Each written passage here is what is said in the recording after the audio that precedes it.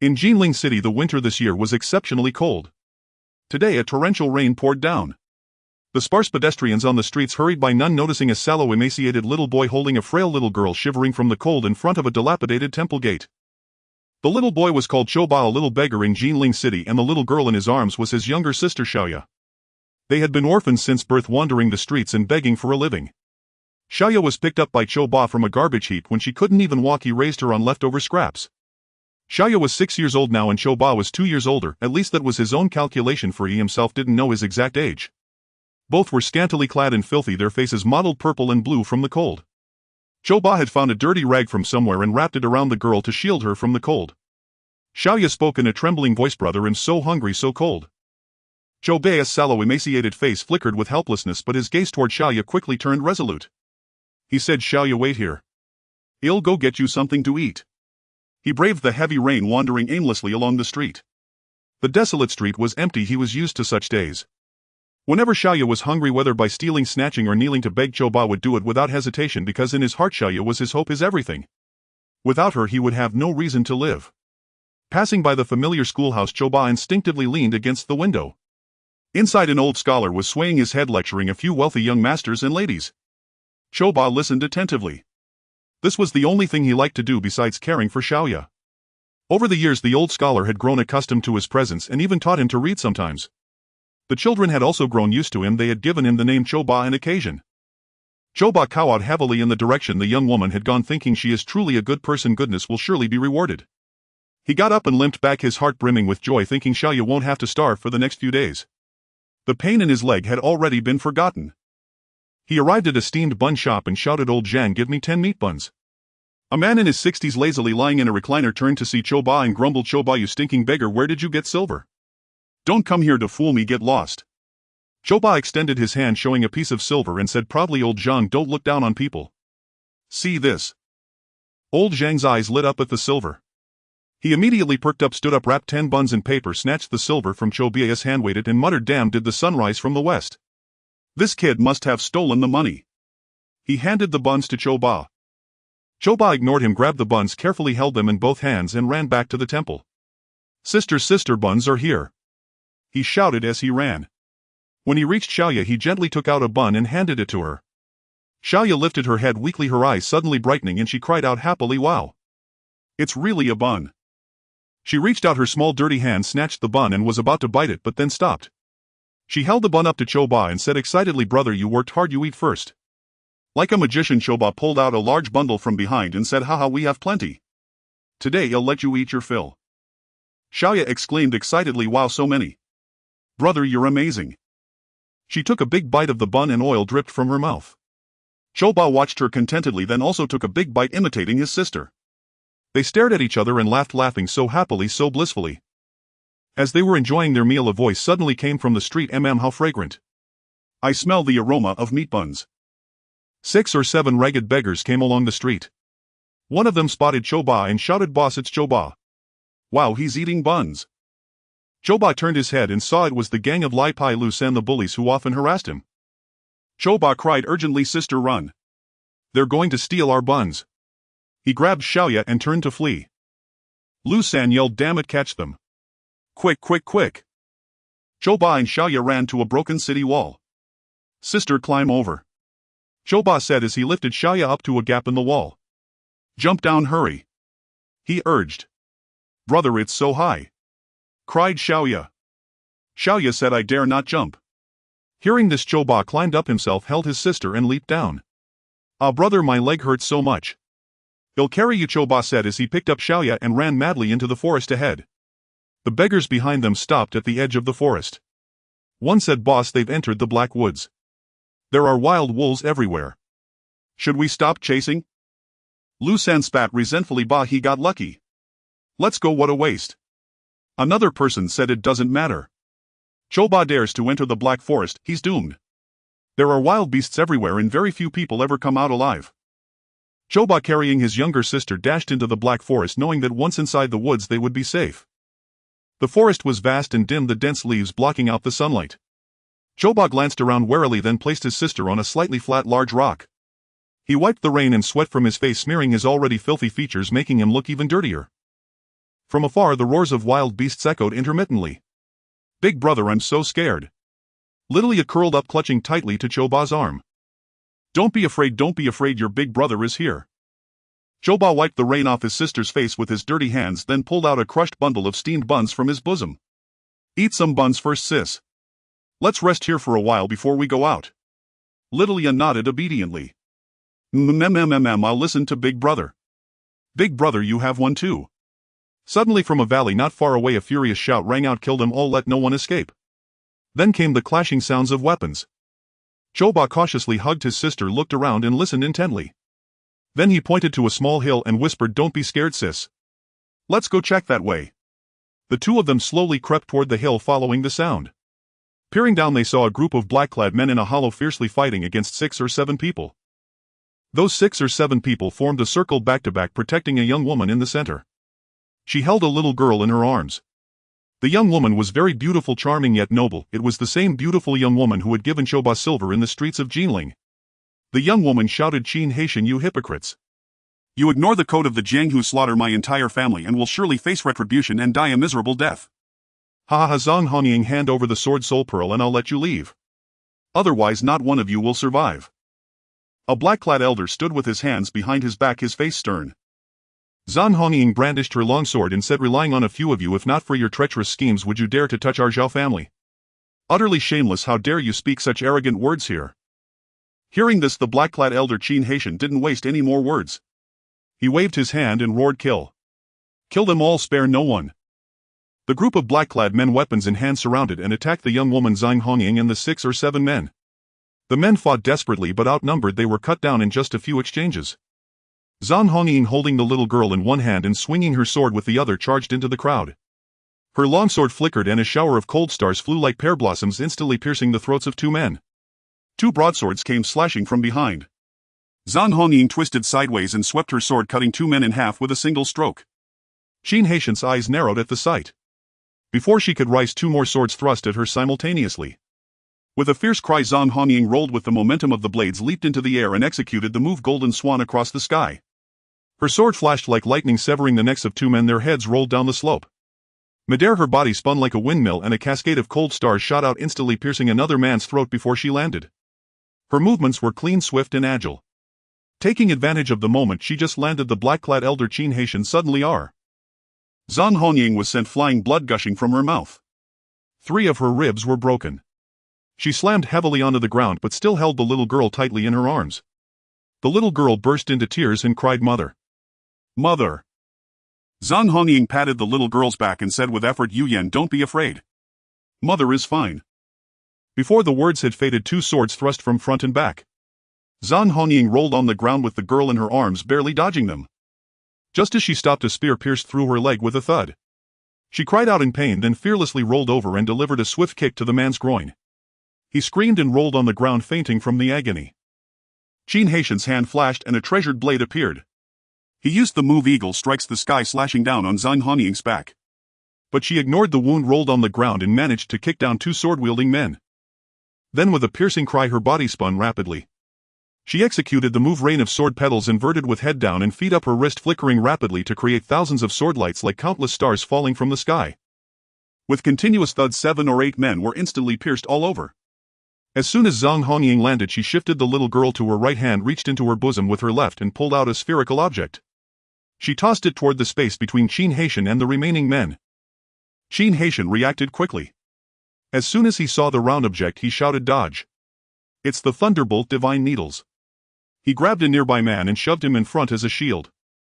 The round object hit the ground among the crowd and exploded instantly. A white cloud of smoke rose, and with continuous whistling sounds, countless poison needles as dense as cow hair shot out from the smoke. The remaining dozen or so men were all hit, their bodies covered with needles like hedgehogs. Within moments their skin turned charcoal black and all died, not a single one spared. The scene was horrifying. Qin Haitian huddled behind the man surviving the ordeal. Even so, his heart pounded wildly with fear. Looking at the corpses littering the ground, he couldn't help muttering, "The lightning needles of the Zhang family are truly worthy of their reputation. Good thing this was her last one, otherwise I'd be dead today." With it he tossed the corpse aside, suddenly pulled back his body, then pushed off with his legs hurtling towards Zhang Honying like a bolt of lightning. Zhang Honying flung the little girl away with her arm and shouted, "Yu Yan, run! Mother can no longer take care of you. From now on you must rely on yourself. Then she charged at Qin Haitian. His broadsword with the movie mortal points the way instantly pierced through her heart. Zhang Hongying grabbed both of Qin Haitian's shoulders tightly. Suddenly she opened her mouth and a sharp little sword shot out from her mouth, piercing through Qin Haitian's throat with a thud. Qin Haitian stared at Zhang Hongying in disbelief. He tried to speak but couldn't make a sound. His body slowly collapsed to the ground, his head tilted to one side, and he breathed his last. Zhang Hongying knew she was already at her last gasp, no match for Qin Haitian. She could only use a life-for-life tactic to kill him, ensuring her daughter's survival. She turned her head with difficulty toward the little girl, tears streaming from her eyes. She tried to speak but only blood poured from her mouth. Her body fell powerlessly to the ground. The little girl crawled to her side, threw herself into her mother's arms and wailed, "Mother! Mother! Wake up! Mother, mother, wake up! You can't leave Yenner alone! Mother, mother, wake up! You cannot leave Yenner alone!" Choba and his sister Lilia, lying in the grass, were terrified by the brutal battle. Their hearts pounded uncontrollably, mouths agape, bodies trembling. It took a long while for them to come to their senses. Choba saw that only the little girl remained in the valley weeping alone. Everyone else was dead. The sheer brutality of the scene made it hard for Choba and Lilia to accept. Looking at the weeping little girl, Choba's heart ached. Summoning his courage, he slowly walked over to her. He said softly, "Hey, hey, stop crying. Your mother is dead." The little girl looked up at him angrily and yelled, "You're lying. My mother won't die, she won't die." A pang of sadness struck Choba. He helped the girl up and said, Okay, your mother is just too tired," and fell asleep. "Let's go over there and wait for her, all right?" He thought it would be safer to get away from the dead bodies. Just as he was about to lead the little girl away, suddenly a hand grabbed his foot. He screamed, fell to the ground, and closed his eyes, shouting, "Let me go. Let me go. I'm a good person." A faint voice said, "Little brother, don't be afraid." Choba slowly opened his eyes and saw that the young woman was still alive. He hurriedly crawled over and said, Goddess of mercy, you're not dead. I knew good people are rewarded, you won't die." Zhang Hongying smiled bleakly, blood still seeping from her mouth. She said weakly, "I'm done for. Please take her to the Zhang family in the capital." With difficulty she pulled off a hairpin from her head and handed it to Choba, whispering, Give. To. Before finishing her words, her head tilted to one side and she was silent forever. Choba dumbly took the hairpin, feeling lost. He didn't think further whether Zhang Hongying meant to give him the hairpin or wanted him to give it to someone else. Choba figured it was just a hairpin, nothing particularly valuable. Perhaps Zhang Hongying was giving it to him as thanks. So he casually tucked it into his bosom without further thought. He looked at the weeping little girl, then at his sister Lilia, who had come over utterly bewildered. He thought to himself, I'm just a little beggar. I don't even know where the capital is. How can I deliver her? But Sai the goddess was a good person. I must do what she asked. He thought to himself, I'm just a little beggar. I don't even know where the capital is. How can I deliver her? But Sai the goddess was a good person. I must do what she asked. He thought to himself, I'm just a little beggar. I don't even know where the capital is. How can I deliver her? But Sai the goddess was a good person. I must do what she asked. Ugly had no choice but to take things one step at a time. He gathered some twigs and dry grass, covered Zhang Hongying's body with them, and kowtowed 3 times. The little girl, seeing this, imitated Ugly and kowtowed 3 times to her mother. Ugly asked her, What is your name? Do you know where the capital is? Pointing ahead, she replied in a childish tone, My name is Zhao Yuyan. Mother said my grandfather's house is just ahead, straight down the official road. Ugly nodded and said, All right, then let's go to your grandfather's house. Ugly had nothing but the little girl. He was free of all attachments. So they set off, taking the 2 little girls with them, asking for directions to the capital along the way. Zhao Yuyan, pampered since childhood, was unaccustomed to such hardship. Soon she grew tired and demanded Ugly carry her. Seeing delicious food, she insisted on buying it, much to the exasperation of Ugly and Xiaoya. Ugly, sympathizing with her recent tragedy of losing her parents, tried his best to fulfill her wishes, but the silver Zhang Hongying had given them was soon exhausted and the capital remained far away. Looking at the 2 little girls, Ugly felt a pang of anxiety. The road ahead was vast and uncertain, and he was after all just a child of 7 or 8. One day they arrived at the banks of the Yellow River. Gazing at the rolling turbulent waters, a look of bitter distress spread across his face. They were completely penniless. How could they cross the river? The 2 girls' stomachs were growling with hunger. Staring at the surging river, a sudden inspiration flashed in Ugly's eyes. He leaped into the water. Having grown up by the river, he was an excellent swimmer, often catching fish for Xiaoya. In no time he surfaced with a large fish in his grasp. The girls clapped and cheered.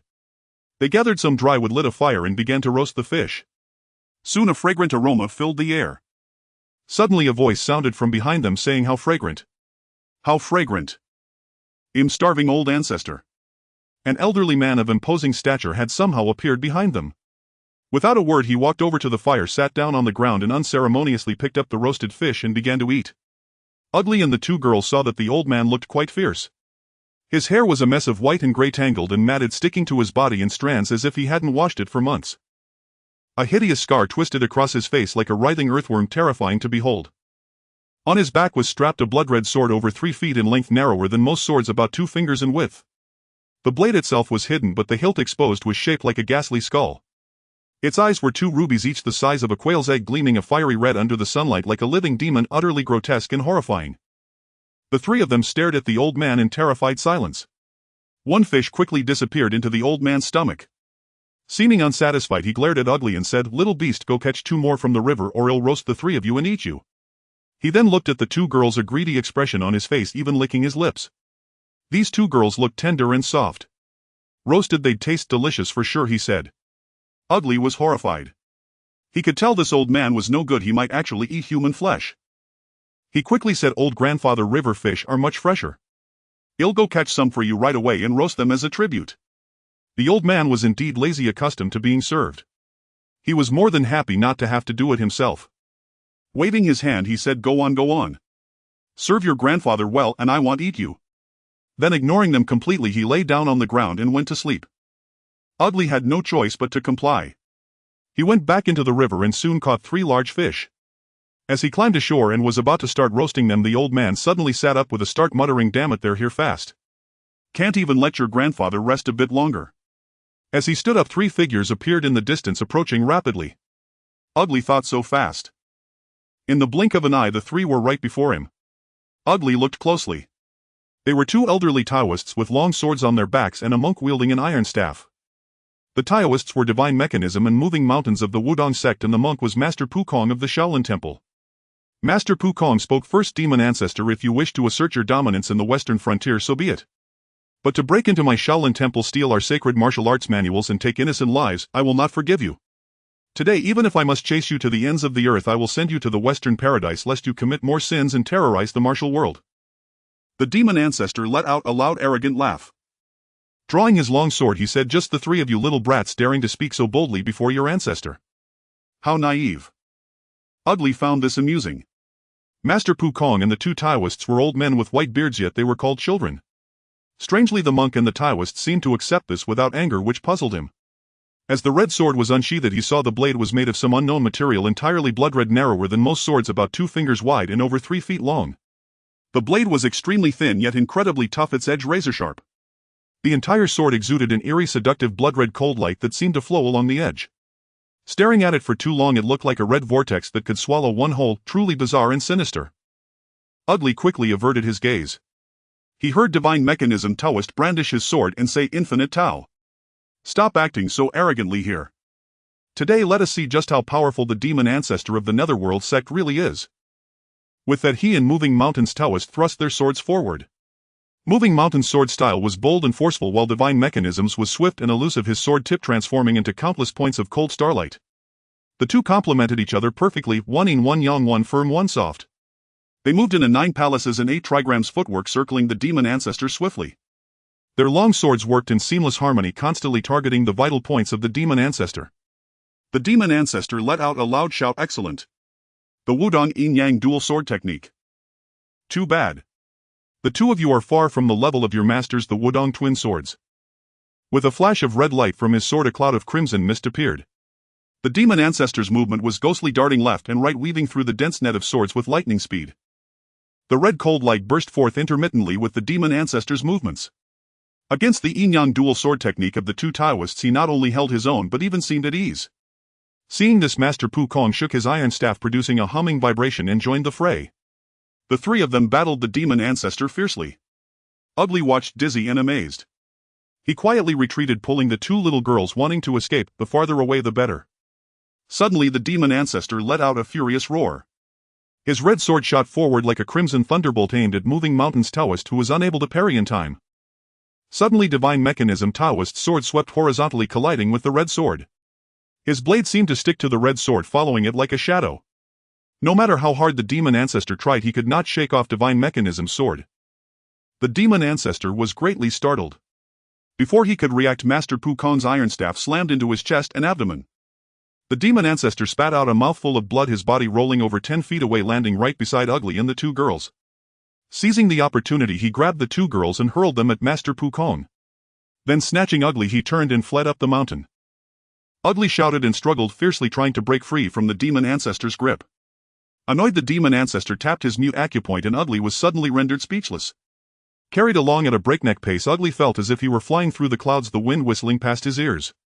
The demon ancestor did not avoid thorns or branches but simply strode through them. Ugly's body was soon covered in cuts and scratches. The two Taoists gave chase, but Master Pu Kong had to stop to save the girls. Moving Mountains and Divine Mechanism Taoists initially kept pace with the demon ancestor but gradually fell behind. However, the demon ancestor dared not stop and continued climbing the mountain. At dusk they arrived in a dense forest with a thick layer of fallen leaves. Ahead lay a large pit over a meter wide and about 2 meters deep, dug by some unknown person for some unknown purpose. The demon ancestor threw Ugly to the ground, surveyed the area, and then looked at the pit. After a moment of thought, he took his red sword and placed it horizontally across the middle of the pit, blade facing upward. He then gathered some branches to cover the pit, scattering leaves on top until the trap was completely invisible. Satisfied, he nodded. He walked over to Ugly. A murderous glint flashed in his eyes as he grabbed Ugly by the throat and lifted him into the air. Just then the demon ancestor suddenly pricked up his ears, listening intently. With a swift leap, he carried Ugly up into a nearby large tree, hiding them both. Soon two figures rushed over, the two Taoists. The old monk was nowhere in sight. Ugly saw Divine Mechanism Taoist stop abruptly under the tree, looking around, while Moving Mountains Taoist slowly took 2 steps forward, drawing closer to the pit. Ugly's heart pounded wildly. He kept praying silently, "Don't walk further, don't walk further." He knew that if these two Taoists died, the demon ancestor would surely kill him. Suddenly the demon ancestor shot out from the tree like lightning, striking Moving Mountains Taoist on the chest with his palm. Moving Mountains Taoist was sent staggering backward right to the edge of the pit. Before he could steady himself, the demon ancestor lunged forward, grabbed his robes, and rolled into the pit with him. A loud thud was heard as they both fell into the pit, followed by a blood-curdling scream from within. Unable to see inside, Divine Mechanism Taoist leaped forward. A figure suddenly flew out of the pit toward him. Instinctively he swung his sword horizontally, trying to force the figure back. But the figure did not dodge or evade. His sword cleaved its head clean off. Divine Mechanism Taoist immediately sensed something was wrong. Looking closely, he saw it was Moving Mountains Taoist, his head rolling at his feet. Divine Mechanism Taoist let out a heart-wrenching cry, his whole body trembling as he staggered backward. "No, impossible," he murmured. The demon ancestor had calculated the position perfectly. Grabbing Moving Mountains Taoist, he rolled into the pit sideways, sliding down the edge.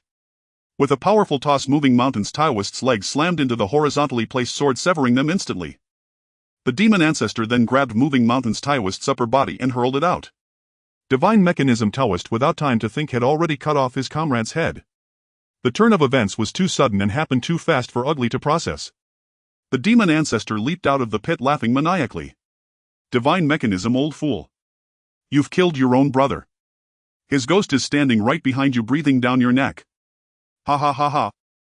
Divine Mechanism and Moving Mountains Taoists had grown up together in the temple, practiced martial arts together, and cultivated the Wudong dual sword technique.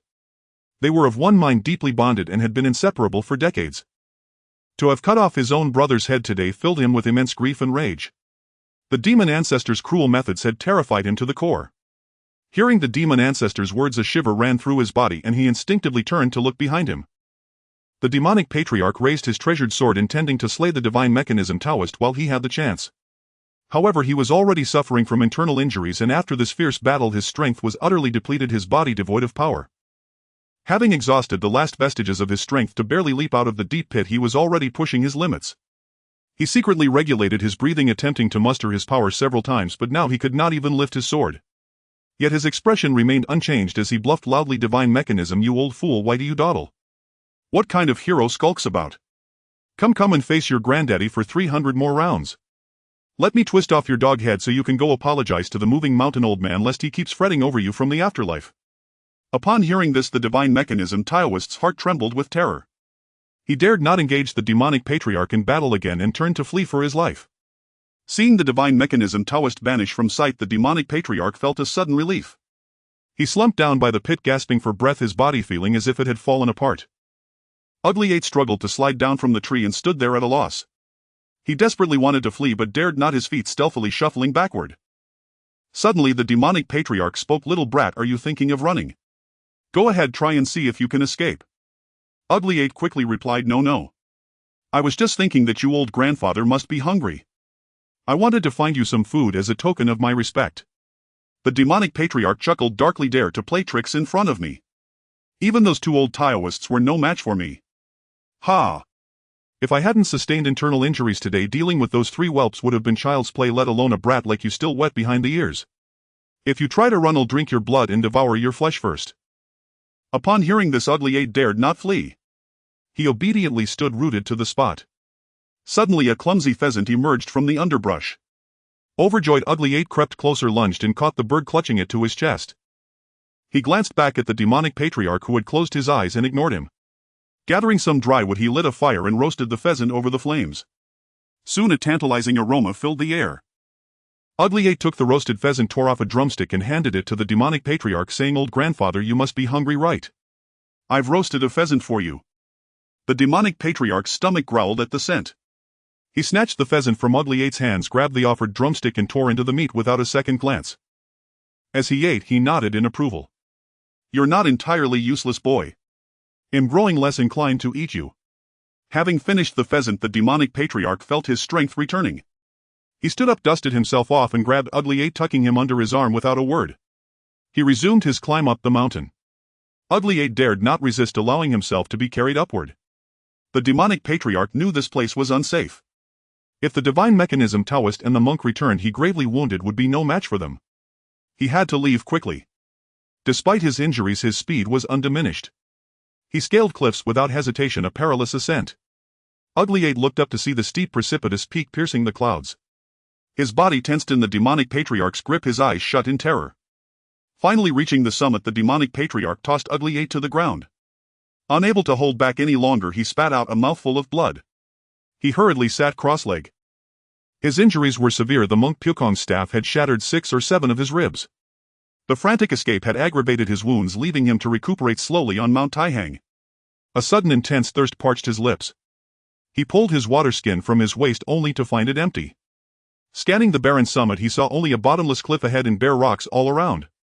There was no water to be found. A savage fury seized him. His eyes glinting with malice, he grabbed Ugly 8 by the chest, yanked him over and laid him across his lap. He opened his mouth to bite Ugly 8's neck. Terrified, Ugly 8 thought, "He's going to drink my blood. I can't die now, Littleya is too young. Who will take care of her if I'm gone?" He shoved outward with all his might, but his strength was less than an ant's before the demonic patriarch. Fortunately, the patriarch's severe injuries prevented him from exerting too much force. Just as the demonic patriarch was about to sink his teeth into Ugly 8's neck, Ugly 8's flailing hand brushed against an object. Without a second thought, he grabbed it and stabbed wildly at the patriarch, striking him squarely in the chest. The demonic patriarch let out a roar and pulled out the object. It was a woman's hairpin.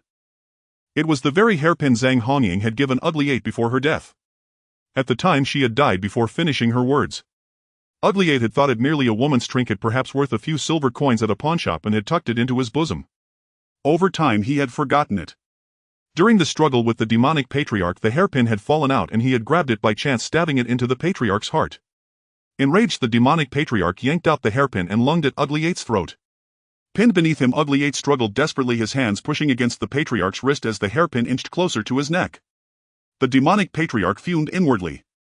He had roamed the martial world unmatched in his divine skills, yet here he was locked in a struggle with a powerless child. If word got out, his peers would laugh him to scorn.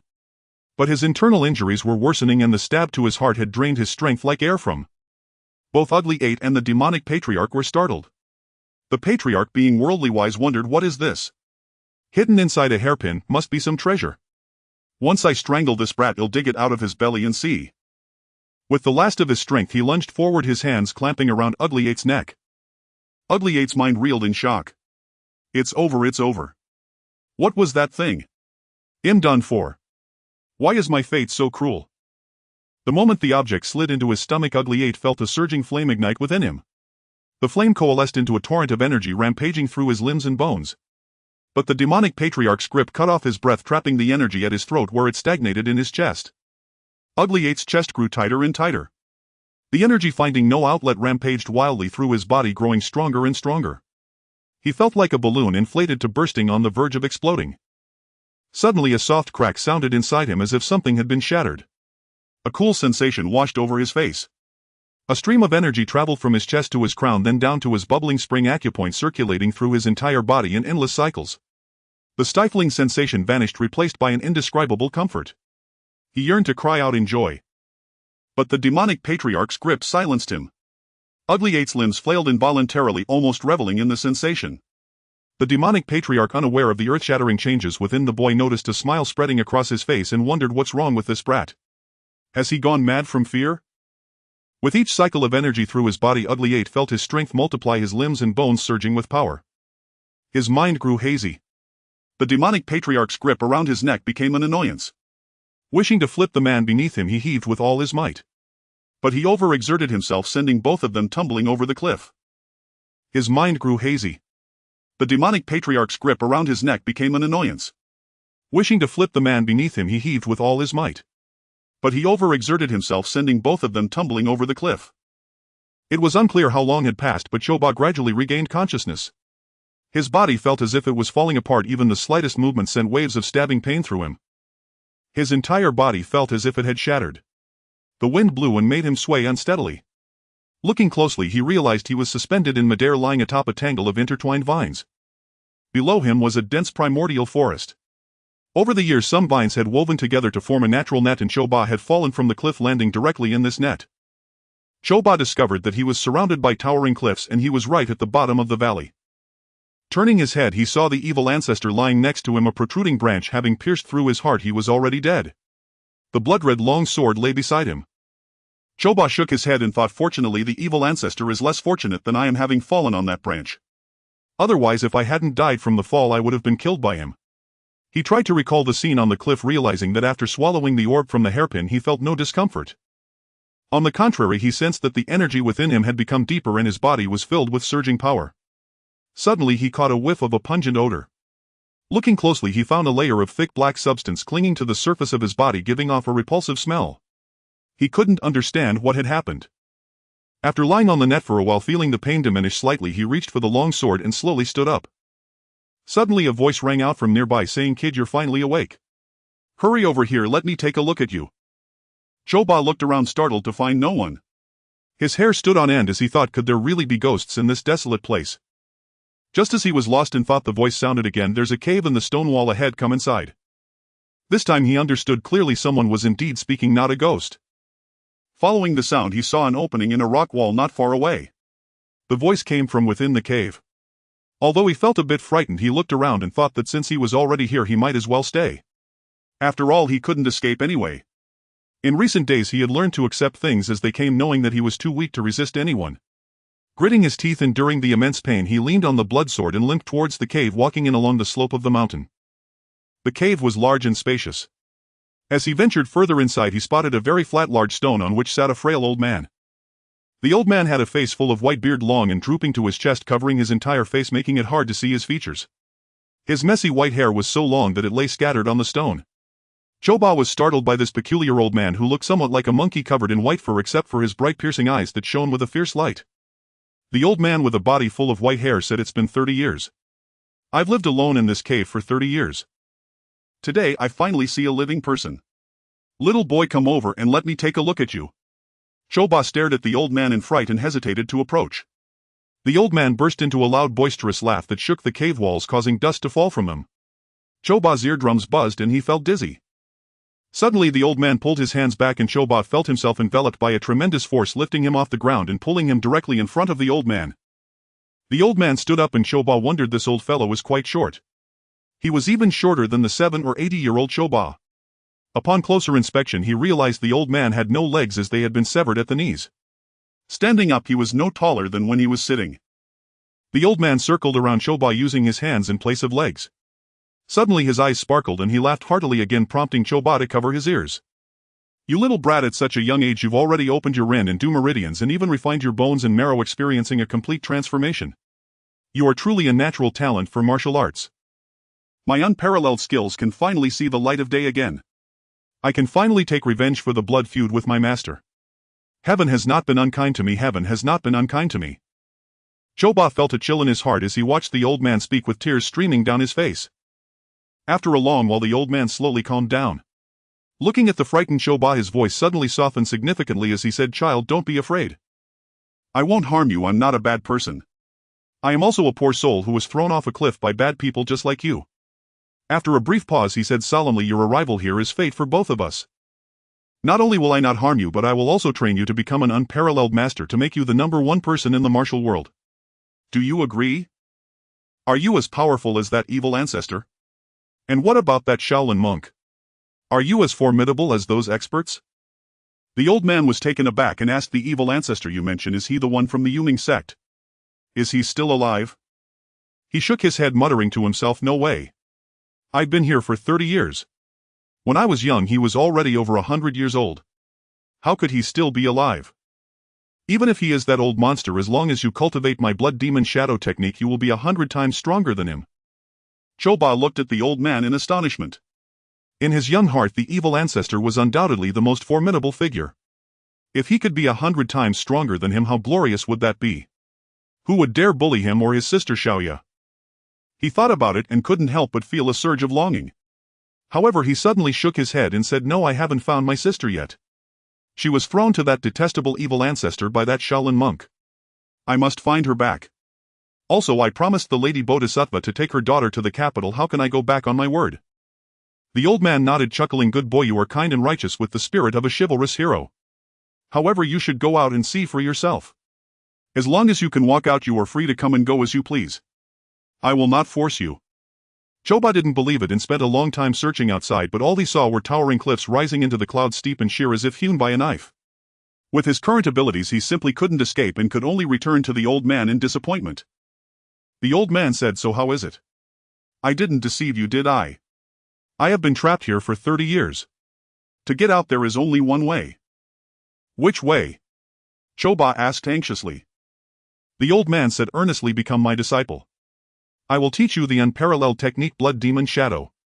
Once you master it, escaping will be a piece of cake." Choba thought, since I can't get out anyway, I might as well become his disciple, as this is the only path available. Without hesitation he bowed down and said, "Master, please accept your disciple." Choba's bow. He knelt down and repeatedly knocked his head on the ground. The old man laughed heartily, helping Choba to his feet and patting his shoulder, saying, "Good child. Good child." In the days that followed, Choba practiced martial arts with his master daily.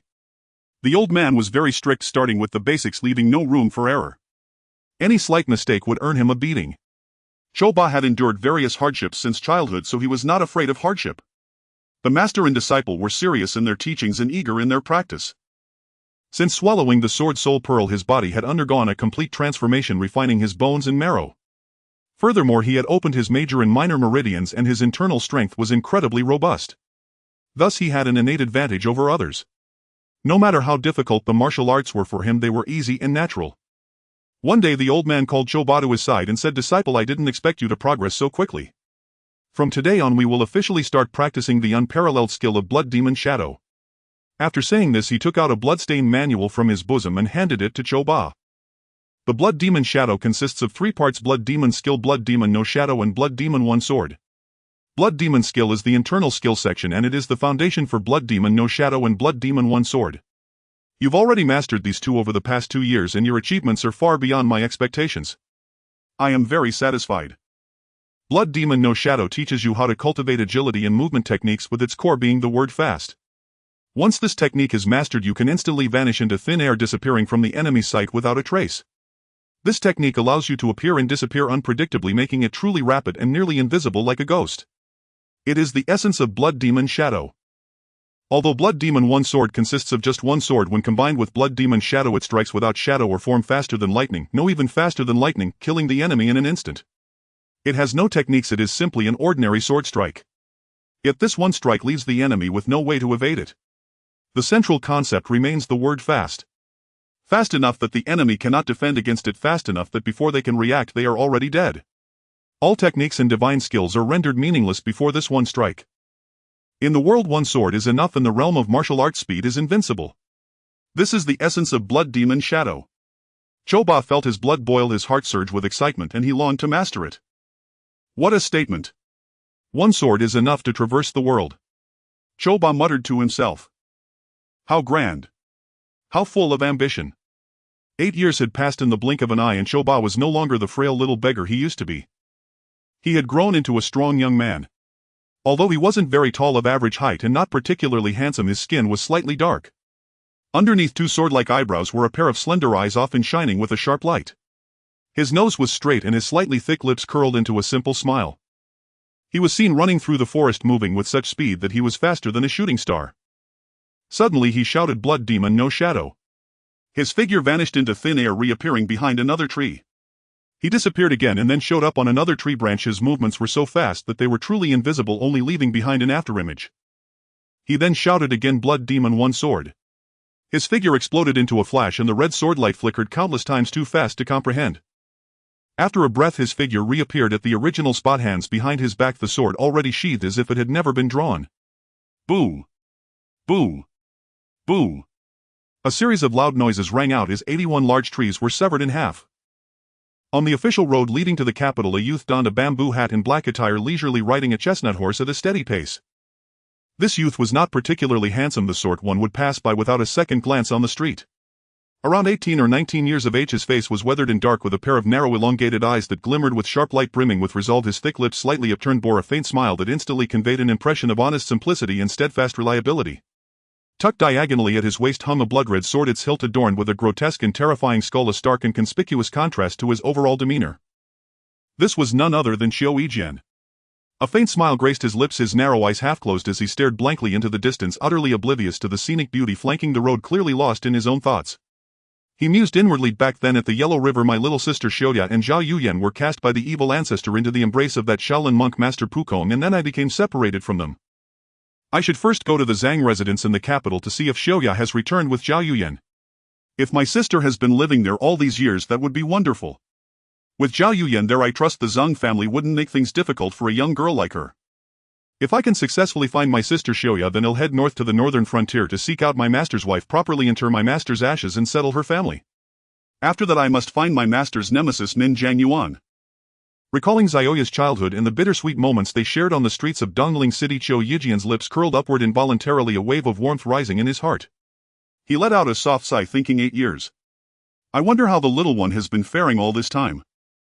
Without me by her side, I wonder if she's suffered from hunger or cold. Has she grown taller? She must be a young lady of 15 or 16 now. Has she become beautiful? Ah. It's my fault for not being there to take care of you all these years. I've failed you, little sister. I wonder how you've managed through these 8 years. I long to see you right this instant. With these thoughts, Qiu Yijian felt the weight of his many tasks pressing upon him, and a sense of urgency took hold. He spurred his horse onward. That day, arriving at Yanqing, his stomach growled with hunger. Deciding to find an inn to rest and eat before continuing his journey, he noticed people on the street whispering and hurrying in the same direction as if something had happened. Driven by curiosity, he followed the crowd to the entrance of a magnificent sprawling estate. Towering pavilions rose with majestic grace, harmoniously arranged in a breathtaking sight. Before the grand gate stood a pair of white marble lion's claws, bared and imposing. The vermilion gates were adorned with carved beams and painted pillars. Xiao Yijian marveled to find the door studs made of real gold, and even the pearl in the lions' mouths was crafted from pure gold. The patterns on the beams and pillars were painted with molten gold and silver, gleaming brilliantly under the sun, a display of opulence that bespoke a family of immense wealth. At that moment a burly man knelt on the ground before the gate, a white banner beside him reading, "Kneeling to seek a soul-nourishing pill for my ailing father." The crowd of onlookers packed tightly around him. Spotting a small tavern across the street, Xiao Yijian entered and took a seat by the window. No sooner had he sat down than he overheard. "I've also heard that Xing Yiheo's filial piety moved a reclusive renowned physician who traveled 1,000 li to treat his father. The physician told Xing Yihao that to cure his father only a blood infant pill would work. And to refine this pill a very rare medicinal herb was required, one that even money couldn't procure." At this point the speaker paused and fell silent. The person beside him urged impatiently, "What exactly is this herb? So precious. Don't keep us in suspense, go on." The man leisurely picked up a piece of braised pork, chewed it slowly while everyone stared wide-eyed waiting for him to finish before continuing. After finally swallowing the meat, he cleared his throat and resumed. To refine a blood infant pill you need a very special herb called the blood infant flower. This flower blooms on a tree known as the blood infant tree, which is quite sinister. It must be watered with the blood of infants to grow and blossom. The crowd gasped in shock, exclaiming, "Infant blood?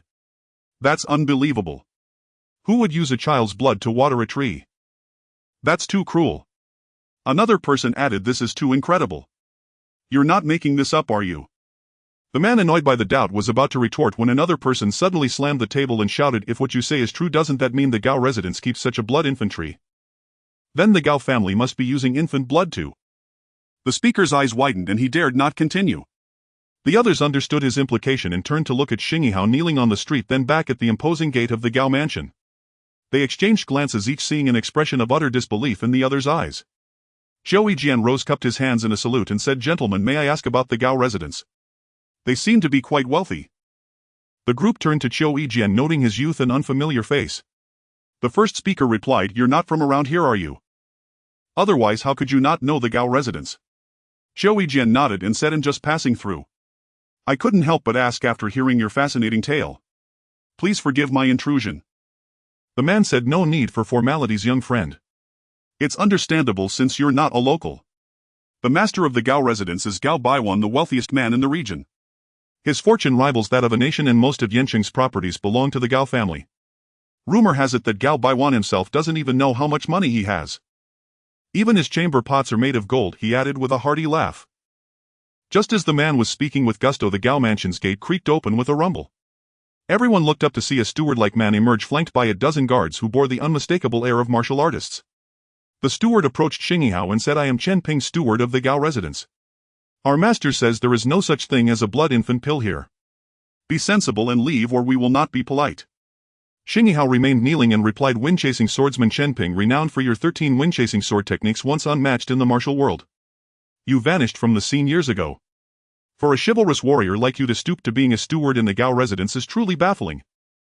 Chen Ping's mouth twitched slightly, but he retorted, "Each to his own path, and everyone has their difficulties. I see no shame in serving the Gao residence. But for you to kneel before our gate uninvited demanding medicine hardly seems like the act of a hero, does it?" Xingyihao shook his head and said, "I kneel here for my father's sake, seeking medicine without resorting to bullying. It is merely an act of filial piety. I hope you, Sir Chen, can understand." Chen Ping shook his head and replied, "This is a form of coercion, bringing disrepute to the Gao residence. Besides, there is no blood infant pill here. Even if there were, it would belong to the Gao family, and whether to lend it depends on our master's mood. Since you know me, you should be aware of my methods. I advise you to leave now and not make things difficult for us." Xingyihao said, "I know the Gao residence possesses a blood infant tree, and its flower, the blood infant flower, is indispensable for refining the blood infant pill. My father suffers from a strange illness, tormented day and night. Only the blood infant pill made from this flower can cure him. I, a junior, have come to beg for it. I implore you to grant my wish." Chen Ping said firmly, "There is no blood infant tree here. Stop your nonsense. I urge you to leave now before I am forced to act." A man behind him said impatiently, "Steward Chen, why waste words on him? Just send him packing, no need for all this dallying." With that, a burly man stepped forward and unleashed a mountain-shaking kick aimed lightning fast at Xingyihao's chest. Xingyihao did not dodge or evade, taking the blow squarely. The force sent him rolling backward over a zhang. He got up, walked back and knelt again in his original spot, saying, "I come with sincere intent not to cause trouble. I beg for your understanding." The man saw Xingyihao kneel back in place in his heart.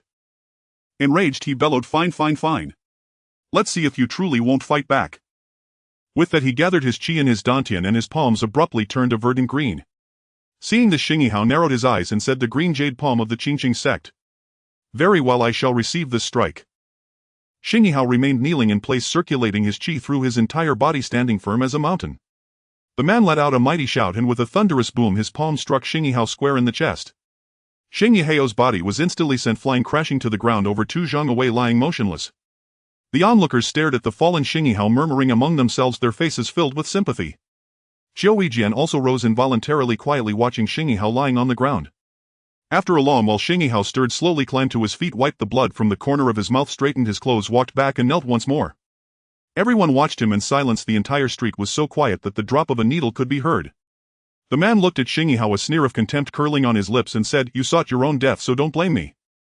With that he crossed his palms and struck toward Xing Yihao like lightning. Just as they were about to hit his chest, a cold gleam flashed from the man's sleeve and a short blade suddenly appeared in his hand. Xing Yihao roared, "You dare to ambush me!" It was too late to dodge. He jerked his body sharply to the side. With a sickening thud, the short blade viciously stabbed into his left ribs, barely missing a vital point, otherwise the strike would have surely cost him his life. Seizing the hilt, Xing Yihao yanked the blade out and hurled it to the ground. He said, "I knelt and begged, enduring blow after blow, all to obtain a single blood infant pill to cure my ailing father. Yet you have repeatedly tried to kill me. As the saying goes, never push a kind person too far. I have now taken 3 strikes from you, fulfilling my duty to the utmost. So tell me today, will you lend me the blood infant pill or not?" Chen Ping stood to the side, his face ashen, offering no reply. The man sneered, "Who do you think you are? The blood infant pill is a treasure of the Gao estate. How could a lowly wretch like you ever lay a finger on it?" Xing Yihao burst into loud laughter. "I have repeatedly followed the rules of the Jianghu and begged you, but since this is how you speak, I, Xing Yihao, have nothing left to fear." With that he drew a long spear from his back, gave it a shake, and instantly the air was filled with countless spear shadows, cold and sharp. The spear was peculiar. The spearhead and shaft were of equal length, each 3 feet 3 inches. The spearhead was triangular, gleaming with a fierce cold light. Normally the entire spearhead was retracted within the shaft. When used, a flick of the wrist would spring it out, most convenient.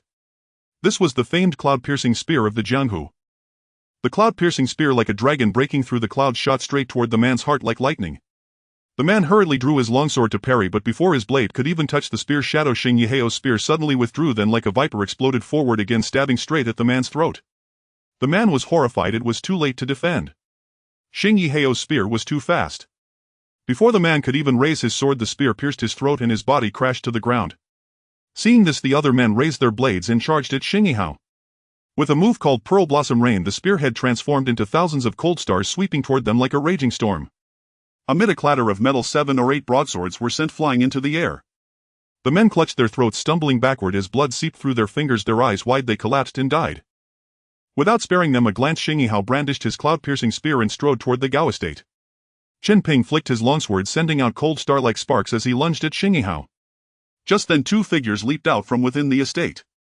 One was dressed in white hemp, his skin deathly pale, wearing a tall white hat with 4 characters, "Fierce spirits claim souls," and holding an iron chain. The other was clad in black, his skin like charcoal, wearing a tall black hat also inscribed with 4 characters, "Wraiths demand life," and holding a pair of judgment brushes. They were the infamous black and white impermanents of the Jianghu. This duo had committed hundreds of brutal massacres on the Greenwood Path, arousing the public wrath of both the righteous and unrighteous factions. Pursued by many powers, they had vanished from the Jianghu, only to appear today in the Gao estate. Zhou Yijian cast a deep glance at the Gao estate and thought, "This Gao Baiwan is no simple. How many experts are hidden within these walls?" Chen Ping and the black and white impermanents, 3 great masters, surrounded Xing Yihao. He was fearless. His spear danced like a dragon emerging from water, then like a viper spitting its tongue, the cold gleaming spearhead scattering like pear blossoms. Chen Ping roared, "What a magnificent pearl blossom rain spear!" He brought his longsword upward, blocking Xing Yihao's thrust, then flashed forward, his sword sliding down the shaft. Xing Yihao twisted his spear to deflect the blade, but white impermanence's soul-summoning chain came whistling toward his waist. At the same time, black impermanence leaped into the air, his judgment brushes striking at Xing Yihao's Tanzhong acupoint, chook acupoint, and throat. Xing Yihao sprang up to evade the chain, then countered with a move called Azure Dragon, presents its claw toward black impermanence. Seeing an opening, Chen Ping flashed in his sword like lightning, stabbing Xing Yihao in the waist. Xing Yihao stumbled and fell. The moment he hit, suddenly a flash of red light streaked before Xing Yihao's eyes. Black impermanence's arm was severed cleanly at the shoulder, and a judgment brush flew into the air with it. With a shriek, black impermanence leaped back. When he looked closely, he saw a robust young man of medium height standing, their hands clasped behind his back. His hands were empty, his longsword was already sheathed. No one had even glimpsed the blade. The young man was 17 or 18, with a dark complexion and narrow small eyes that gleamed with sharp resolve. His thick lips were slightly curled in a faint smile, giving the impression of an honest, trustworthy soul. He stood there quietly, exuding a calm as steady as a mountain, a placid demeanor that would not flinch even if the heavens collapsed. It was Zhou Yijian. He said calmly, "A great hero like you allying with the black and white impermanents, those wicked villains whom all in the martial world wish dead, to bully a junior. Don't you feel ashamed?" Chen Ping's face turned crimson. He stood in silence.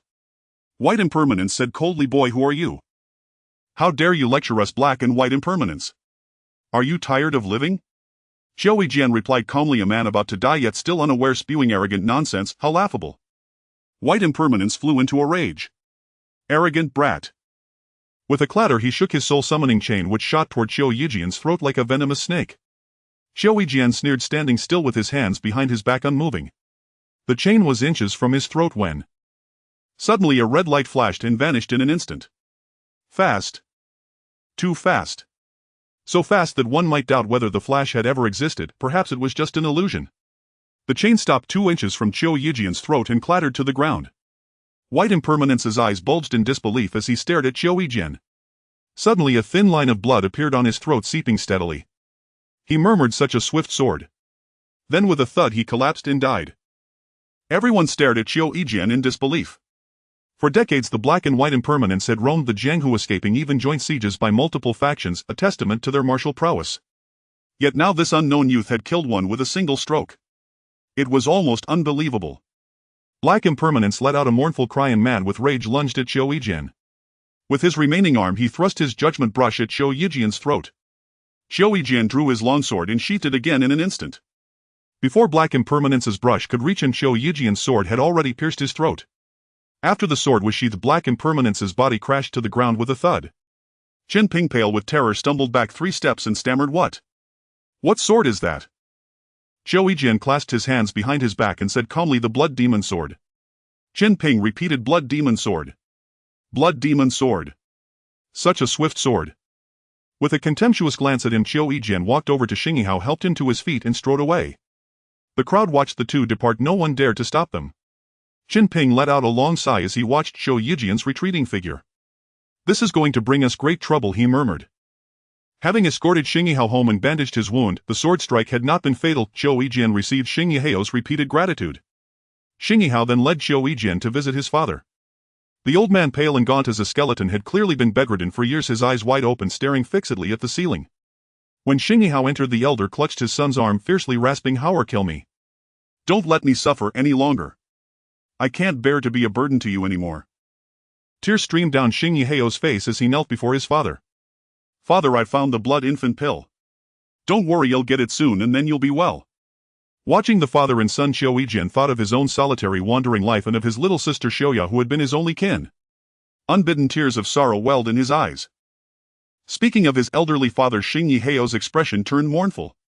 "My father has been bedridden for 7 or 8 years and I've cared for him every moment. In the past year his condition worsened and he developed a strange ailment.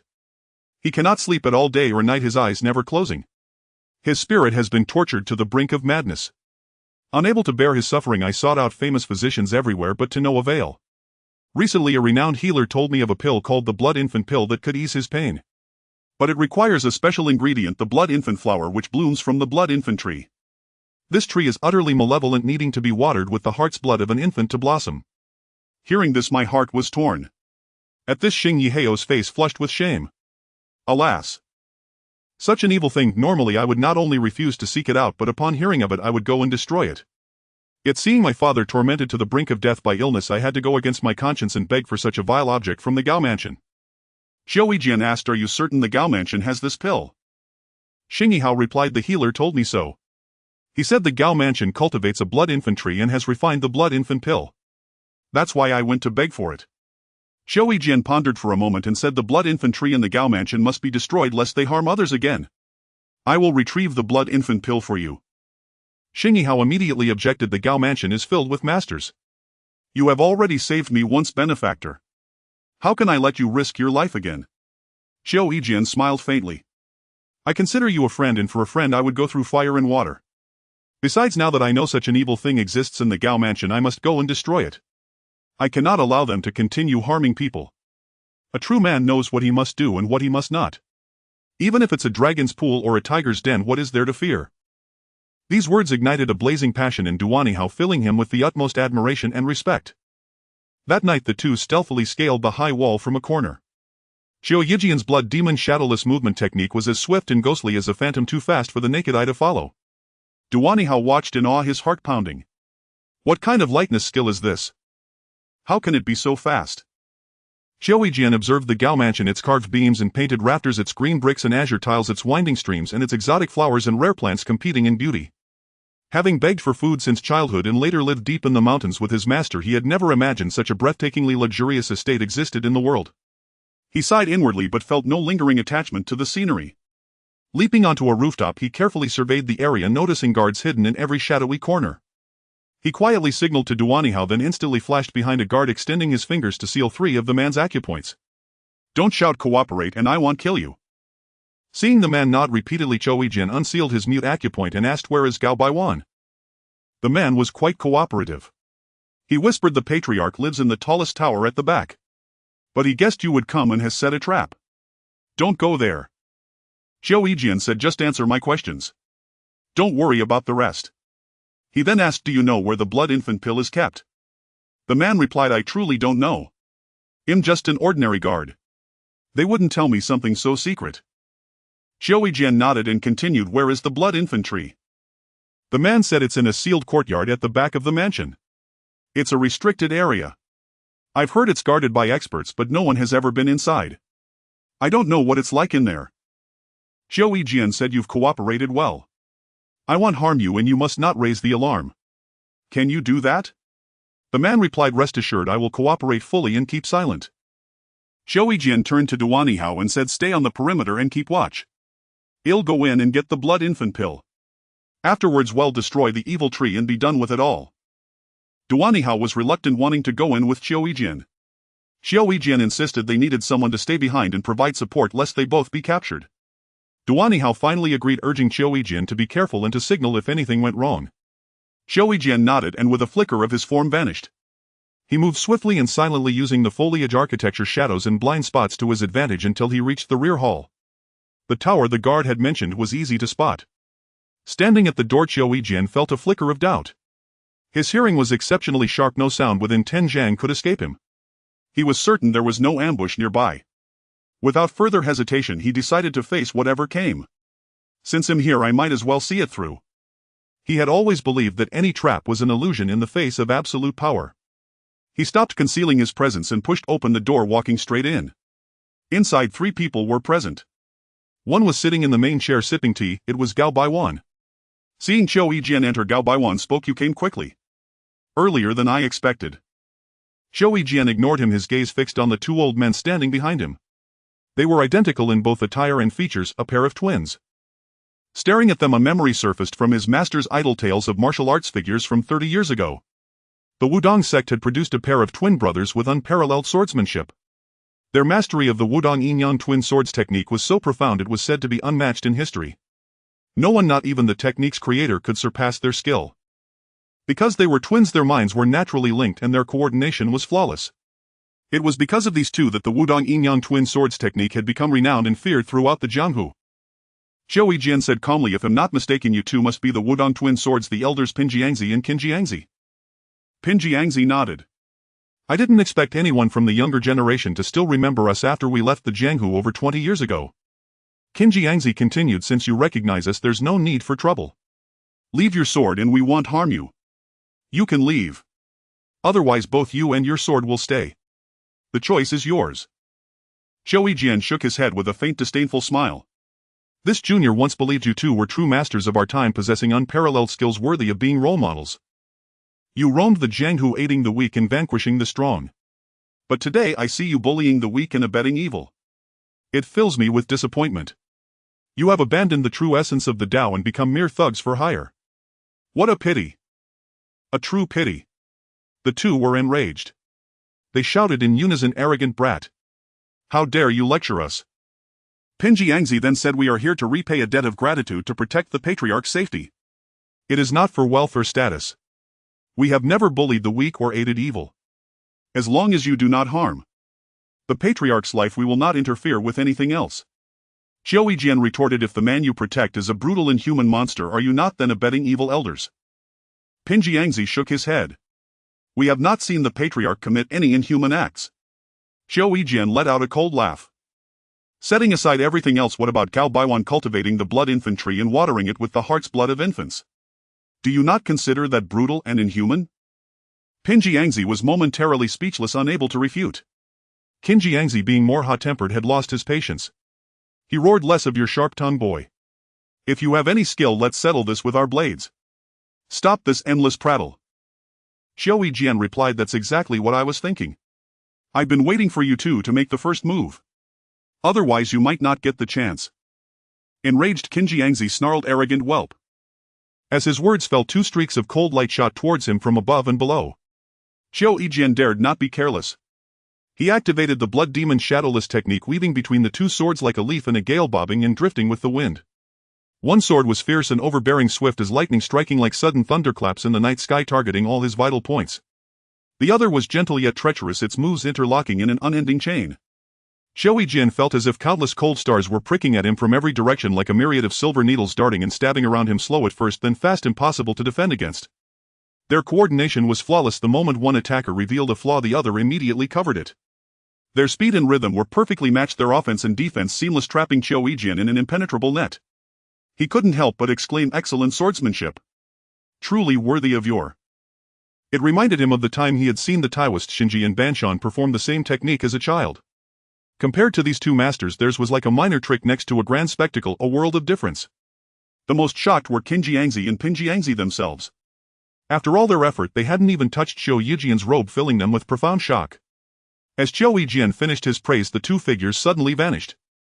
Xiao Yijian cried out inwardly, not good. The blood demon sword burst forth in a blinding flash. 3 beams of light, 2 white and 1 red, exploded in the air, flickering in and out of existence, clashing 14 times. Suddenly the world fell silent. A profound, terrifying silence where the drop of a needle could be heard. The three stood motionless. Xiao Yijian's blood demon sword was already sheathed as if it had never been drawn, resting quietly at his waist. The blood-red eyes of the skull on the hilt, fueled by his inner energy, glowed even brighter, pulsing with a dazzling crimson light that made the skull appear even more ferocious and terrifying. His expression remained calm, as if nothing had happened save for the 2 long slits across the chest of his robe. 2 sharp clangs shattered the silence as swords fell to the ground. A trace of blood seeped from the throats of the Wudong twin swords. Pin Jiangzi rasped, "What a fast sword!" Then their bodies crumpled to the floor. Xiao Yijian gazed at them silently. "I did not wish to kill you. But if I hadn't, I would have died by your swords." After a moment, Xiao Yijian glared at Gao Baiwan. "All this trouble is because of your selfishness and cruelty." Gao Baiwan trembled in fear.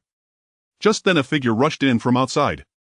It was the steward Chen Ping, holding a brocade box. Seeing the lifeless Wudong twins on the floor, his face drained of color in terror. He cast an incredulous look at Xiao Yijian, then said respectfully, "Hero Qiu, please spare the patriarch's life.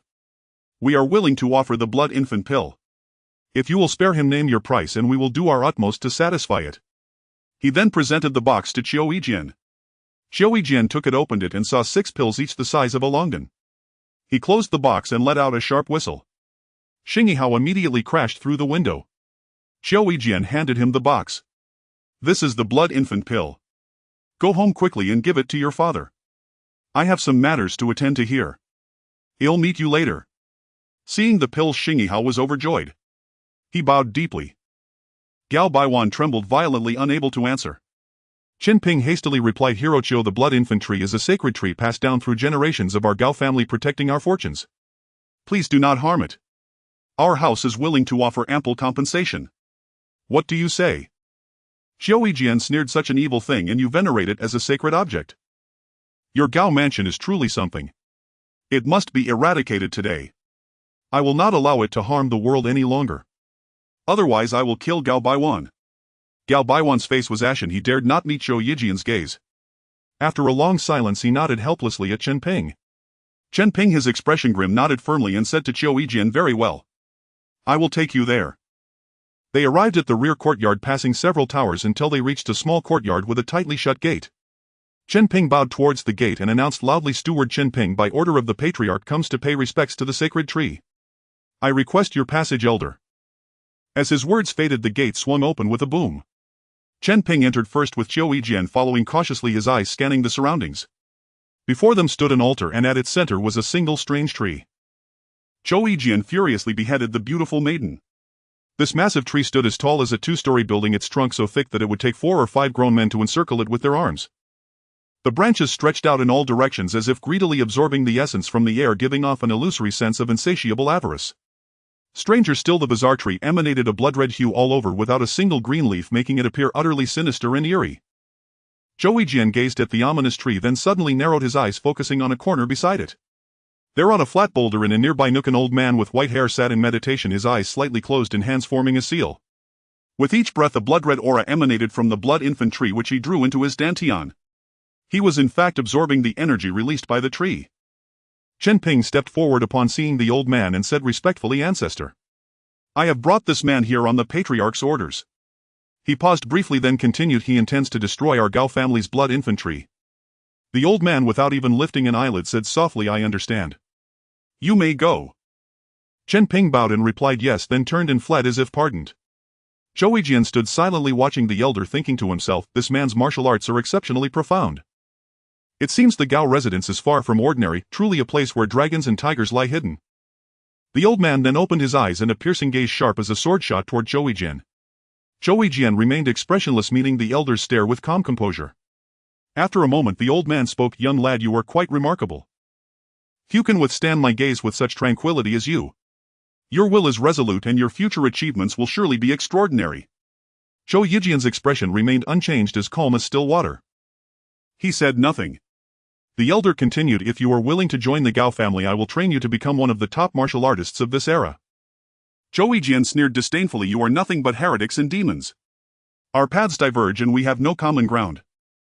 The elder's gaze instantly turned even more fierce and he let out a cackling laugh, his voice harsh as a broken gong. Even the branches of the blood infant tree swayed with his laughter, making the scene even more eerie and sinister. Zhou Yijian felt his heart stir and his spirit waver as if countless insects were crawling through his ears into his heart, gnawing incessantly.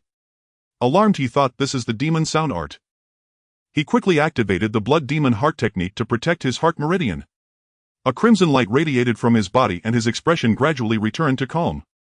The elder stopped laughing and asked in surprise, "Young one, what technique is that?" Zhou Yijian replied indifferently, "The blood demon shadow." As his words faded, his figure vanished instantly from the spot. A flash of red light suddenly burst forth at the elder's throat. Zhou Yijian knew in his heart that this old man possessed profound skills and was no benevolent figure. Delaying would only work against him, so it was better to strike first. The elder merely said, "What a swift sword." Without any visible movement, his figure had already flashed behind Zhou Yijian and his hand like a chicken claw shot toward Zhou Yijian's back like lightning. Zhou Yijian leaped forward, vanishing once more. The elder, startled, swept his hand backward while twisting his body aside just as a red sword light grazed past his waist. In a perilous moment, the elder, enraged, stamped his feet and soared into the air, his toes aimed silently at Zhou Yijian's heart while his hands conjured countless claw shadows toward Zhou Yijian's throat. Zhou Yijian's figure flickered, repeatedly evading all the elder's kicks. His form exploded into motion and suddenly numerous silhouettes of Zhou Yijian surrounded the elder, each flash bringing a streak of red sword light. The two fought with blinding speed yet never made contact, not a single sound emitted. In an instant they exchanged over 100 moves, visible only as fleeting shadows, their forms indistinct. Suddenly Zhou Yijian roared blue. A red lightning bolt pierced the sky, striking toward the elder's throat. It was too fast, the elder had no time to dodge, so he hurled himself backward, a spray of blood falling through the air. His body crashed into the blood infantry and then vanished into the trunk. Without a pause, Zhou Yijian followed, slashing the blood demon sword at the tree's trunk. A scream mixed with a roar rang out and the blood infantry toppled with a thunderous crash, blood gushing from its trunk. The elder was also cleaved in two. With a sharp swish, the blood demon sword was sheathed. Zhou Yijian did not spare another glance at the elder or the blood infantry, he turned and walked away. No sooner had Zhou Yijian's figure disappeared than Gao Baiwan and Chen Ping crept out from the shadows. Chen Ping supported Gao Baiwan as they hurried into the courtyard. Gao Baiwan instantly collapsed to the ground, lamenting, "My blood infantry is finished. How could even the ancestor not be his match?" Chen Ping, gazing at the elder's severed corpse and the fallen blood infantry, was also greatly shocked. Chen Ping knew better than anyone the elder's martial prowess, yet he had been slain by Zhou Yijian, a testament to the latter's terrifying skill. Gao Baiwan spoke through gritted teeth, "He destroyed my Gao family's blood infantry, so we'll use fake blood infant pills to poison you all to death." Ha ha ha. Chen Ping, alarmed, asked anxiously, "Patriarch, did you just say the blood infant pill you gave Zhou Yijian was fake, replaced with poison?" Gao Baiwan said smugly, "Indeed. He destroyed my blood infantry, so we'll poison them to death." Ha ha ha. Chen Ping's face turned ashen and he said grimly, "If that's the case, we must leave immediately, abandon the Gao residence or you'll be in grave danger." Gao Baiwan asked, "What do you mean?" Chen Ping replied, "Think about it. If you poison Xing Yihao's father to death, Xing Yihao and Zhou Yijian will never let it rest, they'll surely come back to settle the score." Gao Baiwan said, "I've already sent the 4 Jiangnan ghosts to kill Xing Yihao." Chen Ping stamped his foot, "If both Xing Yihao and his father die, this feud becomes irreconcilable. We can't delay any longer, we must leave now." When Chou Yijian arrived at Xing Yiheo's home, a strong smell of blood hit him. Alarmed, he rushed inside. There a man lay on the ground with a ghastly hole in his abdomen, blood pooling everywhere. It was Xing Yihao. On the bed, Xing's father lay stiff, his face cyanotic, already lifeless. Chou Yijian quickly lifted Xing Yihao, finding him barely breathing, on the verge of death. He gently infused inner energy into Xing Yihao to protect his heart meridian. After a while, Xing Yiheo's eyes fluttered open. Seeing Chou Yijian, his expression grew agitated. With Chou Yijian continuously channeling inner energy into him, Xing Yihao finally caught his breath after some time. He said haltingly, the blood infant pill. It's poisoned. We were tricked. It was the Gao residence's Jiangnan 5 ghosts who injured me. It's my unfilial fault. I failed to cure my father's illness and even caused his death. With that, his head lolled weakly to the side and he fell silent forever. Chou Yijian was overwhelmed with shame and grief. It was all his fault for being too careless. He was still too young, underestimating the malice of human hearts and the treacherous, deceitful ways of the martial world. He was filled with remorse and self-blame. He had indirectly caused the deaths of Xing Yihao and his father. Overcome with regret and indignation, he recalled his master's dying words in the martial world: the hardest thing to understand is the human heart. Never harbor kindness toward your enemies, or you will harm both yourself and others. Tears welled in Chou Yijian's eyes as he looked at the scene before him, his heart blazing with fury. Gradually his expression grew calmer, but his gaze turned icier. Having endured countless hardships since childhood, his will had been tempered to be as tough as iron. The more furious he became, the more composed and clear-headed his mind grew, and his eyes turned cold and resolute. Chou Yijian buried Xing Yihao and his father. He stood silently gazing at the two mounds of earth, a deep sense of guilt gnawing at him. He whispered, "Brother Xing, it's all my fault for not handling things properly. I will surely avenge you." He stood there quietly, then suddenly spoke, "Friend, since you're here, there's no need to skulk in the shadows." A young woman leaped lightly from the treetop. She appeared to be 18 or 19, dressed in emerald green clothes that accentuated her delicate skin. With bright eyes and pearly teeth, she had a spirited heroic bearing, a sword hanging at her waist. She looked at Chou Yijian and said, "So you're Chou Yijian? I hear your sword is very fast and I don't buy it. That's why I'm here, to kill you and show my grandfather and the others that I'm better than you." "My sword is faster than yours." Chou Yijian nodded indifferently without speaking, for he never liked to talk much. When he could avoid speaking, he would never utter a word, especially idle chatter. "Aren't you going to ask who I am?" the woman said. "Is that necessary?" "Since you're here to kill me, knowing your name makes no difference," Chou Yijian replied calmly. The woman tilted her head, pondered for a moment, and said, "Makes sense. You're an interesting man. You'll make sure you die quickly by my sword. I am Yi Feishue, the Plum Blossom Sword, immortal of the Immortal Trace sect. Gao Bai, one of the Gao residents, said your sword is incredibly fast. Even the twin swords of the Wudong sect are no match for you. They said only by summoning my grandfather could they deal with you. I found that very displeasing, so I came to find you." The girl spoke glibly. Chou Yijian remained silent. After waiting a while, Yi Feishue grew irritated and said, "Why don't you make a move? And why won't you speak?" Chou Yijian said, "I'm waiting for you." Yi Feishue retorted, "If I strike first, you'll have no chance." Chou Yijian remained silent, ignoring her. Yi Feishue grew angry.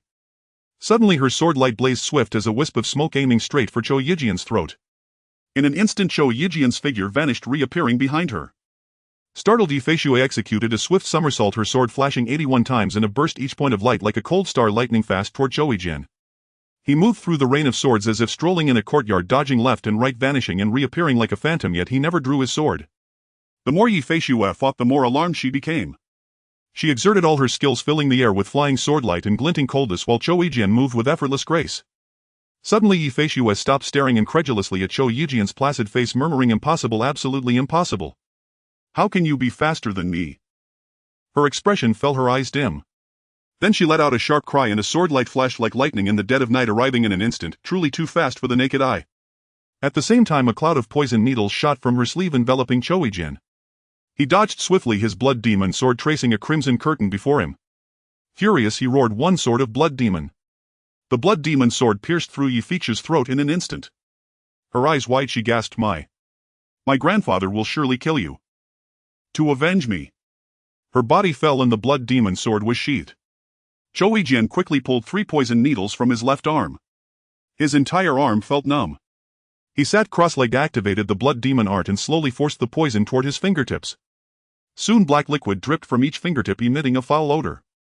Zhou Yijian shuddered at the thought the poison on those needles was truly formidable. Had he not acted decisively and slain Su Xiaoke with one strike, the poison would have reached his heart and his life would have been forfeit right then and there. Half an hour later Zhou Yijian flexed his arm, assured that the poison had been completely expelled. He stood up and murmured, "Now it's time to settle the score with them." Yifichu's final move had taught Zhou Yijian another vivid lesson, making him realize the cost of mercy toward one's enemies. He hadn't wanted to kill a woman only to teach her a lesson, but his very leniency had nearly cost him his life. It seemed that if you kill, don't hesitate; if you hesitate, don't kill. Women were no exception; they could not be underestimated. When they turned ruthless, they could be even more terrifying than men. Women were no exception; they could not be underestimated. When they turned ruthless, they could be even more terrifying than men. A dozen horse-drawn carriages were racing along the official road of Yin City, closely flanked by over 20 guards. At the head of the convoy was none other than Chen Ping, the steward of the Gao mansion. As the convoy reached a gorge, Chen Ping suddenly reined in his horse and scanned the surroundings. With a sharp whistle, a group of black-clad figures burst forth from both sides of the cliff. Leading them were the 5 notorious villains of the Jianghu, the Jiangnan 5 ghosts. The curtain of one carriage was lifted and Gao Baiwan stuck his head out to ask Chen Ping, "What's going on? Why have we stopped?" Chen Ping let out a cold sneer and said, "Gao Baiwan, this place has excellent feng shui.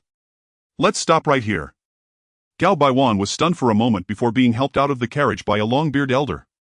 He said to Chen Ping, "What do you mean by this? Are you plotting a rebellion?"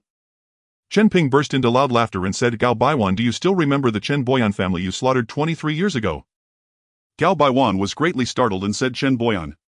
How do you know about Chen Boyan?" Chen Ping said coldly, "I am Chen Boyan's son. I was frail and sickly from birth, so my father sent me to Mountamay to practice martial arts. That was how I escaped the calamity and wasn't killed by you, that heartless demon. When I returned home and learned that you had massacred my entire family of over 100 people to seize our property, I was too weak to contend with you. So I endured, bided my time, and lurked by your side waiting for the right moment. Now that your Gao family's ancestor and your backing from the Immortal Trace sect have both been killed by Zhou Yijian, today is the day I avenge my father." Gao Baiwan's face turned pale and his body trembled as he said, "So it was you behind all the trouble these past few years? And the conflict with Xingyao, was that your doing too?" Chen Ping said, "That's right. I never expected Xingyao to have such a formidable expert helping him. It conveniently eliminated that old bastard and killed off the Immortal Trace sect members, shifting their revenge target. Haha, what a delightful surprise for me." With that, Chen Ping threw his head back and laughed uproariously.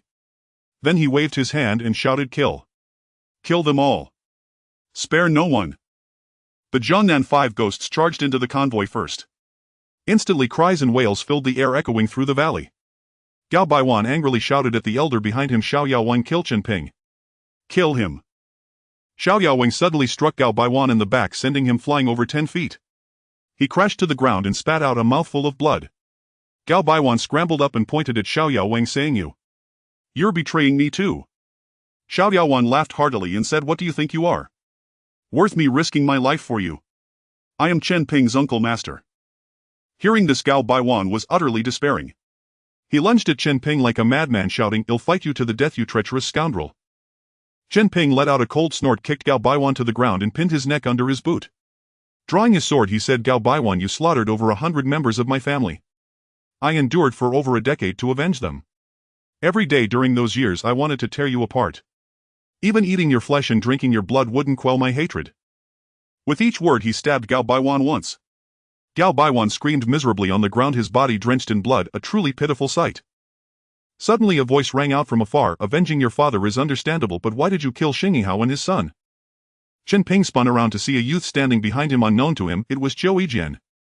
Chen Ping shook his head and said, "I didn't want to kill Xingyao and his son. Gao Baiwan did it without my knowledge. By the time I found out, it was too late." Zhou Yijian said coldly, "It was you who directed Xingyao to go to the Gao family to ask for the blood infant pill, wasn't it?" Chen Ping nodded and said, "That's right. It was my arrangement." Zhou Yijian said, "You used Xingyihao's request for the blood infant pill to destroy the Gao family's blood infantry. Then you used me to kill the Gao family's ancestor. You also deliberately sent Su Xiaoke of the Immortal Trace sect to kill me, shifting their hatred onto me. You sat back and reaped the rewards. Not only did you kill Gao Baiwan for revenge, but you also smoothly seized his property. Finally you left me to bear the Immortal Trace sect's retaliation. Truly masterful scheming. Such cunning. Chen Ping casually chopped off Gao Baiwan's head with his sword and laughed wildly, saying, "You're right. Your accidental involvement was a gift to me. You smoothly removed my greatest obstacle, that old bastard of the Gao family. I really should thank you properly." Chen Ping continued, "Now that Gao Baiwan is dead, Xingyao and his son's vengeance is settled. You fulfilled your duty to Xingyao.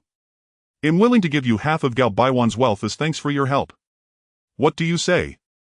Xiao Yijian let out a cold laugh and said, "You think you can brush me off with money? You underestimate me." Chen Ping replied, "Do you know how much wealth Gao Baiwan had?" "More than you can imagine. Half would be enough for several lifetimes." Xiao Yijian said coldly, "Blood debts must be paid in blood. Xingyao died because of you. Only your blood can bring him peace." Chen Ping said, "Are you really set on opposing me? Is there no room for negotiation?" Xiao Yijian said, "Men of different principles cannot work together." Chen Ping said, "Fine. Don't blame me for being ruthless then." With that he waved at the Jiangnan 5 ghosts and said, "Kill him." The 5 men instantly moved, positioning themselves at the 5 cardinal points of metal, wood, water, fire and earth, encircling Xiao Yijian. Each wielded a curled-back ghost head blade, the back of which had a row of holes.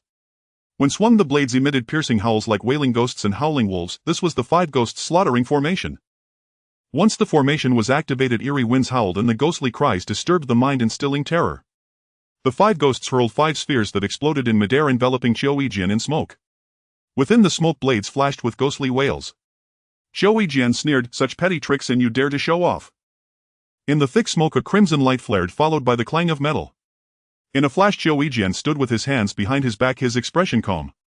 The blood demon's sword hung quietly at his waist, as if never drawn, save for the skull on it, whose blood-red eyes glowed eerily. As the smoke dissipated, the Jiangnan 5 ghosts stood rigidly in place. All 5 ghost head blades had shattered into fragments scattered on the ground, a most bizarre scene. Suddenly the 5 men's heads rolled to the ground. Their headless bodies crashed down with a thud, blood spurting out. The onlookers screamed in terror and stumbled backward. The Jiangnan 5 ghosts were renowned figures in the Jianghu, yet they were instantly slain by Xiao Yijian. Chen Ping's eyes twitched wildly and he exchanged a glance with Xiao Yaowang, both seeing the fear in each other's eyes. Chen Ping said, "Attack together." Chen Ping and Xiao Yaowang each brandished their long swords and lunged forward. The blades gleamed coldly and sword chi was palpable. It was the Amasex Azure Dragon 13 swords. Xiao Yijian moved nimbly as if strolling through a rain of swords. The icy sword chi tore through the west wind, sending leaves fluttering from the branches. Chen Ping let out a fierce yell, somersaulted in midair and transformed his sword into countless streaks of light aimed at Xiao Yijian's throat. At the same time Xiao Yaowang rolled on the ground and slashed horizontally, whipping up a gale aimed at Xiao Yijian's legs. Xiao Yijian sneered, vanished from his spot, and a crimson light burst forth like lightning across the night sky, then suddenly disappeared. All was calm. The overwhelming sword chi vanished without a trace. Xiao Yijian stood with his hands behind his back, his expression serene. A faint cold smile curled his thick lips as he quietly watched Chen Ping and Xiao Yaowang. Xiao Yaowang's throat was pierced through and he fell to the ground, a jet of blood spurting from the wound, clearly beyond saving. Chen Ping stood frozen, his eyes filled with disbelief and unwillingness. He said hoarsely, 10 years. I've endured hardship for over a decade only to end up with nothing in the end. I hate it. I truly hate it. With it he collapsed to the ground, blood gushing from his heart, pierced through by Xiao Yijian's sword. Xiao Yijian said softly, "You shouldn't have stooped to any means for revenge and killed the innocent. Blood debts must still be paid in blood.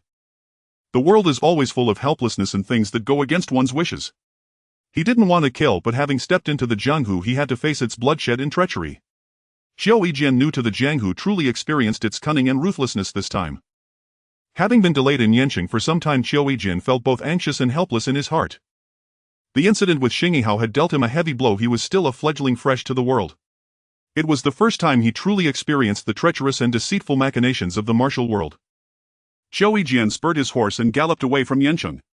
He knew that his journey in the martial world had only just begun and the road ahead would be fraught with bloodshed and cruelty. The blazing sun scorched the earth, baking the travelers on the official road until they were languid and listless, each one trudging along in a dispirited manner. Though Xiao Yijian's inner energy was profound, rendering him impervious to the assaults of heat and cold, the prolonged gallop still left him feeling somewhat stuffy and parched. He knew that no matter how urgent his journey to the capital, it could not be completed in just a few days. Spotting a tea shed by the roadside not far ahead, he reined in his horse and ambled towards it.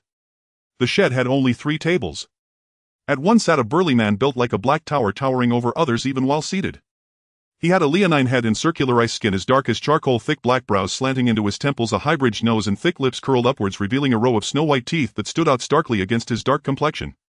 His face bore an air of wild arrogance, and he appeared to be in his early 20s. Beside him lay a long cloth bundle which seemed to contain a spear or similar weapon. At another table sat 3 people, a noble young master in luxurious attire with a handsome and refined countenance. On his left sat a youth who looked like a servant gently fanning him with a folding fan. On his right sat a gaunt old man sitting r. Xiao Yijian swept his gaze over them and then walked towards the remaining empty table. The proprietors were an elderly couple. Seeing Xiao Yijian sit down, the old woman approached with a smile, placing a bowl before him and pouring water. Xiao Yijian silently drank his tea. No one at the 3 tables spoke, creating a profound stillness broken only by the incessant chirping of cicadas in the grove. Before long the sound of urgent hoofbeats suddenly echoed from the official road. 4 or 5 burly men came galloping. Spotting the tea shed, the leading man reined in his horse and shouted, "Brothers, it's damn hot. Let's rest here for a while before moving on." The men all voiced their agreement. Dismounting, they entered the tea shed only to find all 3 tables occupied with no empty seats. Scanning the area, they seemed to single out Xiao Yijian as the easiest target. One of them sneered contemptuously, "Hey kid, get lost. Make room for your grandpas." At that moment the old woman hurriedly approached Xiao Yijian, her face full of apology. She said to him, "Young sir, I'm so sorry. So sorry. Could you possibly move and make some space for them?" Xiao Yijian looked up at the old woman. Without a word he drained the tea in his cup in one gulp, stood up, pulled a small piece of silver from his pocket, handed it to her, and then turned and walked out of the tea shed. The old woman hastily said, "Thank you, young sir. Thank you, young sir." The burly men burst into raucous laughter. One of them scoffed disdainfully, "These days any guy with a sword strapped to his waist thinks he's some kind of hero. Ha ha ha." The servant beside the noble young master whispered, "Young master, the sword at that kid's waist doesn't look like an ordinary item. It's a shame though." The noble young master curled his lip, casting a contemptuous glance at Xiao Yijian's retreating back, but said nothing. Paying no heed to the mockery from the tea shed, Xiao Yijian mounted his horse, cracked his whip and galloped away. Ahead lay Xingzhou City. Entering the city, Xiao Yijian found the streets bustling with a vibrant crowd. He dismounted and strolled slowly. Suddenly the street erupted with a cacophony of voices interspersed with the sound of gongs. Someone shouted, "Come and see. An adulterous wretch who seduced a man is to be publicly flayed alive in the city square." Xiao Yijian looked up towards the street. Ahead a young man dressed like a wealthy scion rode a tall horse, a long sword at his waist, swaggering as he led the way. A group of servants followed, escorting a prison cart. Inside the cart was a girl, her clothes torn and her body covered in wounds. She had delicate features and a graceful, slender figure, quite beautiful. She appeared to be around 18 or 19 years old. At this moment, however, her eyes were blurry with tears as she stood within the cart, a truly pitiful sight. A group of idle young dandies flanked the prison cart, shouting and jeering incessantly. Just then a man who looked like a scholar beside Xiao Yijian stared fixedly at the girl in the cart, tears streaming down his face. He watched her, utterly distraught. The girl in the cart seemed to sense his gaze and looked up towards him. Their eyes met across the distance, locked together like magnets unable to part. "Wei Mei, wait for me." The man murmured, his body going limp as if about to collapse. Xiao Yijian reached out to support him, saying, "Brother, be careful." The young man bowed respectfully to Xiao Yijian, then turned and walked away into the street without a word. Xiao Yijian shook out his cloak. Just then he heard someone nearby mutter, "How pitiful. Is there no justice left in this world?" Xiao Yijian asked, "May I ask, brother, what is the story with that girl?" The man glanced at Xiao Yijian, warily shook his head and did not reply. Seeing this, Xiao Yijian asked no further questions, following the crowd from a distance. The procession arrived at a large square in the center of the street. In the middle of the square stood a thick pillar clearly used for executions. The group tied the girl to the pillar.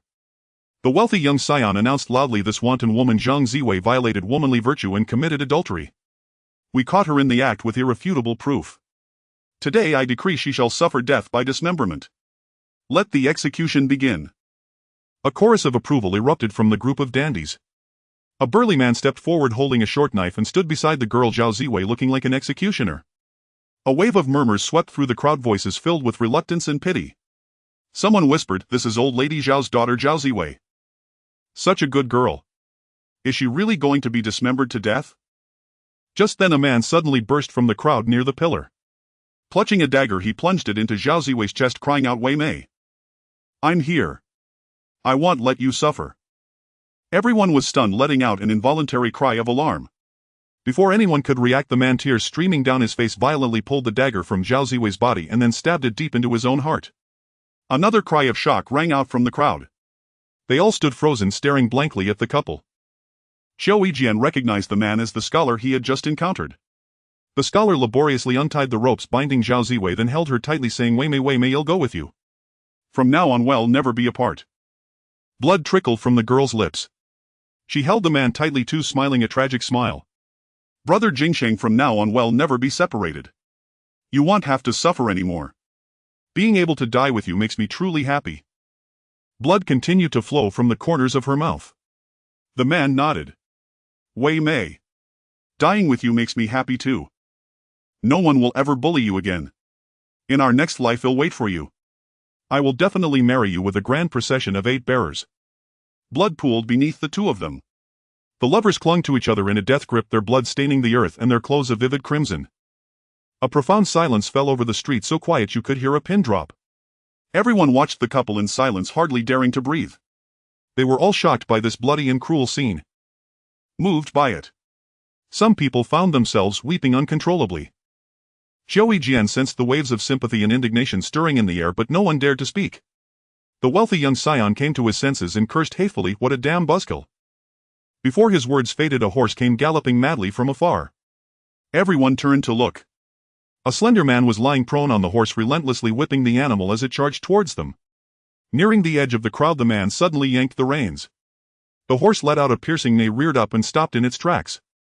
The man, seizing the moment, executed a swallow piercing the clouds move, leaping into the air, tumbling mid-flight and gracefully clearing the crowd to land within the square. Seeing the couple lying in a pool of blood, his eyes instantly turned bloodshot. He rushed over, crying out in a heart-wrenching wail, Brother! Brother! Your older brother came too late. I came too late. He beat his chest and stamped his feet, his face filled with anguish. Brother! Your older brother has failed you. I didn't take good care of you. He looked helplessly at the two clasped together, trying to staunch the ceaseless flow of blood from their wounds, but it was impossible. Suddenly he threw back his head and let out a long howl. He leaped to his feet and roared at the wealthy scion Zhang Shiriying, Today I will take your dog's head to avenge my brother. Since the man's arrival, Zhang Shiriying had been quietly backing away. He had just reached the edge of the crowd when he heard the man's words. Turning back, he said, Zhang Sheng, your brother wasn't killed by me. Everyone saw it, he committed suicide. How is that my fault? The man named Zhang Sheng retorted, You forced him to it. You use your family's power to bully the townsfolk and oppress the good. Today I will rid the people of this scourge, cut off your dog's head and avenge my brother. Without further ado, he drew a pair of short swords from his waist and launched a cross-slash attack straight at Zhang Shiriying. Zhang Shiriying hastily leaped backward, shouting loudly, Kill him. Several servants swarmed forward. Zhang Sheng charged into the group, his twin swords flashing like lightning. In an instant he had struck down 5 or 6 men. Executing a goshawk's overturn, he vaulted into the air, ignoring the servants, and thrust both swords directly at Zhang Shiriying.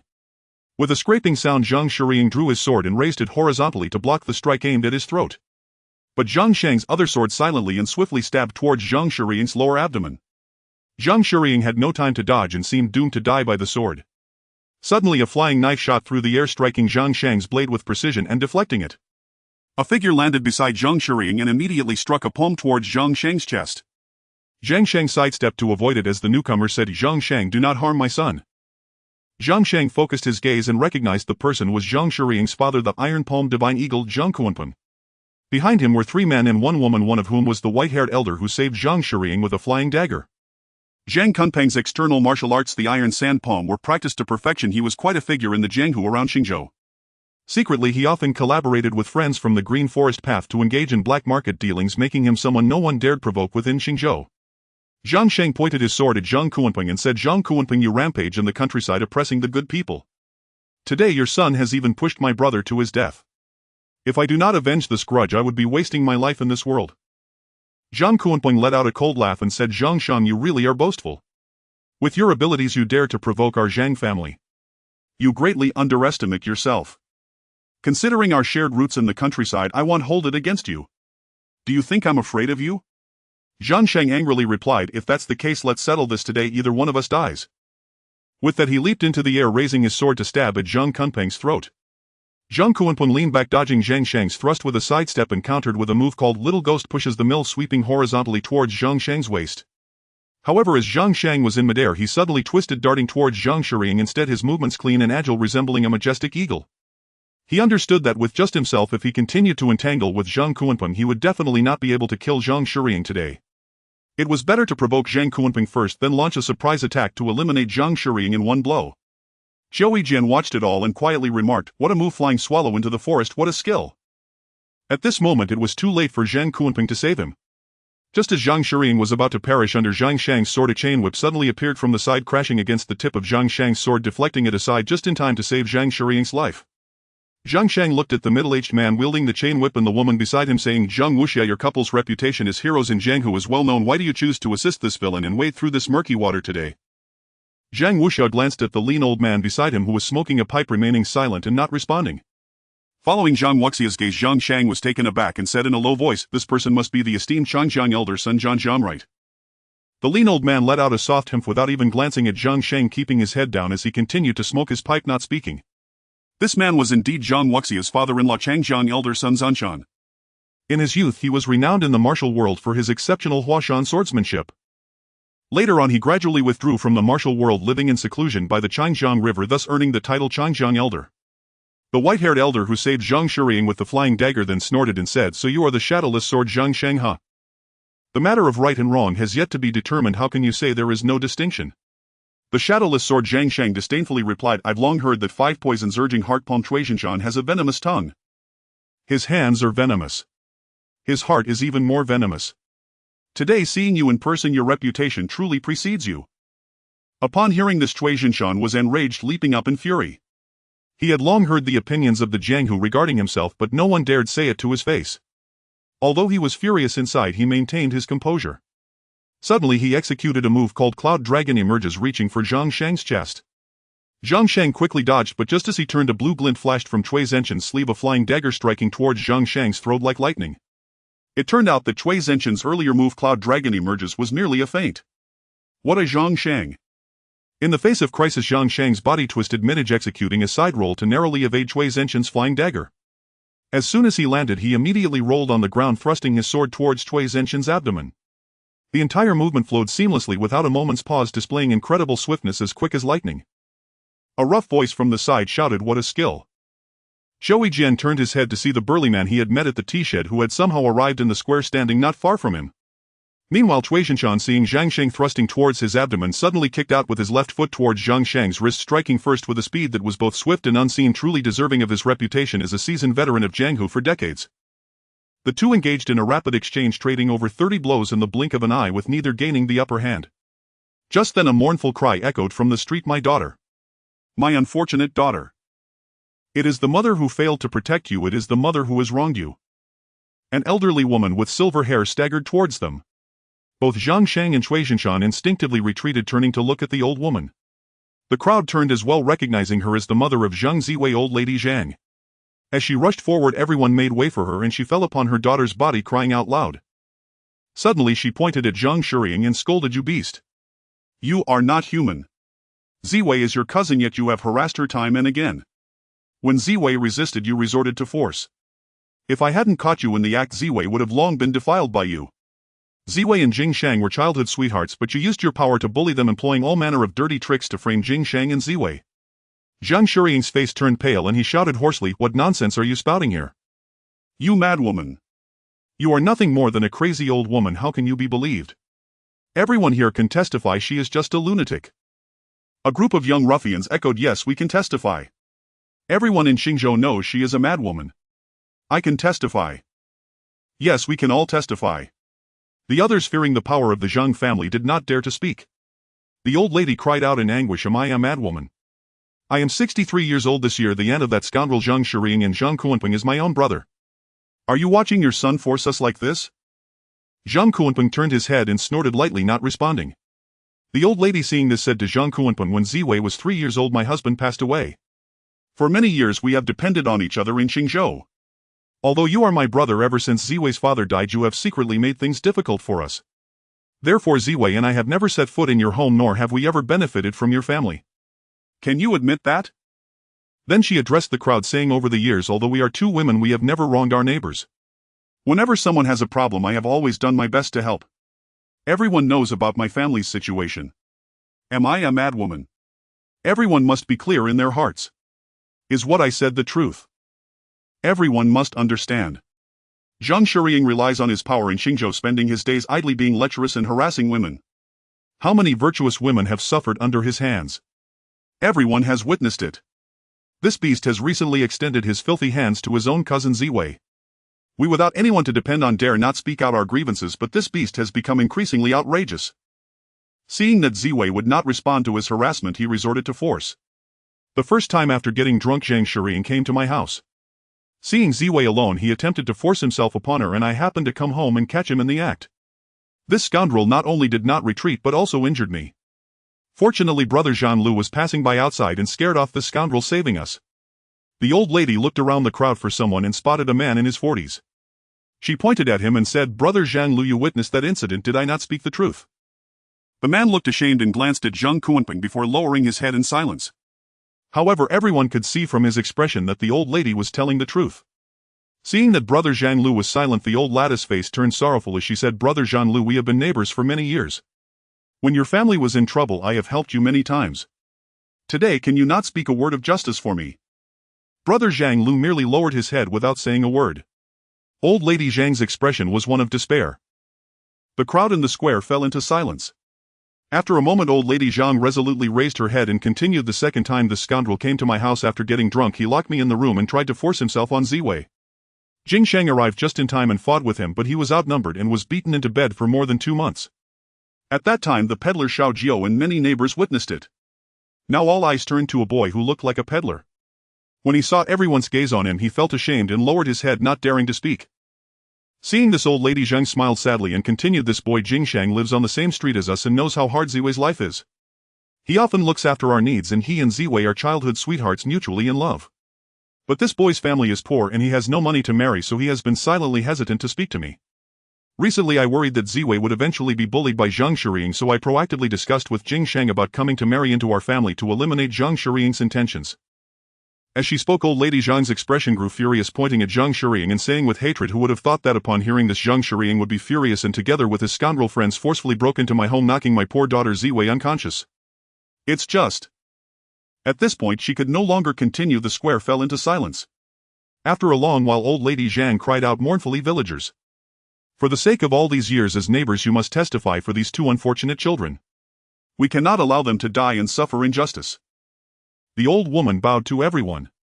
With a thud, she knelt on the ground, banging her forehead against the earth, making a loud sound, blood streaming from her forehead. Everyone bowed their heads in shame, not daring to speak, fearing the power of the Zhang family. Zhang Shang was furious and shouted loudly, "We are all neighbors. Is there really no one who dares to stand up and speak a word of justice?"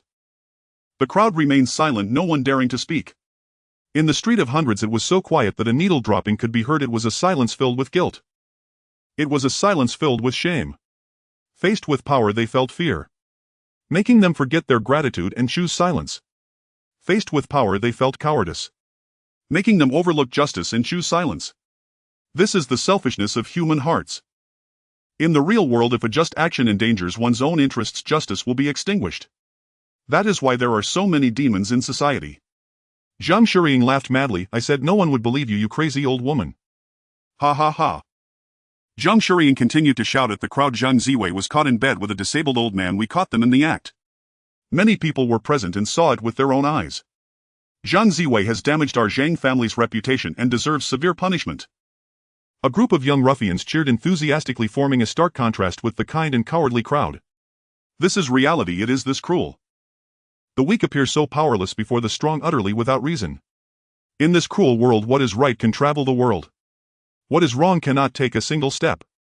Those are mere words meant only for the strong. Xiao Jian watched all of this deeply, understanding the helplessness of the weak in such a cruel world.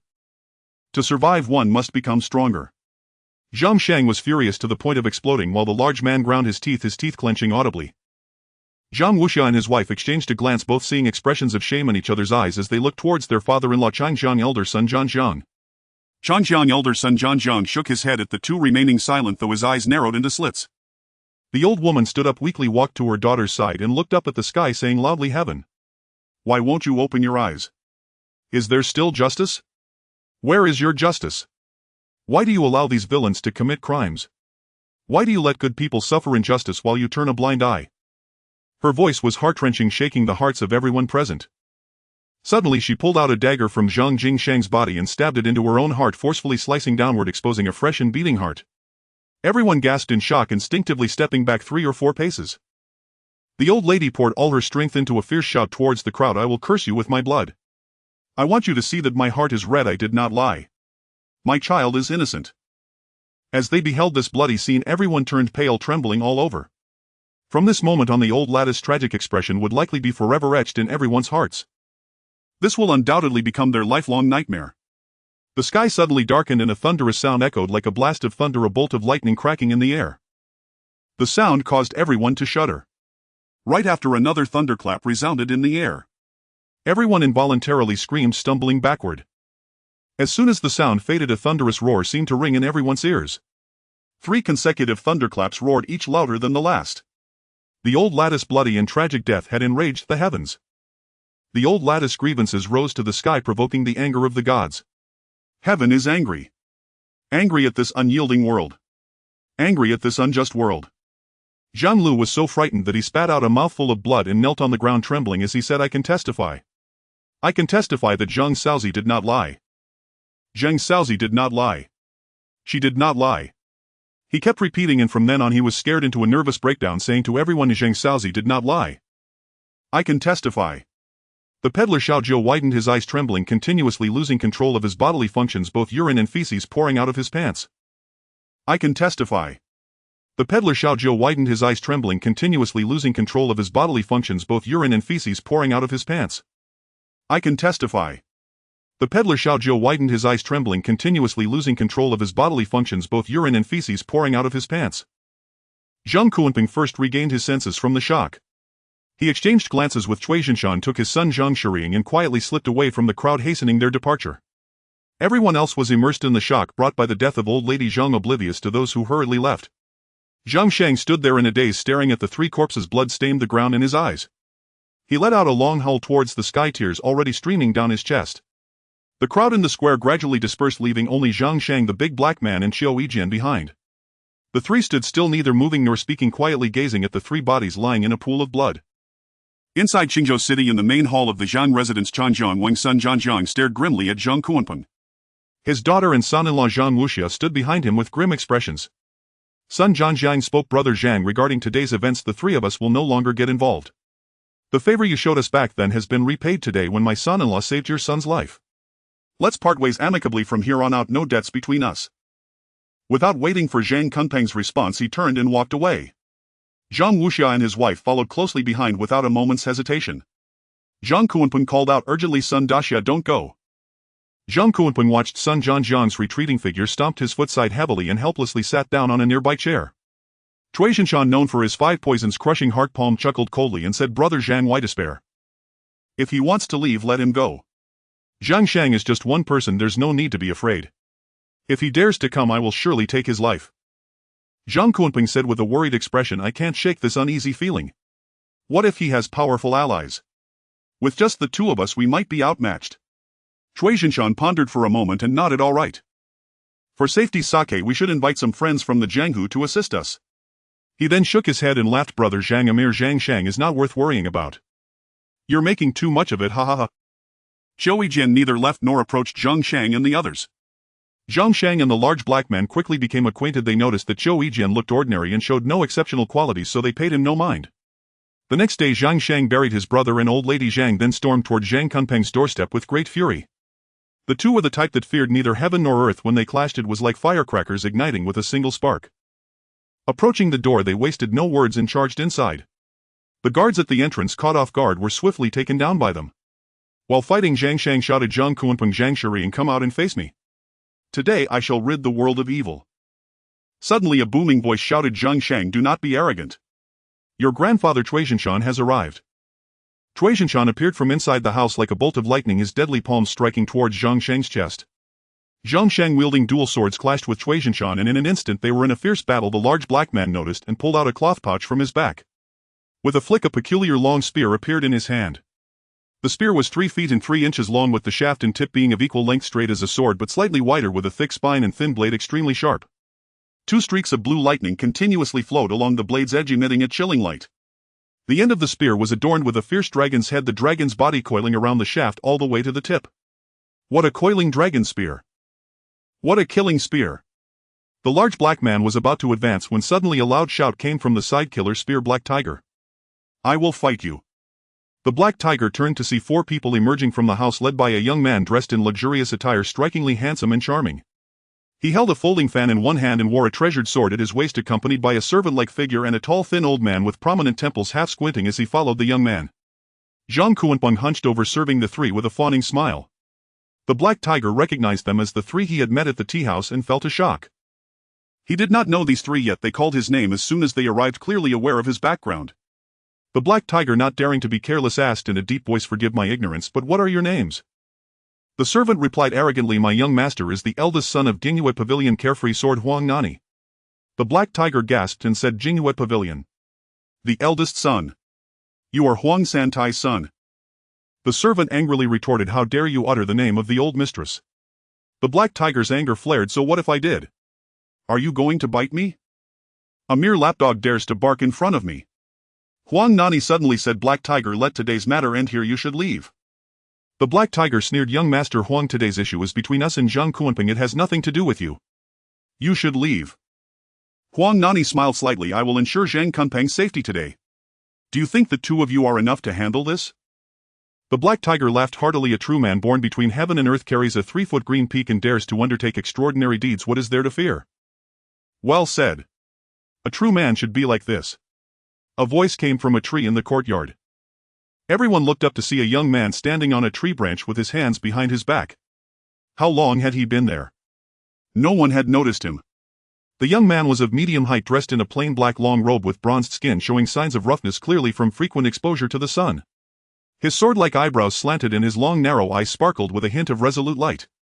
His high nose and thick lips slightly curled into a gentle smile, making him appear very honest and simple. Both the Black Tiger and Huang Nani had seen him at the tea house. It was Zhou Yijian. The servant disdainfully remarked, "What are you doing here, playing tricks in broad daylight? This is no place for someone like you to speak." Zhou Yijian remained leisurely, ignoring the servant as if he hadn't heard his taunts. Suddenly Cui Zhenshan let out a cry of agony. Zhang Shang had horizontally slashed with his sword, severing one of his arms.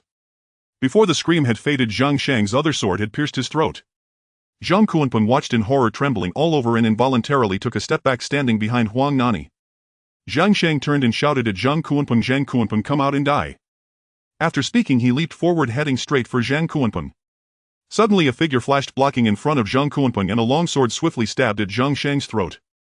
Zhang Shang crossed his swords to engage with the newcomer, and in an instant they exchanged a flurry of strikes, each like shooting stars with glimmering blades resembling countless stars in the night sky. It was the carefree sword Huang Nani. The Black Tiger suddenly laughed loudly while others are making a commotion. "I feel a bit itchy, Zhang Kunpeng, bring your dog head here so I can play with it." He then swung the coiling dragon spear like a meteor, aiming at Zhang Kunpeng. Zhang Kunpeng drew a simple knife and slashed at the Black Tiger. The Black Tiger sneered, "A mere trick, dares to show off before me." With a move called Pear Blossom in a Rainstorm, he aimed coldly at Zhang Kunpeng's throat, his transformation quick and elusive. The spear's tip came to a sudden stop just inches from Zhang Kunpeng's throat. It was held in place by 2 fingers.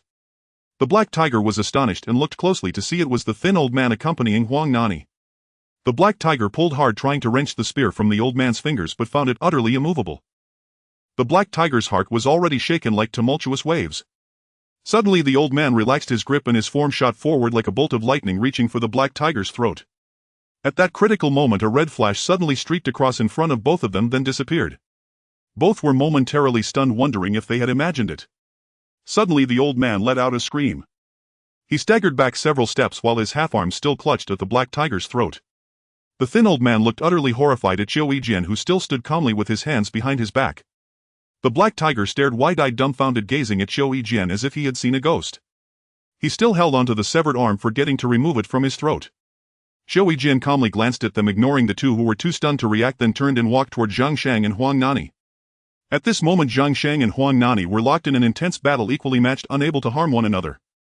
Zhou Yijian approached directly, and without anyone noticing how he did it, Huang Nani felt a blur before him as his sword was snatched away by Zhou Yijian. At that instant Zhang Sheng thrust his sword toward Huang Nanya's throat, who caught off guard couldn't dodge in time, and his throat was pierced by Zhang Sheng's blade falling down with wide unyielding. Zhang Sheng himself was taken aback seeing Qiu Yijian holding the seized sword as it crumbled into pieces with a flick. He said to the old man with the severed arm, "Get lost." The old man, supported by the servant, fled in panic, not daring to look back at Qiu Yijian. The black tiger suddenly asked, "Where's Zhang Kuanpeng? Why is he missing?" Zhang Sheng only then realized, looking around, but found no trace of Zhang Kuanpeng and his son. The three searched everywhere, but the entire Zhang residence was deserted. Zhang Sheng cursed angrily, and the black tiger suddenly shouted, "Over here, come quickly." The two flew over to find the black tiger standing next to a wall in the back hall, behind which a hidden door had been revealed, already opened by him. Behind the hidden door a staircase descended step by step into the depths, leading to an unknown destination. Zhang Sheng and the black tiger involuntarily looked at Qiu Yijian as if seeking his opinion. In the world of men, sometimes things are that simple. The strong command respect. This is the unchanging truth of this bloody Jianghu. Qiu Yijian did not hesitate and simply said, "Chase," and took the lead down the stairs. The stairs were deep, they did not know how far they had walked. The light grew dimmer and the air colder, as if they were heading underground.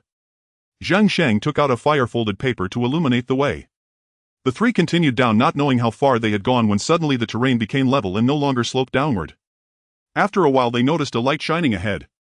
The black tiger exclaimed joyfully, "Damn it! We're finally at the end."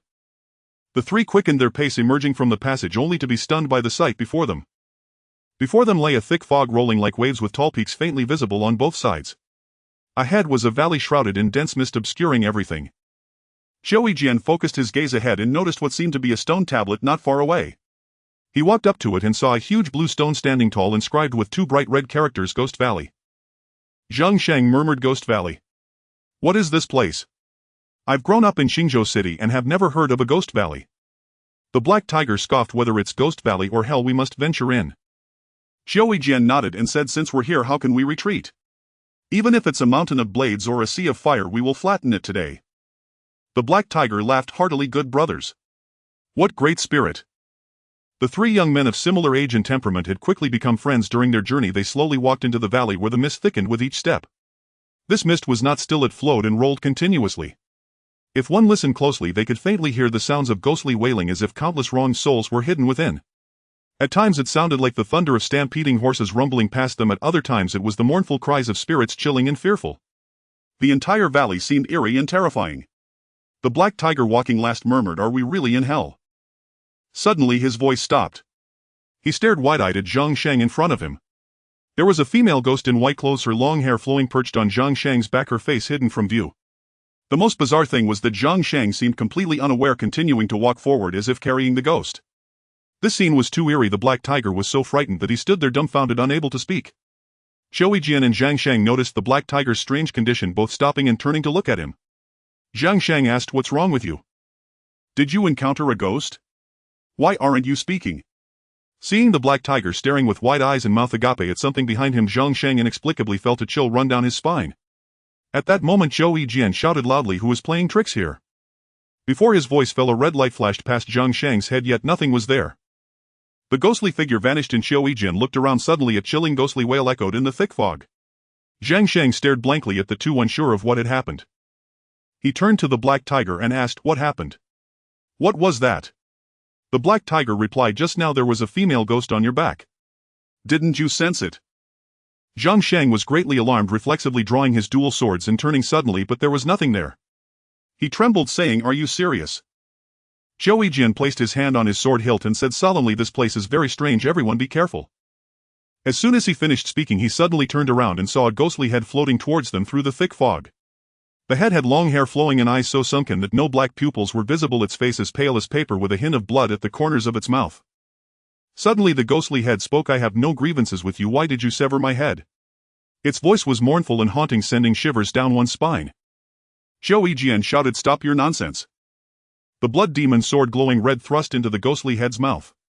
With a loud bang the ghostly head exploded, releasing a cloud of white smoke instantly. Qiu Yijian suddenly turned, grabbing the collars of Zhang Sheng and the black tiger, and abruptly vanished into the thick fog. As the smoke dispersed, silence fell. After more than an hour a voice emerged from the thick fog, "What's going on? We've searched everywhere but we still can't find those three.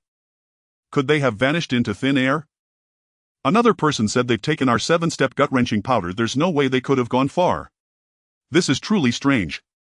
I think we should report back to the Valley Master and decide what to do. Fine. Searching further is pointless. The two turned and walked deeper into the valley. Little did they know that as soon as they left, 3 dark figures appeared behind them, following closely. It was Qiu Yijian and his companions. The fog grew denser as they advanced, so thick that one couldn't see their hand in front of their face. Even a master of internal arts like Qiu Yijian could only see 2 feet ahead. The 2 figures ahead followed a stone path toward the mountainside. After rounding a bend, they suddenly vanished. Qiu Yijian listened intently. All was silent. He gestured to Heihu and Zhang Shang, and they continued forward cautiously. From within the dense fog came eerie wails, sometimes mournful, sometimes shrill, making the 3 scalps tighten and their hair stand on end. A wooden hut appeared ahead. Qiu Yijian approached and slowly pushed open the wooden door. With a faint creak, the 3 slipped inside. The room held 5 massive stone coffins, and most terrifying of all, hanging from a beam in the corner. How is she hanging here again? Qiu Yijian and Zhang Shang looked closely. Indeed, it was the female ghost that Qiu Yijian had stabbed and burst with a single sword strike. As they stood stunned, the female corpse hanging from the beam suddenly opened its eyes and spoke. Why did you kill me? Why did you kill me? Why? Why? Her voice was unbearably shrill. Qiu Yijian roared, stop playing tricks. The blood demon sword was drawn and sheathed in an instant. Zhang Shang and Heihu only saw a flash of red light vanish as quickly as it appeared. Fast. Too fast. Neither of them had even glimpsed how Qiu Yijian drew his sword before it was back in its scabbard. The female corpse crashed to the ground with a thud, its head severed by Qiu Yijian's blade rolling to the side. Just then the lids of the 5 stone coffins suddenly flew toward the 3. They dodged back. 5 zombies rose stiffly from the coffins. Their bodies were withered, devoid of flesh, with hollow black sockets for eyes where countless corpse worms crawled in nauseating sight. The 5 zombies, as if alive, lunged at Qiu Yijian and his companions. Heihu thrust his spear through one zombie's chest, but it seemed unfazed, swinging its arm toward his neck. Startled, Heihu pulled back his spear and leaped away, cursing, damn it. How do we kill these zombies? Qiu Yijian dodged left and right, then suddenly drew the blood demon sword like lightning. With a horizontal slash, he cut off a zombie's head. The zombie immediately crashed to the ground with a bang and lay still. Qiu Yijian shouted, cut off their heads. As he spoke, another zombie's head was lopped off. Zhang Shang and Heihu reacted swiftly, decapitating the zombies before them. Just as they breathed a sigh of relief, Qiu Yijian yelled, move aside. Countless arrows, dense as leeches, whistled in through the window from outside. There was no place to hide in the cramped space. The 3 swung their weapons, deflecting the rain of arrows. Zhang Shang shouted, get into the coffins. With that, he leaped into one coffin. Heihu followed suit, jumping into the one beside it. Qiu Yijian hesitated briefly but didn't follow. Instead, he sprang upward, vanishing from sight in an instant, clinging to the roof like a gecko. He found the situation suspicious. If they wanted to shoot them dead with arrows, why place so many coffins in the room? Was it to give them a place to hide? The enemy surely meant no kindness. There must be a trick behind this anomaly. He wanted to call out a warning, but it was too late. As Zhang Shang and Heihu lay down in the coffins, the bottoms flipped and they vanished instantly. 4 or 5 men in black robes entered from outside. One of them laughed loudly, brother. Those men have fallen into the dungeon. Let's hurry and report to the master and senior brother Zhang. The leading man nodded, mum. Once they're in the dungeon, they'll never get out. Let's go report to the master. As they turned, they were all shocked to find a young man standing silently at the entrance watching them. The leader recovered his composure, pointed his sword, and barked, who are you? How dare you cause trouble in our ghost valley? The man replied calmly, Qiu Yijian. His voice was flat without a ripple. The leader, putting on a brave front, demanded, what business do you have in our ghost valley? Qiu Yijian's lips curled slightly. With a hint of impatience, he said, to kill you. The leader let out a cold laugh, then gestured to the others. Attack together. Kill this arrogant fool. With that, he thrust his sword at Qiu Yijian's throat. His swordsmanship was erratic and eerie. A red light flashed in Qiu Yijian's hand, striking after the leader's blade, yet reaching first. The leader's sword halted midair as he stared in horror at the blood demon sword at his throat. Seeing this, the other 4 drew their swords and charged at Qiu Yijian to save their leader. The sword light barely touched Qiu Yijian's body when, without even looking, he thrust the blood demon sword 4 times in one fluid motion, as if it were a single strike. The 4 men collapsed, clutching their throats. Just as the leader felt the sword tip leave his throat before he could react, the blood demon's sword was once again at his neck, the point pressing against his skin without drawing blood. He glanced at his 4 companions, each slain with a single thrust to the throat, terror dawning in his eyes as his body trembled uncontrollably. Xiao Yijian asked in a low voice, "Who is the valley master you speak?" The man stammered, "Our valley master is ghost swordsman Dong Haichuan." Xiao Yijian pressed on, "What is Zhang Kunpeng's relationship with the ghost swordsman? Is he here now?" The man replied, "Zhang Kunpeng is our valley master's cousin. He is in the valley now." Xiao Yijian continued, "And my 2 friends? Where have they been taken?" The man said, "The valley master took them to the soul refining valley." Xiao Yijian asked, "The soul refining valley? What place is that?" The man answered, "It's a purgatory for punishing prisoners." Xiao Yijian said, "Take me to your valley master." The man led the way along the stone path. As they rounded the mountainside, a towering peak as if carved by a blade suddenly appeared before them. At its base was a massive cave from which flowed an icy white mist that made one shiver involuntarily. The thick fog drifted at their feet as if they were walking on clouds. Above the cave entrance were 2 blood-red characters, Purgatory. It was ghostly and chilling, truly like being in hell. The man walked straight into the cave, his figure gradually swallowed by the dense fog. Suddenly a strange cackling laughter echoed like the roar of a demon from the abyss. It sounded like the weeping wails of ghosts. Xiao Yijian felt a wave of agitation, dizziness and blurred vision. He quickly steadied his mind, sank his qi into his dantian and focused his spirit. The blood demon art coursed through his body and a red light shield enveloped him in an instant. He stepped forward only to find the man had disappeared. The laughter ceased abruptly. Suddenly 3 swords shot out from the thick fog like lightning. By the time Xiao Yijian noticed, the sword light was upon him. In a flash his figure vanished. 3 screams came from the fog. 3 streams of blood burst through the mist and 3 heads rolled to the ground. As Xiao Yijian reappeared, a voice shouted, "9 turn ghost shadow formation." 9 white figures flickered in and out of the surrounding fog, ghostly and swift, circling him rapidly. Xiao Yijian felt thousands of swords icy cold thrusting at him from all sides, seeing only the tips, not the wielders. He activated the blood demon shadow, his form flickering, but no matter how fast he moved he couldn't escape the formation. He realized this 90. Too fast. Within a single breath 2 men were dead. In the face of absolute power, everything else is an illusion. The 9-turn ghost shadow formation crumbled instantly under the blood demon sword's tyrannical assault. As the remaining men hesitated, the blood demon sword flashed again and vanished. All fell silent.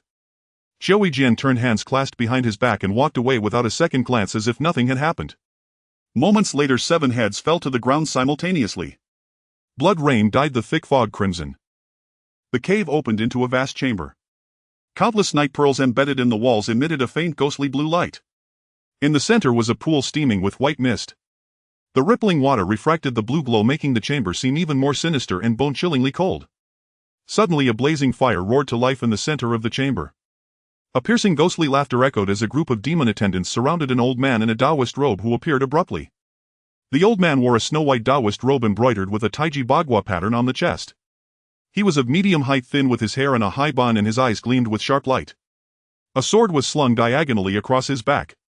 Beside him stood Zhang Kunpeng and his son, their faces twisted with venomous hatred as they glared at Xiao Yijian. Xiao Yijian remained calm, his face as still as an ancient well, with that trademark faint smile on his lips. He stood with his hands behind his back, silently mute. After a brief pause he continued, "You are Xiao Yijian." Xiao Yijian replied, "Correct." "Are you the ghost swordsman Dong Haichuan?" The ghost swordsman Dong Haichuan nodded, staring at the sword at Xiao Yijian's waist. "The blood demon sword. Are you a distinguished disciple of the evil demon patriarch of the western frontier's netherworld sect?" Xiao Yijian's lips curled in disdain. "What is the netherworld sect?" "Never heard of it." The ghost swordsman laughed heartily, sneering, "Boy, your arrogance knows no bounds. Today I'll let you taste the power of my ghostly soul-reaping sword." With that he drew his sword with a clang. The blade gleamed coldly, its edge flowing with a blue venomous light. It was chillingly sharp, truly a fine sword. It was the famous flying rainbow sword of the martial world. Xiao Yijian's expression remained calm and indifferent. He said lightly, "Dong Haichuan, do you truly wish to be my enemy? If you hand over my friends and the Jiang father and son, I'll leave immediately and not trouble you." The ghost swordsman gave a sinister laugh. "Since you've entered my ghost valley thinking you can leave unscathed is pure delusion. I'll turn you and your 2 friends into living zombies guarding my gates day and night, ha." Xiao Yijian's lips twitched into a faint smile. He shook his head, clasped his hands behind his back and said nothing. The ghost swordsman's anger flared. He flicked the flying rainbow sword, conjuring 9 sword blossoms. The air grew icy cold and sword aura surged in all directions. His form flickered like a ghost as fast as lightning. Though he appeared to be in front of Qiu Yijian, he suddenly materialized behind him, thrusting his sword straight at Qiu Yijian's back. How eerie. The blood demon's shadow activated instantly. Qiu Yijian's movements were even more ghostly. He vanished from his spot in a blink. The ghost swordsman's thrust met only air. Alarmed, he spun, sweeping the flying rainbow sword backward. Qiu Yijian reappeared in his original place, hands still clasped behind his back, standing there as if he had never moved. Dong Haichuan's sword flashed furiously, unleashing 81 thrusts in an instant, each aimed at Qiu Yijian's throat, fierce and swift as a meteor. Yet every time the tip was an inch from its mark, Qiu Yijian's form would vanish. Compared to the ghost swordsman, Qiu Yijian's movements were even more elusive and faster. The entire cave was filled with their flickering figures and the flying rainbow sword's fierce light. The blood demon's sword never left its sheath. Qiu Yijian's form drifted and flickered with Dong Haichuan's sword strokes, truly like a specter.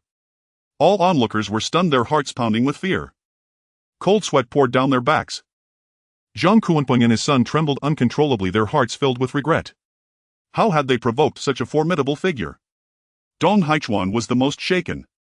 He had exerted every ounce of his skill wielding the flying rainbow sword to its utmost, yet he couldn't even grace Qiu Yijian. He, the ghost swordsman, had dominated the martial world with his ghostly soul-reaping sword art for decades, never experiencing such shock. Where had this wild brat come from with such extraordinary skill? The more he fought, the more alarmed he became. The more he fought, the more his courage failed. Suddenly Qiu Yijian roared, "Blood demon strike!" A flash of red light burst forth, faster than lightning. It vanished before anyone could see it, leaving them wondering if they had imagined it. The entire scene fell silent. Qiu Yijian stood there, hands behind his back, his expression serene. He gazed calmly at the ghost swordsman Dong Haichuan and said softly, "When the blood demon sword is drawn, it never returns without blood. I didn't want to kill you, but you left me no choice." Dong Haichuan clutched his throat, rasping, "Your sword is so fast." With that, a jet of blood sprayed from his throat and his body crashed to the ground with a thud. A swift horse galloped like the wind on the official road, carrying a youth whose face was somewhat dark and covered with dust. His clothes were drenched in sweat and caked with mud, a mixture of perspiration and grime that made him look tattered and filthy. Yet he seemed oblivious, urging the horse onward with relentless speed. The boatman turned to look at Qiu Yijian, frowning disdainfully at his ragged, beggarly appearance. "Crossing is fine, but it costs 5 coppers a person," he said with indifference. Qiu Yijian boarded without a word, pulling a string of coins from his bosom and counting out 5 coppers with meticulous care. The other passengers sneered at his thrifty manner, but he paid them no heed. Having wandered the streets and begged for food since childhood, he had developed a habit of frugality, never wasteful even when he had money. His hands were remarkably large, with neatly trimmed nails.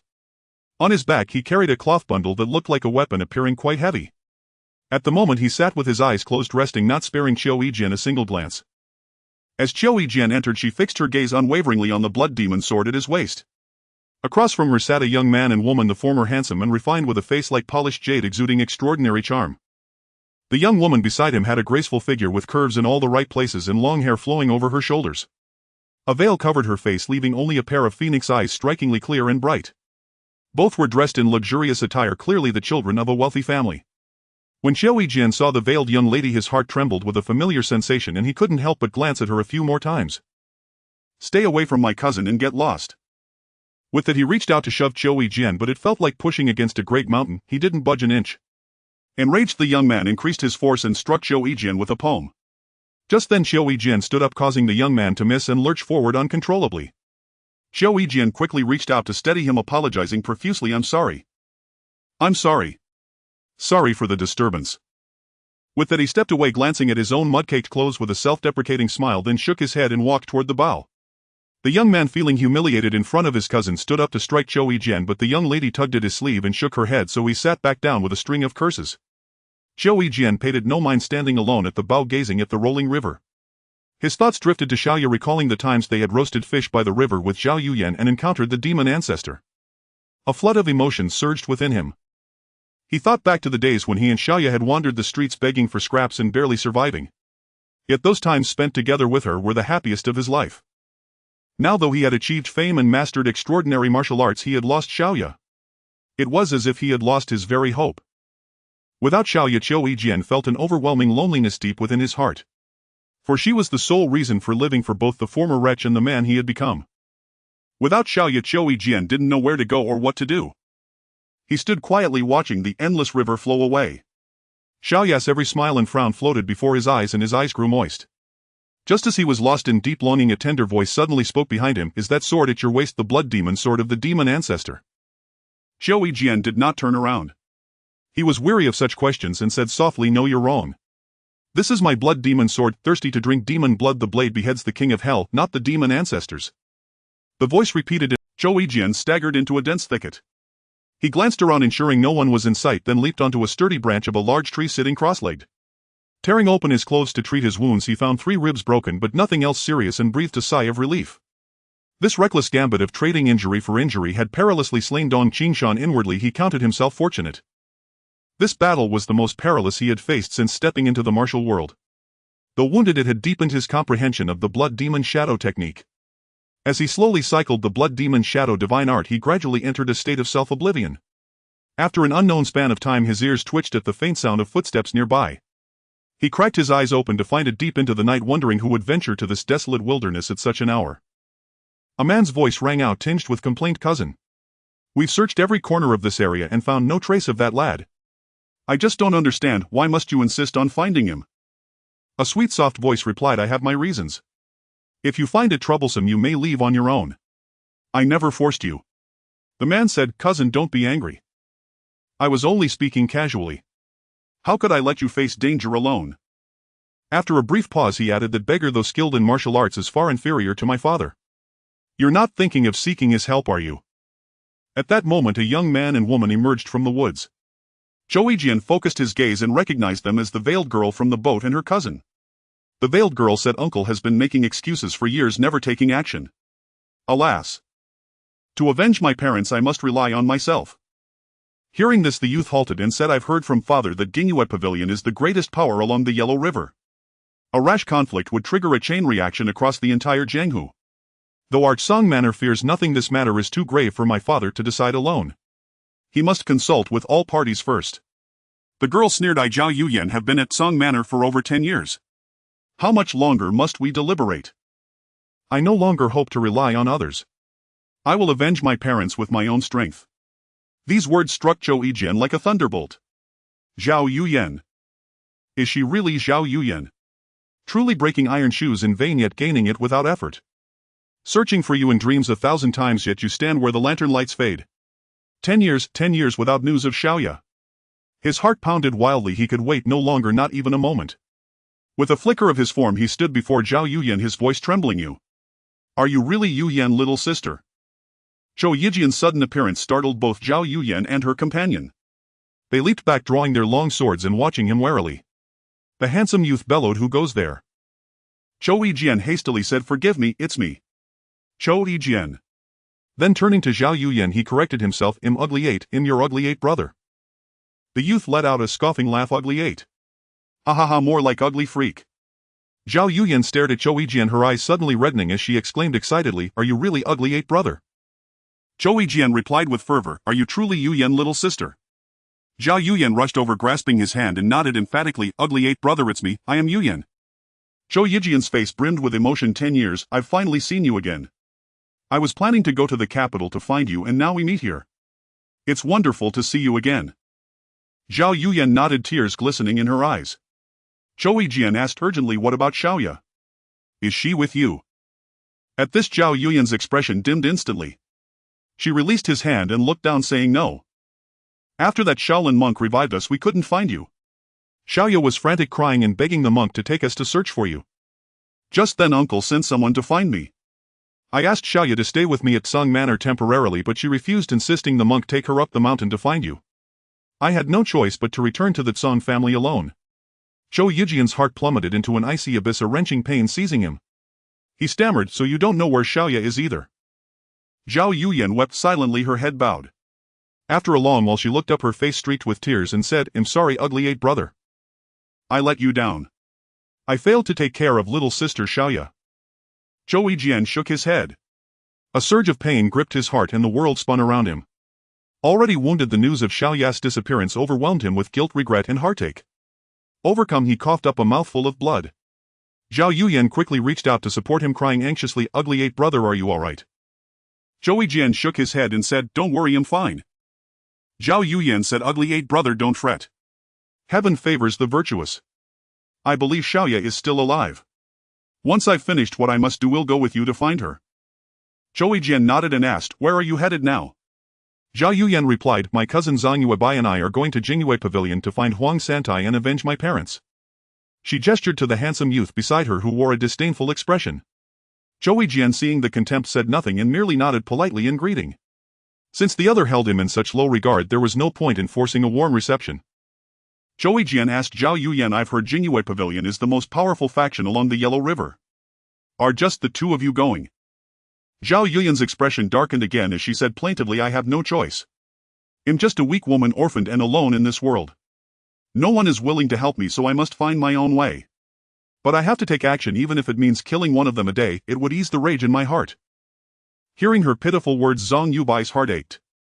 He said, "Cousin, what are you saying? Aren't I here for you? How could I abandon you? And my father, he's not unwilling, just cautious." Zhou Yijian added, "A gentleman's revenge is never too late, even after 10 years.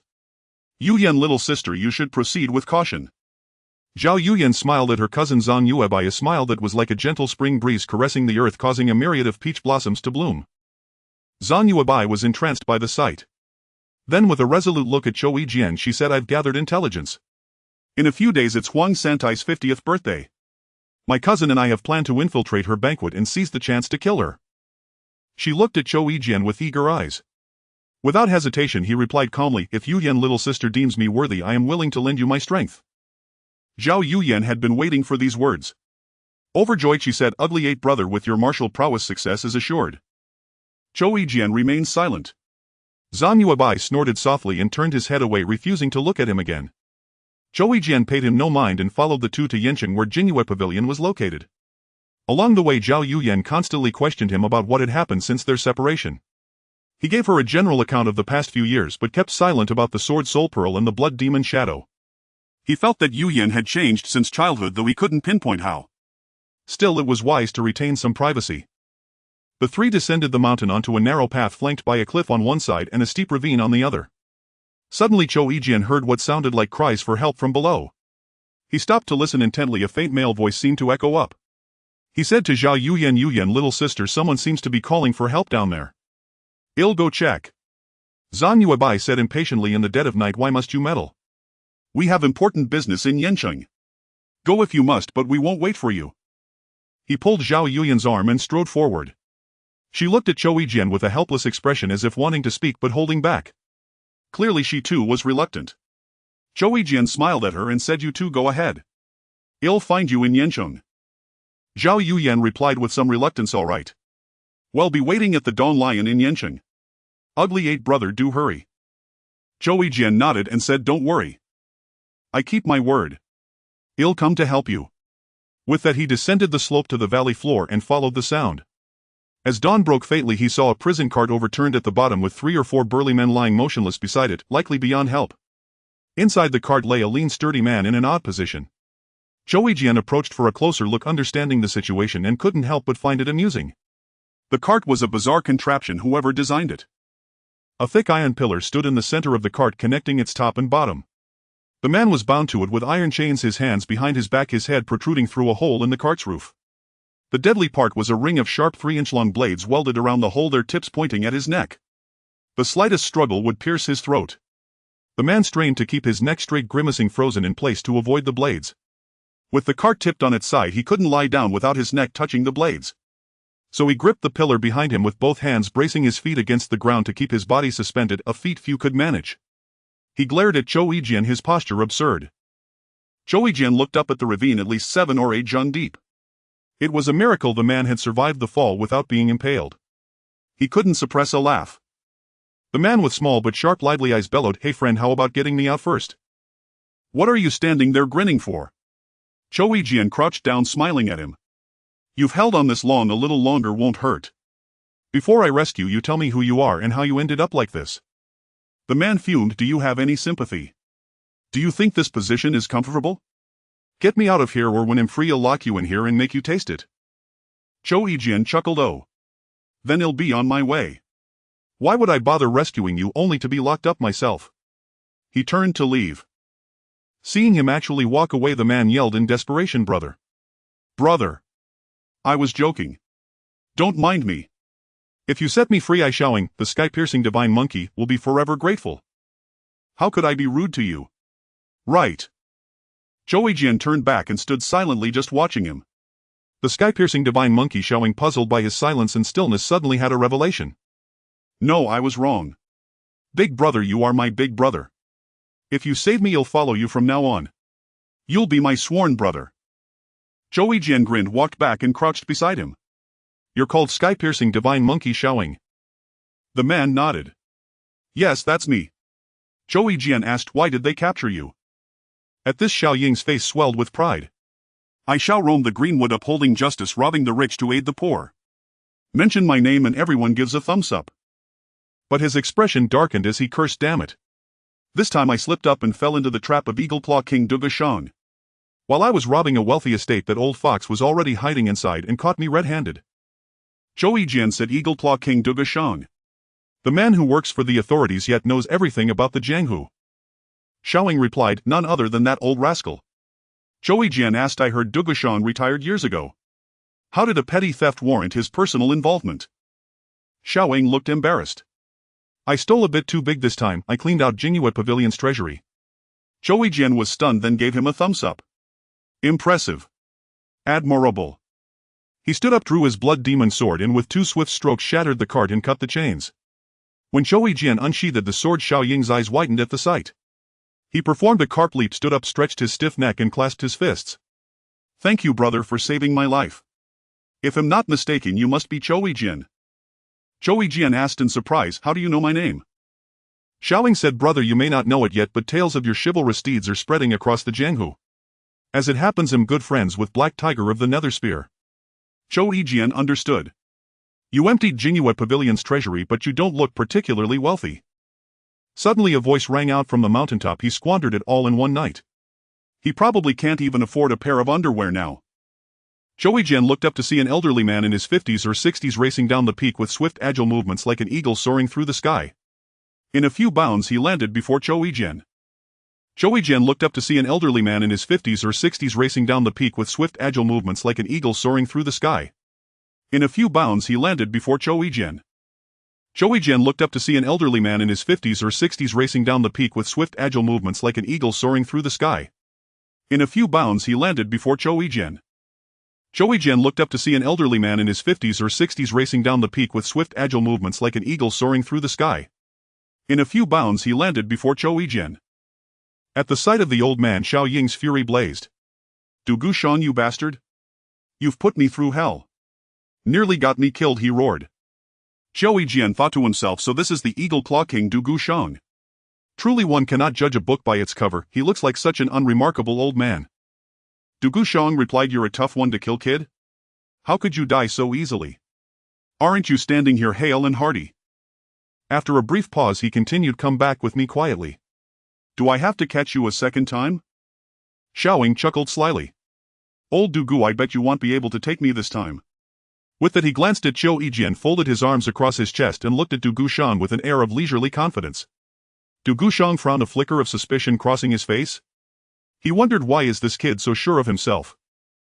Following Xiaoying's gaze, Dugushang turned to look at Zhou Yijian, who stood quietly to the side.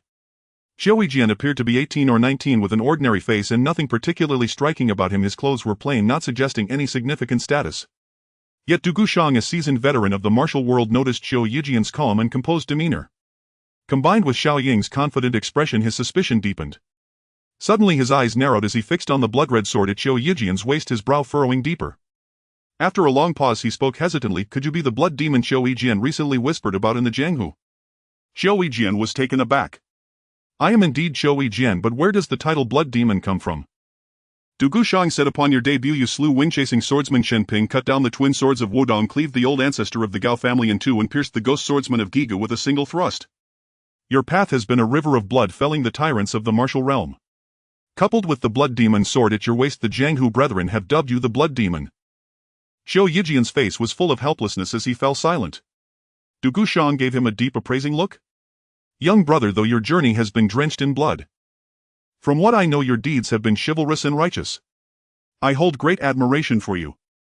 Xiaoying let out a scornful laugh. Kissing up, are we? Du Gushang shot him a sidelong glance but ignored him. Turning to Qiu Yijian, he continued, how does a young brother like you come to know a thief like Xiaoying? Xiaoying bristled with anger. Old Du Gu, watch your tongue. Qiu Yijian replied, I merely passed by here by chance and happened upon brother Xiao. Du Gushang let out an audible sigh of relief, but then Qiu Yijian added, the heaven-burrowing divine monkey Xiaoying. His reputation in the Jianghu is not sullied, all the treasures he steals he distributes to the poor. Thus he has earned the honorable name of a chivalrous thief. Since I have encountered this matter today, I cannot abandon it halfway. I wish to beseech Senior Du Gu for a favor. Could you release him, make him return all the stolen goods to their rightful owners and grant him his freedom? Would that be possible? Du Gushang's face twisted with bitterness and resentment. Ask him yourself if he can return the goods. Qiu Yijian turned to Xiaoying, who shrank his neck and spread his hands. Gone, not a single coin left. I meant to keep 100 or so taels for drinking money, but I came across a family in dire straits and gave it all to them. Qiu Yijian exclaimed in astonishment, didn't you empty the entire treasury of Dingyue Pavilion? There must have been a considerable amount of silver. How could you have spent it all in just a few days? Du Gushang snorted coldly. There was no silver, it was all gold ingots. Qiu Yijian looked at Xiaoying, who shrugged and rolled his eyes, remaining silent, which was as good as an admission. Even more shocked, Qiu Yijian asked, where did you put all that gold in just 2 days? Du Gushang replied coldly, he donated over 2,000 taels to build a bridge in Qin Family Ridge for road construction in Zhang Family Village. He generously gave 3,000 taels. Every beggar in Yen City received 100 taels. Anyone who showed up got a share. As for the poor households that caught his eye, he handed out 300, 500, or even 1,000 taels. This kid is outrageously generous, scattering wealth as if it were nothing. I reckon there isn't a single poor family left in Yen City now. They all struck it rich overnight. In a single day and night he squandered over 10,000 taels of gold. Over 10,000 taels of gold. And he was generous to a fault. Qiu Yijian was stunned upon hearing this. What could he do now? He couldn't just stand by and watch Xiaoying lose his life. After pondering for a long time, he said to Du Gushang, Senior Du Gu, everyone in the Jianghu knows that although you serve the authorities, you are chivalrous and just toward your martial brethren, always eager to help your friends without hesitation. When people in the martial world speak of you, they give you a thumbs up and praise you as righteous and reliable. How about this? I vow to accomplish 3 difficult tasks for you, and in return you show mercy and let Xiaoying go. What do you say? Du Gushang looked at Qiu Yijian for a long moment. Brother Qiu, is this worth it? Qiu Yijian replied earnestly, a true man knows what to do and what not to do. There's no question of worth. I respect Xiaoying's character and regard him as a friend. As a brother. When a brother is in trouble, lending a hand is only right. Upon hearing this, Xiaoying's eyes grew moist, his face flushed with emotion. At a loss for words, he simply said, brother. Yes, brother. Du Gushang sighed with feeling. Xiaoying, you are truly fortunate. Xiaoying just grinned foolishly at Qiu Yijian. Between men, bonds are simple. Even if they have known each other for only a short time, a single glance or a single word can forge a friendship, one where they would entrust each other with their very lives. Perhaps this is the mutual admiration of kindred spirits. Or perhaps it is hero recognizing hero. From that moment on, Xiaoying had set his heart on Qiu Yijian. Qiu Yijian asked, so Senior Du Gu, have you agreed? Du Gushang said, I am deeply impressed by the chivalry of Hero Qiu. I believe these 3 promises are worth their weight in gold. Agreed. Qiu Yijian said, sincerely thank you for your esteem, Senior Du Gu. If you ever have need of me, just send word and I will do my utmost. Du Gushang replied, since we are friends, there's no need for all this senior formality. If you don't mind, call me old brother and I'll call you young brother. Qiu Yijian responded cheerfully, excellent. Meeting old brother and brother Xiaoying today is truly a great joy in life. We must drink to our heart's content. Du Gushang said, not so fast. I do have a pressing matter today that requires brother Qiu's help. Upon hearing this, Xiaoying interjected, you sure know how to put a favor to immediate use without any pretense of courtesy. Du Gushang's beard bristled with indignation, but Qiu Yijian said seriously, Senior Du Gu, please speak freely. I will by no means refuse. Du Gushang shot a glare at Xiaoying, then gave Qiu Yijian a thumbs up. A true man. After a moment of deliberation, he said, Brother Qiu, do you still remember the blood cherry tree of the Gao family? Qiu Yijian was startled. He hadn't expected Du Gushang to mention the blood cherry tree. Of course I remember. It was a demonic tree belonging to Gao Baiwan and I destroyed it with a single strike. Du Gushang shook his head. Brother Qiu, you are mistaken. You did cleave the tree trunk in 2, but it was not completely destroyed. Qiu Yijian was alarmed. What do you mean? Du Gushang said, although you severed the trunk, the roots still lived. Now someone has revived it using the heart's blood of infants. Xiao Yijian's heart blazed with fury, but his expression remained calm. Who? He asked in a low voice. Du Gushang replied, I don't know. This is what I wanted to discuss with you. If my guess is correct, this matter is no simple affair. It could well trigger a great upheaval in the Jianghu. Xiao Yijian said succinctly, please go on. Du Gushang said, it's a long story. It all began over 40 years ago when I was about the same age as you are now. He gazed into the distant void as if sinking into deep memories. He spoke in a low, distant voice. This matter is somewhat connected to you, brother. As he spoke, his eyes fell on the blood demon sword at Xiao Yijian's waist. Xiao Yijian said, the demonic ancestor. Du Gushang nodded. Correct. I heard from my master that the demonic ancestor appeared suddenly in the western frontier. No one knew his origins. Nor did anyone know where he came from. He was not only supremely skilled in martial arts but also cold-blooded, ruthless, and cunning. He founded the Netherworld Divine Sect and with his Netherworld Divine Art dominated the martial world of the western frontier invincible. Later he passed the position of sect leader to his son, the Netherworld Divine Lord Nangong Qingtian. After that he was never seen again. His son, the Netherworld Divine Lord Nangong Qingtian, was an ambitious man. Upon taking over the Netherworld sect, he expanded aggressively, aspiring to become the overlord of the martial world. In just 3 years he annihilated several major sects including Meikongtong and Huashan, leaving them in ruin to this day. The entire Central Plains martial world suffered a grievous blow. In those days the mere mention of Netherworld made people turn pale. Then one day a mysterious figure emerged in the Jianghu. He raised his voice and rallied a host of heroes wielding a long sword to resist and crush the Netherworld Divine Sect, slaying Nangong Qingtian. But that was when disaster struck. For reasons unknown, the mysterious figure lost control of the situation and everyone began fighting among themselves over a martial arts manual called the Tortoise Shell Heavenly Scripture. This allowed Nangong Qingshan's daughter Nangong Lingyue and her husband Sunqing to seize the opportunity and escape with the Netherworld Divine Lord's body, sowing the seeds of future calamity. Over a decade later, a man and a woman, both formidable martial artists, appeared in the Jianghu. The woman wielded a cold moon sword and the man a remnant star blade. They were husband and wife. The Jianghu gave them the epithet Cold Moon and Remnant Star. They specifically targeted the sects that had opposed the Netherworld Divine Sect. Every sect they engaged was annihilated without exception, not a single survivor was left alive. Their methods were utterly brutal. Eventually someone discovered that Cold Moon was none other than Nangong Lingyue, the daughter of the Netherworld Divine Lord. Panic swept through the Jianghu once more. The major sects united again to pursue Cold Moon and Remnant Star. Unable to contain himself, Xiaoying blurted out, "Old Dugu, I've been listening to your story for half the day and I still don't see how it connects to the blood cherry tree." Dugu Shang shot him a glare. "What's your hurry, boy? I have to tell it step by step so you can understand, don't I?" Dugu Shang continued, "My master told me that the Netherworld Divine Art is cultivated through an extremely evil method, by absorbing the vital essence and blood of others.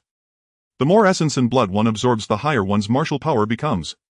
He glanced at Xiao Yijian. "Brother Qiu, doesn't that sound strikingly similar to the blood cherry tree?"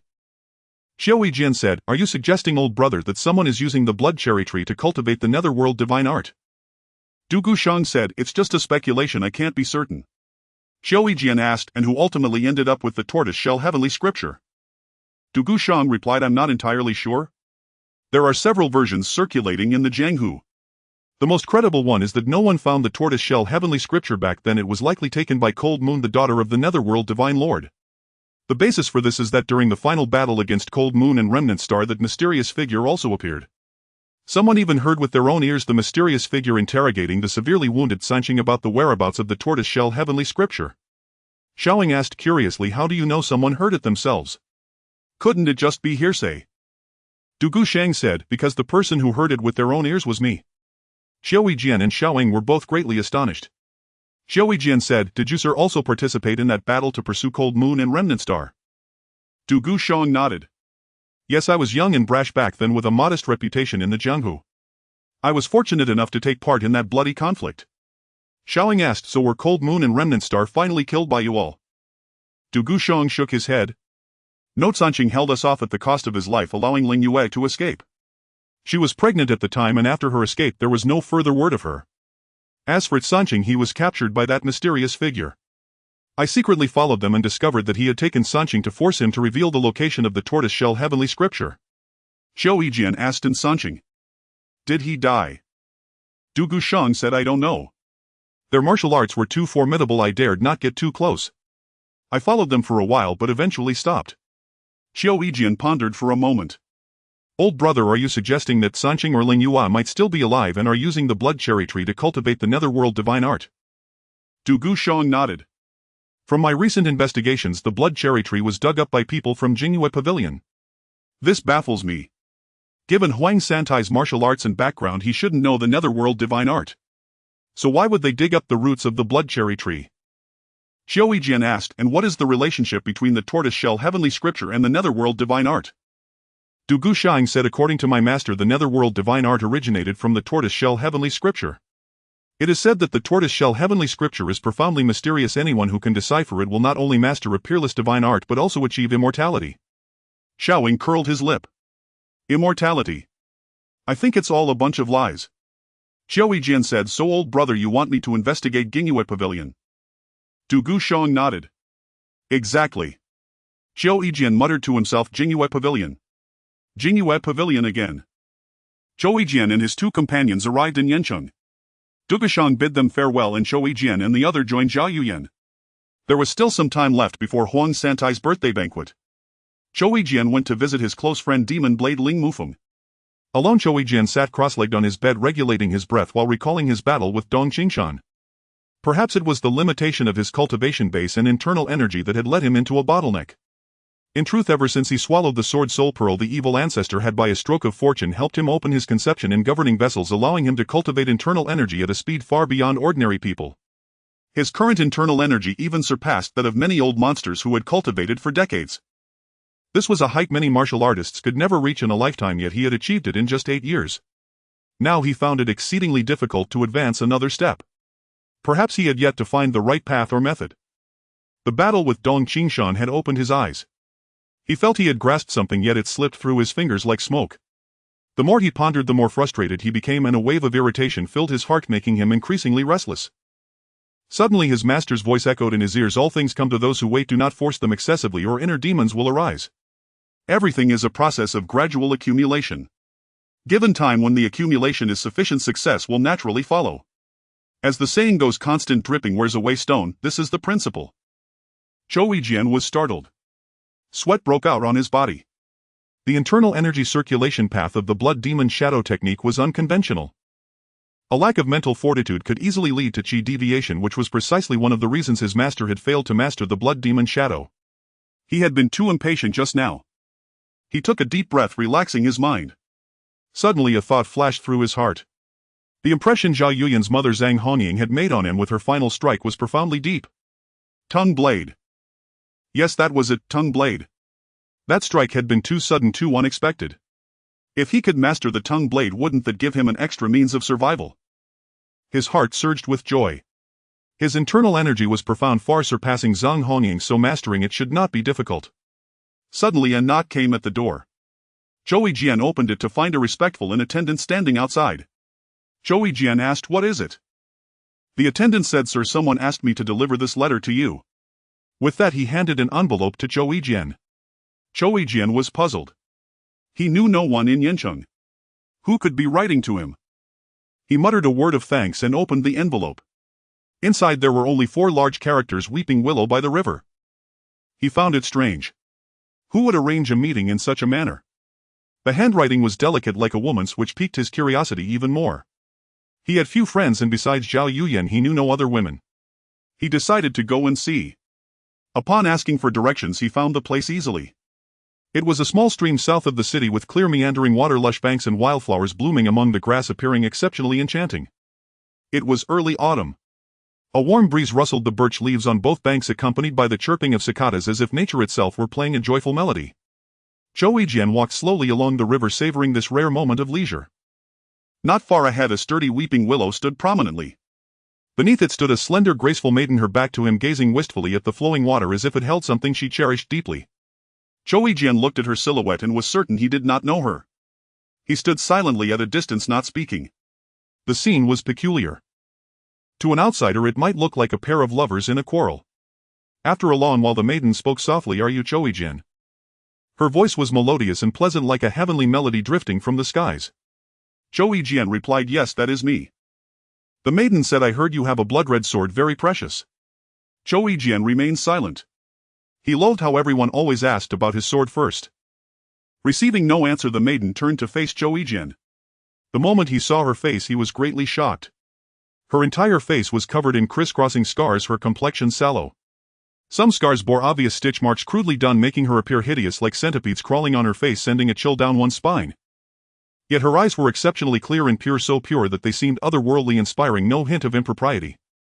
Zhou Yijian couldn't help but sigh inwardly. What a pity. If not for that horrifying face, she would undoubtedly be a stunning beauty. Though he felt a deep regret, his expression remained as calm as an ancient well, unchanged. Instead, a hint of compassion arose in his heart. He thought this girl must have had a tragic life as well. She must have endured unspeakable torment to end up like this. Looking at her, he couldn't help but recall Xiaoya in his childhood, and a wave of sorrow washed over him. His gaze was calm, devoid of any shock or pity. He understood that people like her were often sensitive and self-conscious. Whether one showed shock or pity, it might deeply wound her fragile heart. The maiden stared intently at Zhou Yijian's face, but she was disappointed. His expression did not change at all. She asked curiously, aren't you afraid of my face? Zhou Yijian looked at her with a calm, unwavering gaze, but wisely chose silence. The maiden blinked her bright large eyes and said softly, may I see your sword? Zhou Yijian looked into her pure, slightly sorrowful eyes and felt an inexplicable pang in his heart, unable to refuse her request. He drew the blood demon sword and handed it to her, saying, this sword has been with me for 10 years, never leaving my side. The maiden gazed at the blood demon sword, her hand gently caressing the scabbard. After a long pause, she spoke in a soft, sorrowful tone, I grew up with my great-grandfather. He was very kind to me, doting on me. Whatever I wanted, he would do everything to give it to me. But when I was 8, he left me and came to the Central Plains. Before he left, he told me he would return soon and asked me to wait for him. I always trusted him, but this time he broke his promise. I waited and waited. 8 years passed. During those 8 years I traveled every inch of the Central Plains, but I could never find him. He was my only family. I couldn't accept not finding him. Perhaps in others' eyes he was terrifying and evil, but to me he was the best person, the one who loved me most. In my heart he was the greatest and kindest grandfather in the world. A voice suddenly echoed in Zhou Yijian's heart, the evil ancestor. She is the evil ancestor's granddaughter. The maiden said softly, can you tell me how he died? After a moment, Zhou Yijian said, my sister Xiaoya and I were orphans begging on the streets. We depended on each other. Watching her grow up made me feel happy and content. But 8 years ago, the moment I met that old man, everything changed. I lost my only family, my only happiness. At the 10,000 Jianghu cliff, that old man and I fell off together. I was lucky enough to survive, he was unlucky and fell onto a branch and died. Tears rolled down the maiden's scarred cheeks. After a long silence, she spoke, you don't like this sword? Zhou Yijian replied, no, this sword has been with me for nearly 8 years. It has never left my side. It is more precious to me than my own life. The maiden asked, then why would you give it to me? Zhou Yijian answered, because you, like my sister, have suffered. Whatever you desire I will fulfill for you. In truth, Zhou Yijian was not a man of many words, but in his heart he inexplicably saw this girl as his sister Xiaoya. The maiden said, if I want it, you'll give it to me. Zhou Yijian remained silent. She gently caressed the sword and said, you said this sword is more important than your life. If I asked for your life, would you give it to me? Zhou Yijian said in a low voice, I cannot give you my life now. I must keep it to find my sister Xiaoya. She, like you, has suffered a bitter fate. I once promised her I would return to her. He looked into the distance and continued, on the day I got this sword I lost her. It has been 8 years. I wonder how much she has suffered in that time. With that he walked away, ignoring the maiden. He feared that if he stayed any longer he would not be able to resist snatching the blood demon sword back from her hands. He feared that if he stayed any longer he would not be able to hold back his tears. Zhou Yijian strode quickly out of the birch forest, leaped onto a large rock and shouted at the top of his lungs, Xiaoya! Xiaoya! For 8 years the longing, regret and grief that had been suppressed in Zhou Yijian's heart were utterly unleashed by this ugly maiden. He screamed loudly, tears streaming freely down his face. At that moment Zhou Yijian shed all his masks. At that moment he only wanted to pour out his longing and remorse for Xiaoya. Not far away under a large tree the ugly maiden clutched the blood demon sword tightly, her knuckles turning white from the grip. Her eyes were fixed on Zhou Yijian, who was shouting wildly on the rock. She murmured softly, he too has suffered a bitter fate. Deep in the mountains southwest of Yanqing, in a dilapidated temple, a young girl was laboriously chopping wood. A pile of firewood as high as a small mountain lay on the ground. Her delicate hands were now covered with small cuts from the wood, blood seeping out and staining the logs. She wore a tattered Taoist robe. Though her frame was small, her body was well developed with curves in all the right places. Her eyes were jet black, bright and innocent, clear and pure. Her oval face was slightly sallow, a clear sign of long-term malnutrition. Yet this did nothing to diminish her beauty. Her long black hair was casually draped over her shoulders, adding to her simple, pure charm. Suddenly she sneezed as if sensing something. She stopped her work and gazed into the distant mountains, her eyes gradually growing misty. She whispered, "Ugly brother, are you thinking of me again? Xiaoya misses you so much. I have waited for you so long." A tall fat nun with a fierce face came out of the temple and shouted at the girl Xiaoya, slacking off again. "Go down the mountain and fetch water. Always putting on airs, pretending to be a lady."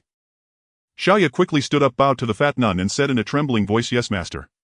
Xiaoya will go at once." With that she turned and hurried to the backyard. Watching Xiaoya's retreating figure, a flicker of unnoticed helplessness passed through the fat nun's eyes. A figure appeared behind her and a voice said, "We must keep a close watch on her recently. This is a critical period, we cannot afford any mistakes." It was Zhao Yuyan. The fat nun did not turn around and said, "Rest assured, miss. Who would come to this desolate place? The girl is obedient and well-behaved, nothing will happen." She paused, hesitating as if to speak. Zhao Yuyan saw this and said, "Speak your mind." The fat nun said, "Miss, since you asked me to find this girl and lock her up in this nunnery for years, she is just an ordinary person with no martial arts skills. Is this really necessary?"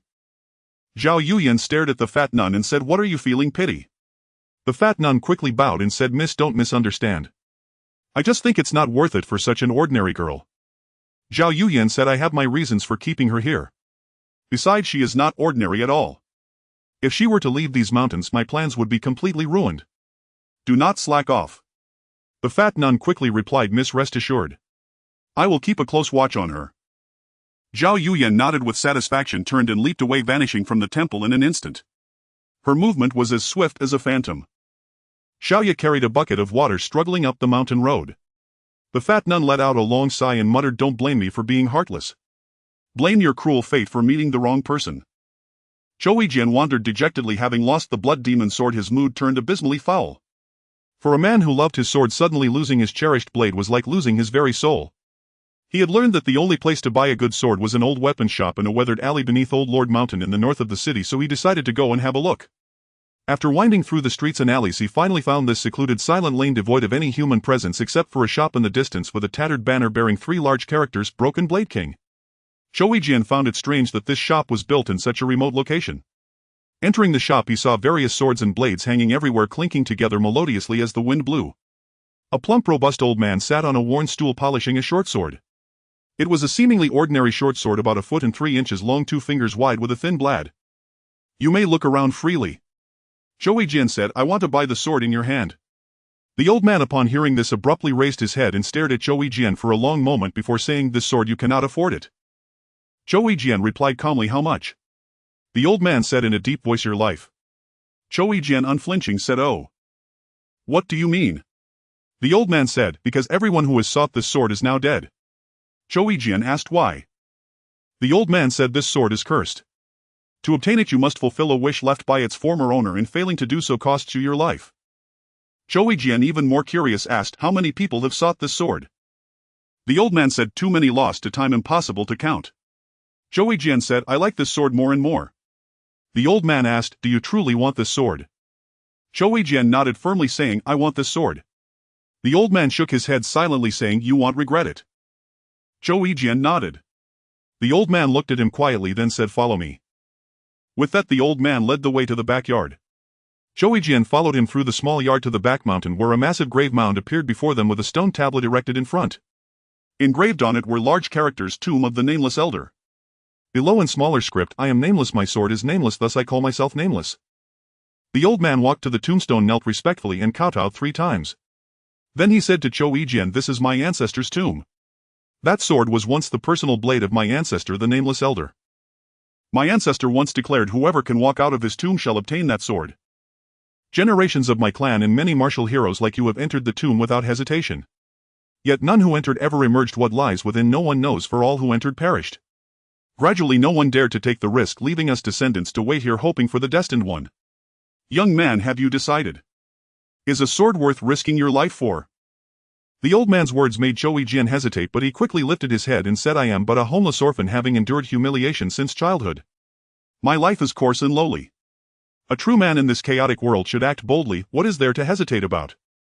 With that he walked to the tombstone, knelt solemnly and kowtowed 3 times with utmost respect. A creaking sound arose as the stone tablet shifted, revealing a hidden door leading underground. The old man said, Good luck.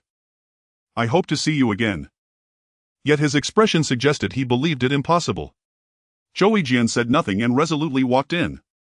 In a secluded small courtyard behind Jianghu pavilion with lush green trees and blooming flowers, a white-haired elder sat cross-legged on a large rock. Behind him stood 2 rosy-cheeked adorable children with hands clasped. Not far away lay a blood-red tree trunk once severed by a sharp weapon emitting an eerily enchanting red glow. If Zhou Yijian were there he would be surprised, for this was the blood cherry tree he had cut down in the Gao family's backyard. Now the red light from the trunk was drawn into the elder's body with each breath, dyeing him red and making him appear profoundly sinister. A woman in her 50s hurried over from the flower garden. She had a ruddy complexion, delicate skin, a high bun, and a well-proportioned figure, well-preserved and not at all like someone over 50. Her tight green floral dress complemented her fine figure, her phoenix eyes sparkled W. A soft sword coiled at her waist, her step swift yet steady, exuding an aura of competence and heroic spirit.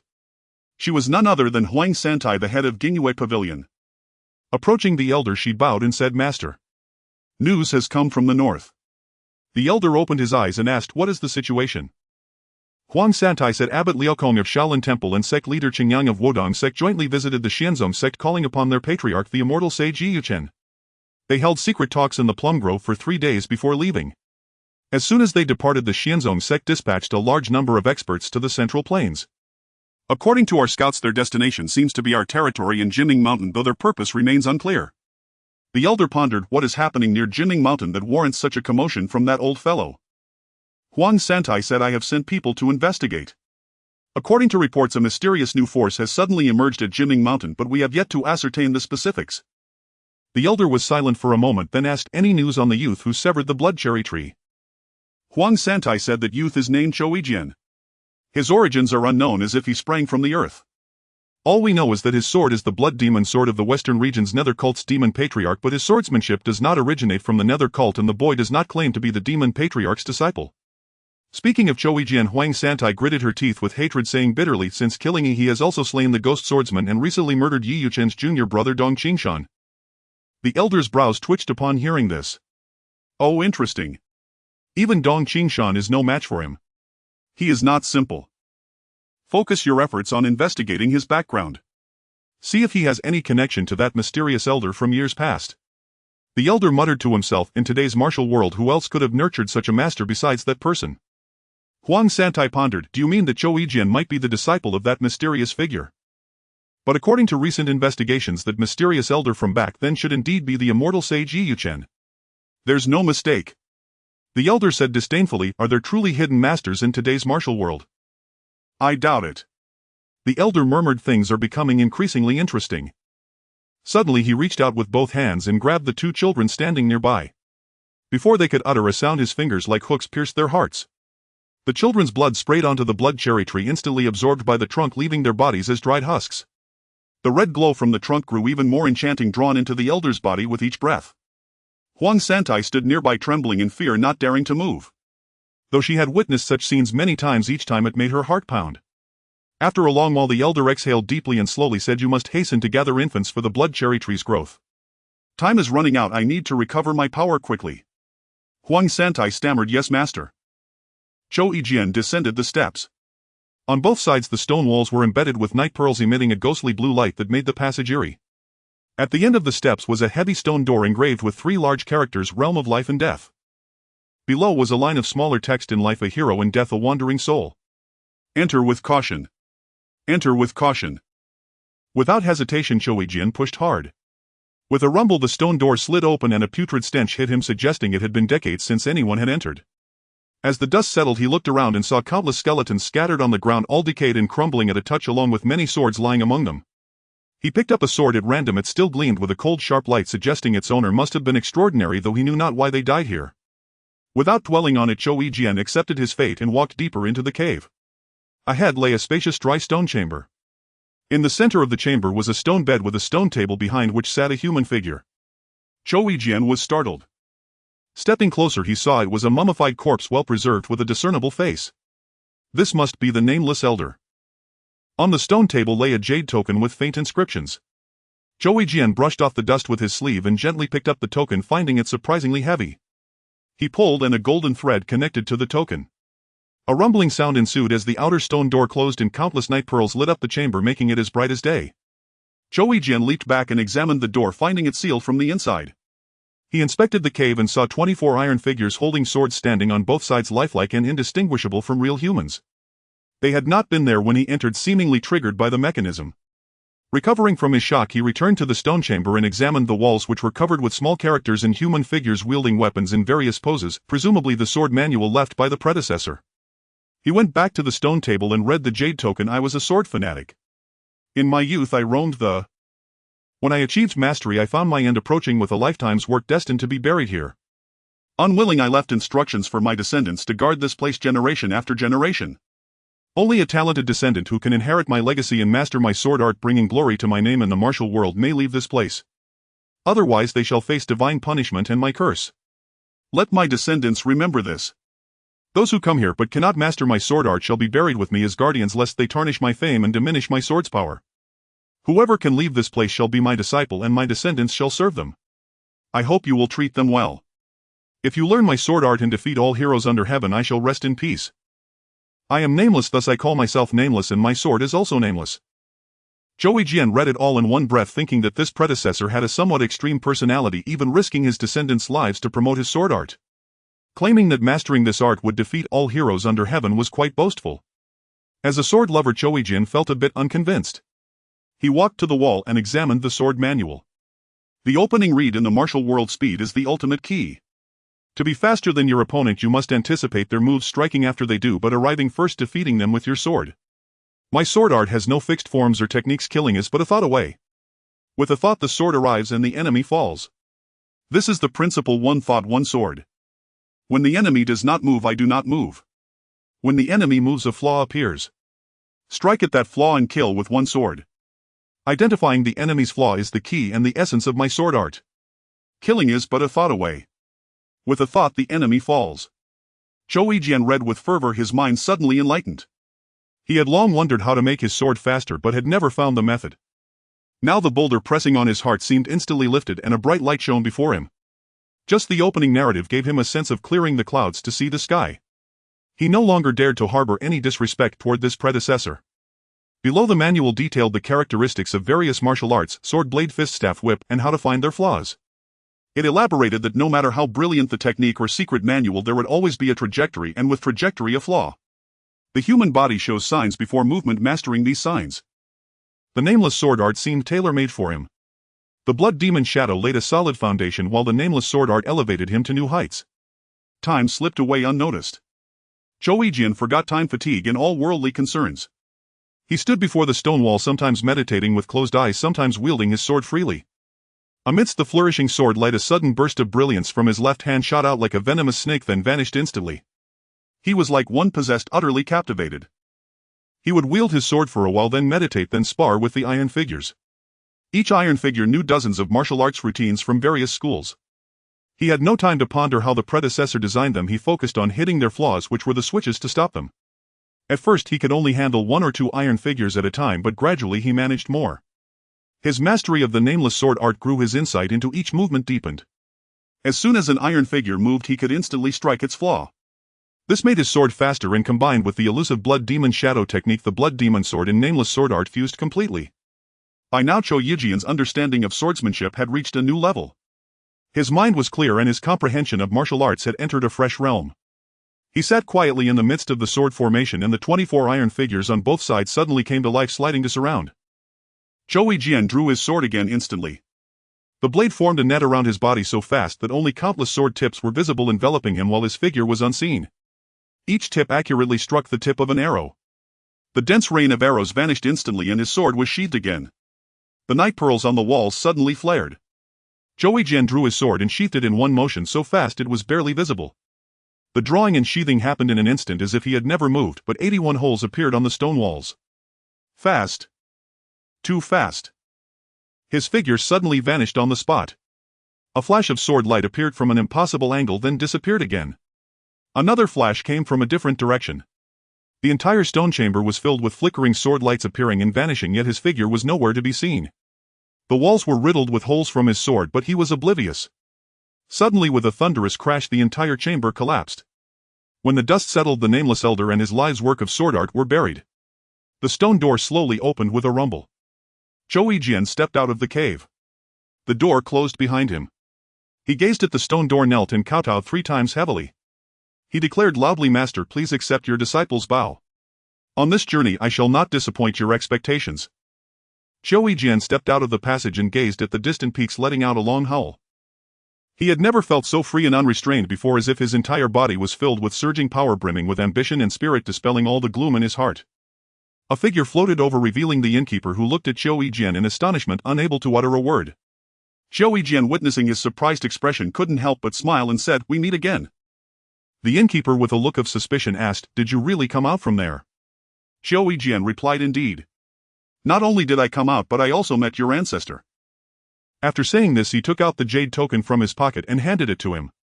The innkeeper trembled as he received the token, examining it closely. Suddenly tears welled up in his eyes and he burst into hearty laughter.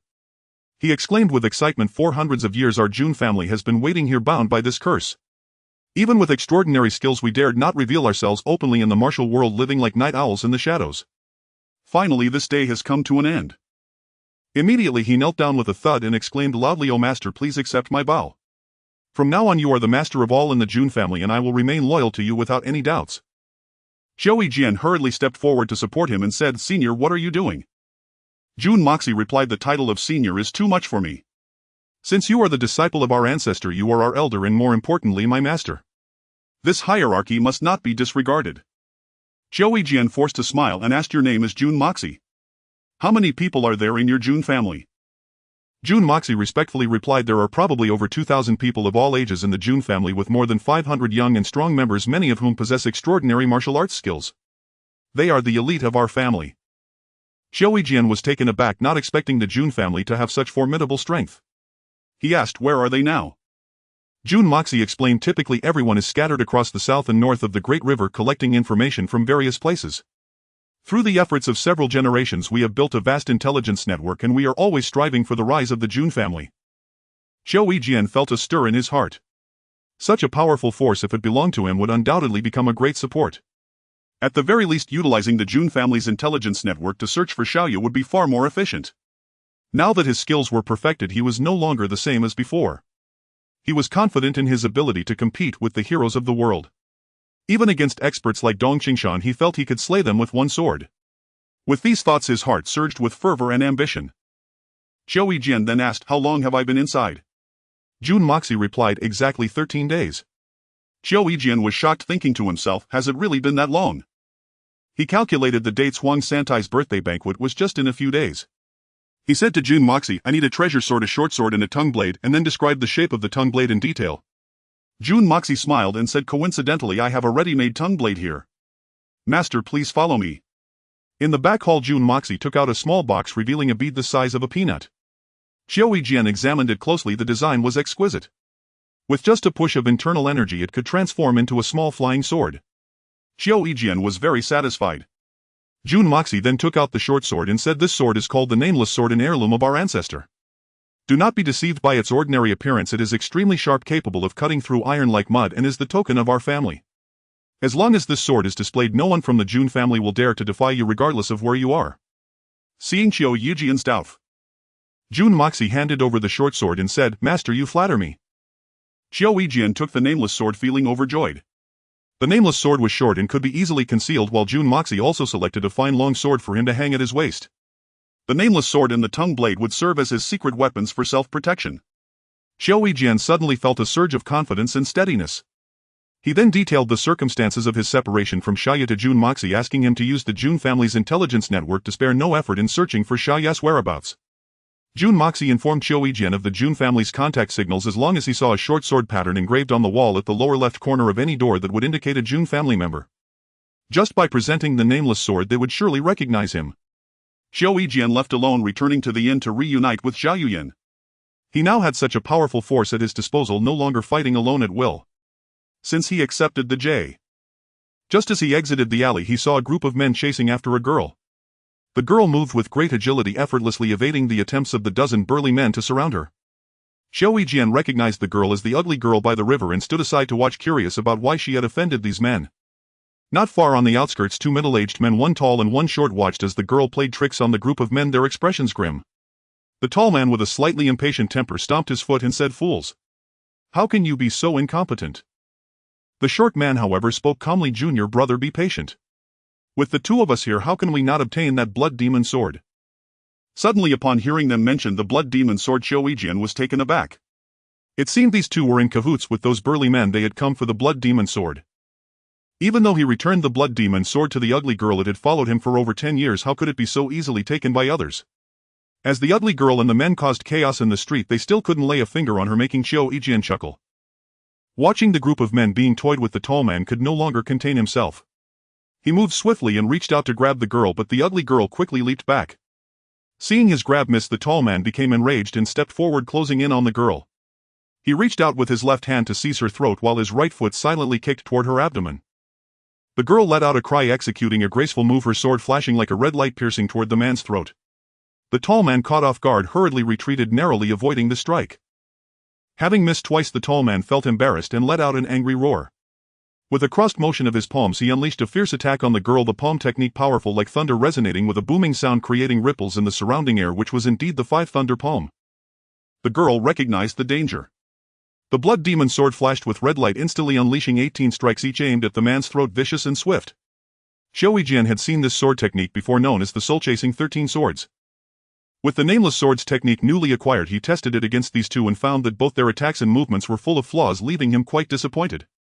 It seemed that only by confronting truly skilled opponents could he sharpen himself. As the tall man grew more furious, continuously roaring in anger, he still couldn't do anything about the girl. Meanwhile, the short man beside him frowned and shook his head. "It's a bit smelly," the old Taoist said. "Is your foot water so delicious? Should I bring them over to have a taste?" The young girl retorted angrily, "You're an elder without dignity. I won't let them drink my foot water." After speaking, feeling a bit embarrassed, she covered her mouth and chuckled, causing the scar on her face to stretch, making her look even more terrifying and ugly. The old Taoist said, "Oh, I see. You think they're too old. Then how about letting this young man drink your foot water?" The young girl followed the old Taoist's pointing finger and saw Xiao Yijian standing not far away. She looked at Xiao Yijian and said, "It's you." She paused, briefly glanced at the long sword in her hand and continued, "Have you changed your mind? Do you want the blood demon sword back?" Xiao Yijian shook his head and said, "Since I gave it to you, why would I regret it?" The old Taoist looked at Xiao Yijian and the blood demon sword in the ugly young girl's hand and said, "Did you really give this blood demon sword to her?" Xiao Yijian replied, "Indeed." The old Taoist said, "Why give it to her? This is a peerless divine sword." Xiao Yijian, sparing with his words, said, "Because I want to." The old Taoist fell silent, then asked, "Are you that blood demon Xiao Yijian?" Xiao Yijian disliked the title blood demon and said, "I am Xiao Yijian, but not the blood demon." The old Taoist said, "I heard your sword is very fast. You killed the twin swords of Wudong and Dong Qingshan of the Immortal Trace sect." Xiao Yijian said the twin swords of Wudong had excellent swordsmanship and old Master Dong's martial arts were beyond reproach. They were both true heroes. The old Taoist said, "Are you really not the disciple of that old fiend?" Xiao Yijian said, "I am not." The young girl was furious that the old Taoist disrespected her great-grandfather but seemed unwilling to reveal her identity, so she only fumed inwardly. A thought struck her and she suddenly screamed, "Ancestral fiend!" The old Taoist jolted, his form flickering as he warily looked around. Seeing no one, he realized it was the girl's prank.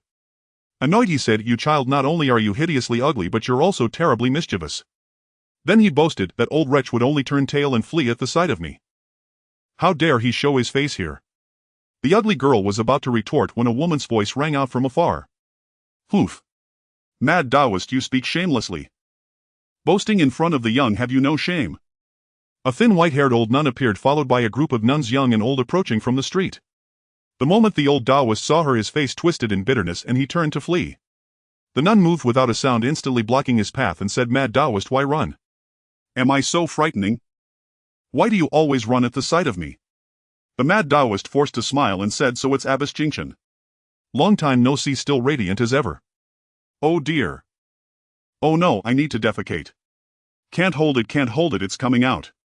The mad Taoist flickered to the side, appearing 30 feet away, then vanished after 3 more flashes. Qiao Yijian wondered secretly, this mad Taoist's movement technique is incredibly fast. I wonder what other master this is. A nun said coldly, Master, is he the mad Taoist Qingfeng?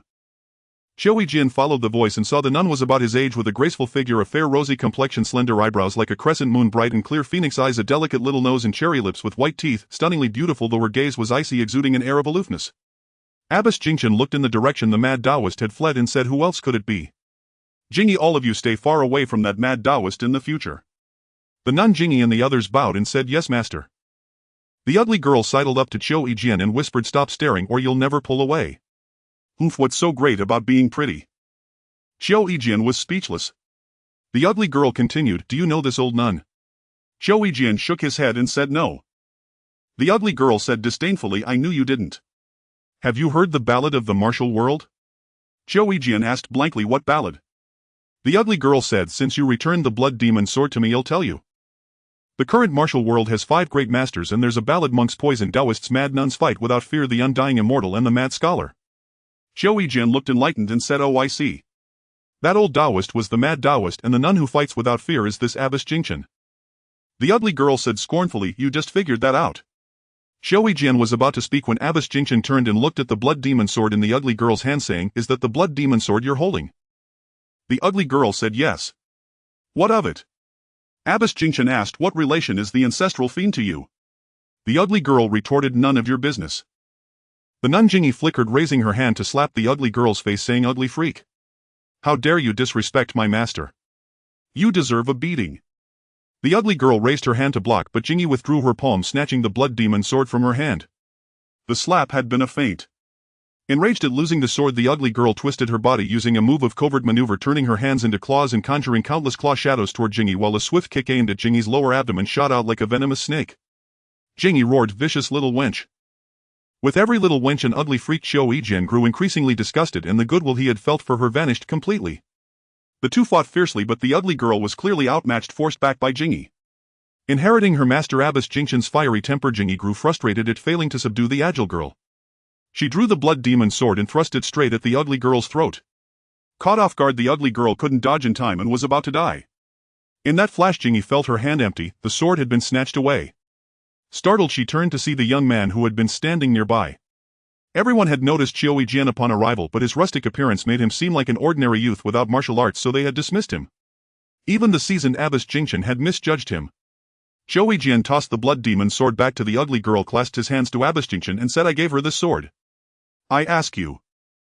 Qiao Yijian said, nothing special. I just didn't want the blood demon sword to fall into someone else's hands. The ugly girl said, it seems you really like this sword. Qiao Yijian replied, not really. It's just that I've had it for so long that I've grown attached to it. The ugly girl fell silent. She sat on a large rock gazing at the flowing water, and after a long while said softly, my name is Nangongyu. My mother died when I was 2. My father married a young woman who hated me and often tormented me behind his back. Later they had a half-sister, Nangonging. From then on, that woman hated me even more and tortured me relentlessly, often leaving me with internal injuries. She was clever and knew how to please my father. She never left visible marks on me. When I complained to my father, she always talked her way out of it and accused me of slandering her. My father grew to dislike me too. I grew up under her torment. Qiao Yijian listened quietly, saying nothing. Nangongyu continued, until one day when I was at death's door from her abuse, my great-grandfather found me on his return and saved me. From then on he kept me by his side, taught me to read and practice martial arts, and raised me. Those were the happiest days of my life. Everyone in the martial world says my great-grandfather is a heinous demon, they all fear and hate him. But only I know he's a good man, the kindest person to me in this world. Qiao Yijian's lips curled as he recalled the fearsome ancestral fiend from his childhood. He remembered that because of him he had lost Xiaoya, and hatred gnawed at him. Yet the man had ultimately died by his hands. Years had passed, and hearing Nangongyu's tragic story, a pang of reluctance stirred in his heart. He had killed her great-grandfather, her only relative, just as that man had caused him to lose his only kin. Qiao Yijian's heart was a tangled mess of emotions. He told Nangongyu about his days wandering the streets finding Xiaoya and their life of mutual dependence. He spoke of his longing for Xiaoya and the time he met her great-grandfather rolling off a cliff together.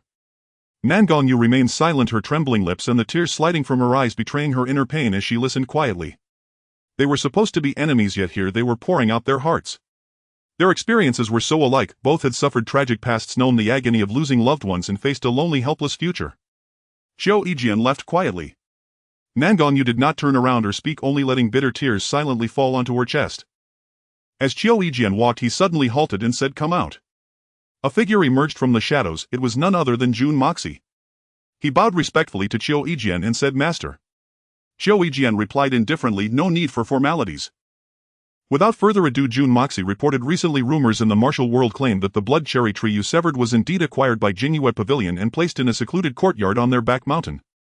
Our men attempted to investigate but were discovered there are hidden experts within. It is said that Jianghu Pavilion dug up the tree to cultivate the netherworld divine art. Another rumor asserts that the legendary tortoise-shell celestial script which once shook the martial world has fallen into their hands. These two tidings have stirred many long-hidden masters to emerge and converge on Yanqing to offer birthday congratulations to Huang Santai. Their purpose is obvious, they are all after the tortoise-shell celestial script." Xiao Yijian pondered for a moment and asked, "What do you think?" Jun Moxie replied, "These rumors have surfaced too suspiciously, as if deliberately spread to ensure everyone knows that Jianghu Pavilion dug up the blood cherry tree and is using it to practice the netherworld divine art. Stranger still, why would they flaunt possession of a divine artifact like the tortoise-shell celestial script as if afraid others might not know?" Xiao Yijian said, "Thus this birthday banquet of hers must be fraught with ulterior motives." Jun Moxie nodded in agreement. Indeed, her birthday feast must conceal some nefarious purpose. Xiao Yijian instructed, "Step up your surveillance of Jianghu Pavilion's every move. Notify me when you have more information." Jun Moxie acknowledged, "Yes, master." With those words his figure flickered and vanished into the darkness. Xiao Yijian stood still, furrowing his brow and muttering to himself, "It seems Yanqing is about to become lively." Returning to the inn, Zhao Yuyan was not there. Xiao Yijian paid it no mind, went downstairs, ordered a few dishes and began to drink alone. 3 men entered and sat directly before him. Xiao Yijian was surprised to see Dugu Shang together with Xiaoying. He smiled and said, "Brother Dugu, how did you end up with Brother Xiao?" Dugu Shang chuckled, "I couldn't find you, so I had to track down this lad." Xiaoying said, "Boss, let me introduce a good friend, Ling Mufeng the Demon Saber." As he spoke, he pointed to the man beside him. Hearing Xiaoying's address, Xiao Yijian felt utterly speechless. Ling Mufeng, around 30 years old, was tall and lean with unusually long hands, a stern expression, sharp brows slanting into his temples, narrow phoenix eyes gleaming with sharp light, and a giant reeded saber strapped to his back. Xiao Yijian warmly welcomed him, asking the waiter for an extra set of tableware. Dugu Shang said, "Brother Qiu, have you heard the news? The tortoise-shell celestial script has indeed appeared." Xiao Yijian sneered, "Jianghu Pavilion's ambitions are vast this time." Dugu Shang was taken aback. "It seems Brother Qiu is well informed. What do you think Jianghu Pavilion is up to?" Xiao Yijian replied, "I haven't yet discerned their intentions." Ling Mufeng spoke up, "Behind Huang Santai must lurk a hidden power." The other 3 nodded in agreement. Dugu Shang said, "Though Jianghu Pavilion is formidable along the Yellow River, it has yet to reach the level of contending with the heroes of the realm. The sudden rumor of them obtaining the tortoise-shell celestial script surely conceals a nefarious scheme." Xiaoying remarked, "When things are abnormal, there must be a demon behind it. If I had obtained the tortoise-shell celestial script, I'd keep quiet and reap the benefits in secret. Who would be foolish enough to hawk it on every street corner?" Dugu Shang shot Xiaoying a glare but offered no rebuttal. Xiao Yijian laughed, "Brother Xiao has hit the nail on the head." The 4 drank and chatted until dusk before parting ways, agreeing to act separately. Xiao Yijian sat cross-legged on his bed, cultivating the blood demon shadow inner art. His conception and governing vessels had long been opened, and after a decade of refinement his internal energy was so profound that few could rival him. Recently he had merged the nameless sword technique with the blood demon shadow, broadening his horizons as if opening a door to a brand new world. At the 3rd watch he opened his eyes, rose and went to Zhao Yuyan's door. Listening carefully, he found the room empty. Puzzled that she seemed never to have returned, he leaped from the window onto the rooftop and sped swiftly to Jianghu Pavilion. Before him lay a vast complex of towering buildings erected along the river. Scattered lights twinkled in the night sky, vaulting over the high wall. But her expression quickly hardened as she demanded, "Who are you? Why are you here?" Zhao Yuyan ignored the question, fixing her gaze on Huang Santai and asking, "Are you Huang Santai, wife of Mo Junjiu?" Huang Santai eyed her suspiciously. "Who are you?" Zhao Yuyan said bitterly, "Do you remember Zhao Tianya?" Huang Santai stared at her in shock. "You are the daughter of Zhao Tianya and Zhang Hongying." Zhao Yuyan replied, "That's right. I am the little girl who was hunted by you all and yet managed to survive." Huang Santai studied her for a long moment, then burst into wild laughter. Somewhat hysterically she roared, "Hunted by us? How ridiculous. You're so young, what do you know? You only know that I killed your father, but do you know what he did back then? Do you think your survival was mere luck? No, you're wrong. You know nothing. Huang Santai's face was filled with sorrow as she gazed at the night sky as if recalling unbearable memories. Her voice low, she said, your father Zhao Tianya, my husband Imo Junjiu, and I were fellow disciples under the same master. The three of us were orphans taken in by our teacher. We ate, lived and trained together, growing up like siblings. My husband Imo Junjiu was the senior brother Zhao Tianya the second, and I was the youngest. When we were children they both treated me well, doting on me, always yielding to me, going along with whatever I wanted. Those were the happiest days of my life. Her face glowed with a flush of happiness deeply lost in memory. Suddenly her expression darkened. But everything changed because of me. The senior brother was loyal and sincere, though somewhat dull and quiet. Yet I liked him immensely, and gradually I fell in love with him. As she spoke, her cheeks reddened slightly, her eyes dreamy, as if returning to her youth with her beloved. She paused, then continued, I knew the second brother also loved me, but I always felt he was too scheming, making me wary of him. Though he always tried to please me, I saw him only as a brother, different from my feelings for the senior brother. Our master also favored the senior brother's honest, magnanimous nature, so he betrothed me to him and passed on the position of Grand Master of Jianghu Pavilion. Because of these two events your father Zhao Tianya bore a grudge and left Jianghu Pavilion to roam the martial world alone. But on the surface he feigned goodwill, often returning to visit us. My who? Zhao Yuyan snorted coldly but said nothing, for she too knew little of those events and was eager to hear the full story from Huang Santai. The latter continued, over a decade ago a formidable couple known as the Cold Moon and Fading Star emerged in the martial world, challenging various sects. Zhao Yijian's heart tightened at the mention of Cold Moon and Fading Star. He thought again, with the Cold Moon and Fading Star, could Zhao Yuyan's vendetta be linked to them? Huang Santai said the actions of the Cold Moon and Fading Star eventually aroused public outrage. A mysterious figure issued a martial world summons calling upon experts from all schools to unite against them. Zhao Tianya and my husband were among those invited. I initially didn't want my husband to go, he felt it was dishonorable to gang up on two people with so many and was reluctant. But Zhao Tianya strongly urged him and my husband eventually relented. Little did we know that this decision would lead to a calamity. They finally cornered the couple near Dongling City. The battle was brutal with many casualties. My husband, impressed by their martial prowess, quietly withdrew from the siege. On his way back he unexpectedly encountered Fading Star, gravely wounded and unconscious by the roadside. He wanted to ignore him but couldn't bear it, so he treated his wounds and saved his life. Zhao Yijian felt immense respect for Huang Santai's husband, thinking that he too would have done the same.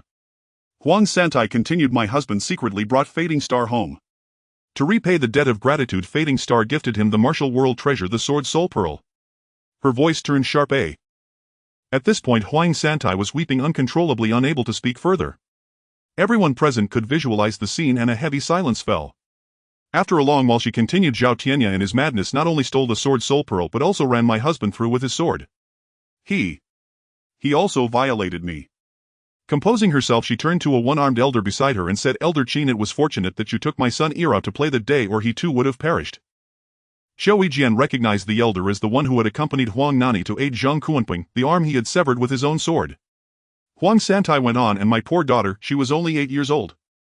That beast Zhao Tianya raped and killed her right before my eyes. And the child in my womb, only 4 months along, was lost to miscarriage.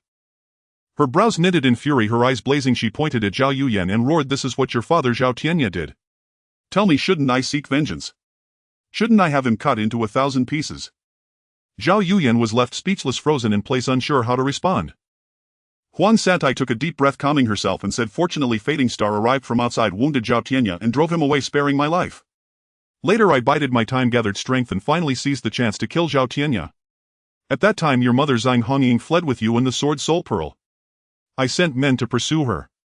Though I killed your mother, I failed to retrieve the pearl.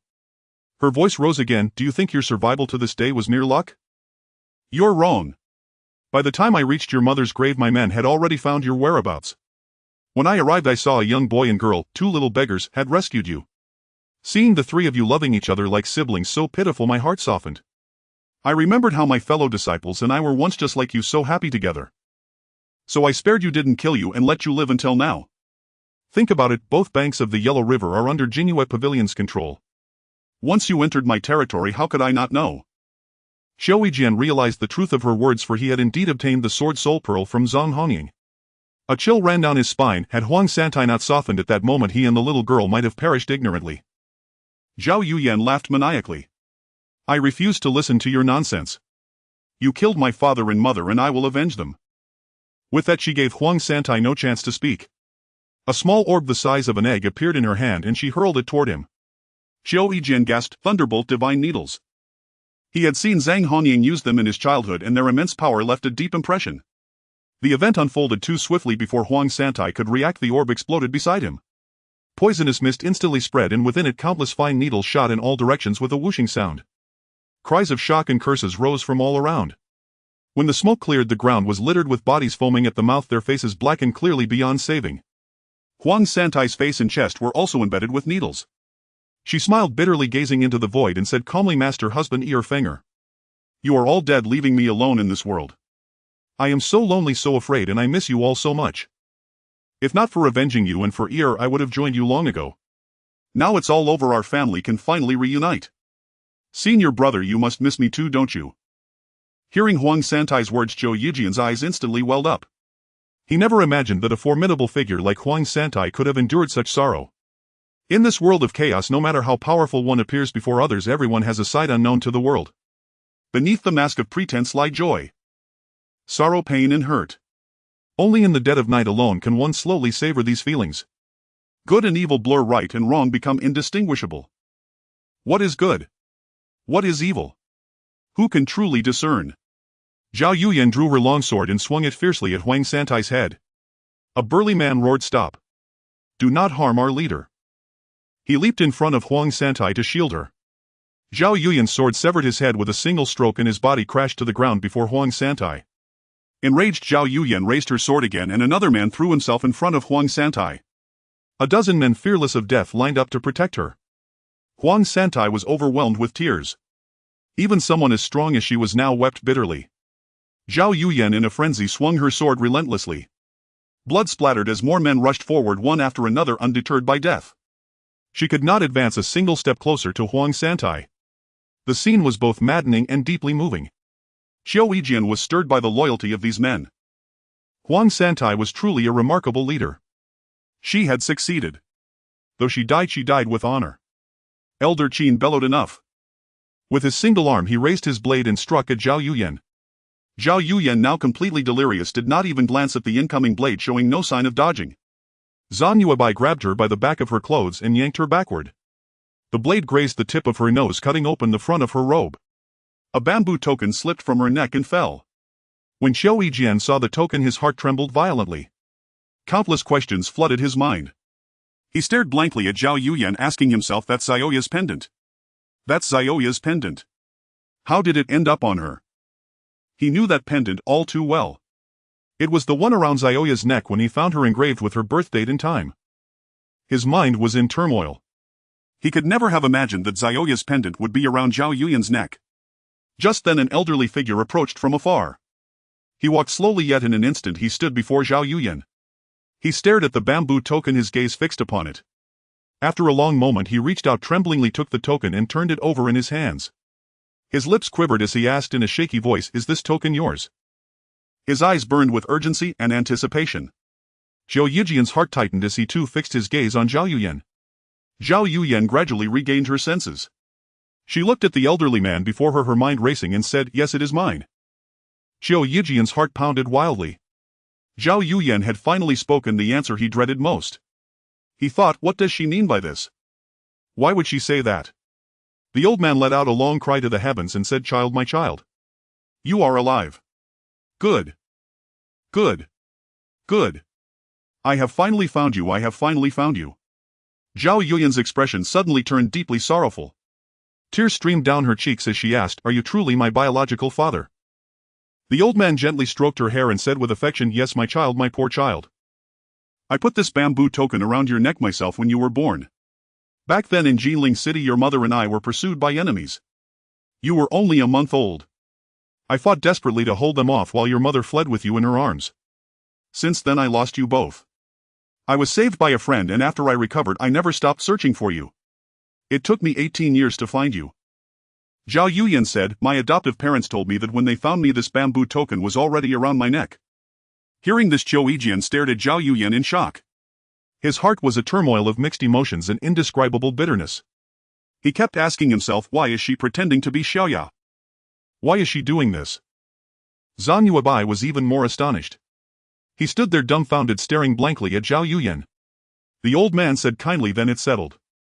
Once we find your mother, she will be overjoyed to see you. With that he turned and looked at Huang Santai. She lay on the ground, a trace of black blood at the corner of her mouth, already dead for some time. Her eyes were open, yet they held a serene smile. Perhaps this was the ending she had longed for she could finally reunite with her beloved family. At last she could be free from unbearable loneliness and endless yearning. No longer would she have to feign strength before others nor endure the helplessness and pain of this world. She had departed for another place where her loved ones awaited. The old man walked to her side, reached out and covered her eyes. Child, he said. You have suffered so much over the years. Go in peace. It is all over now.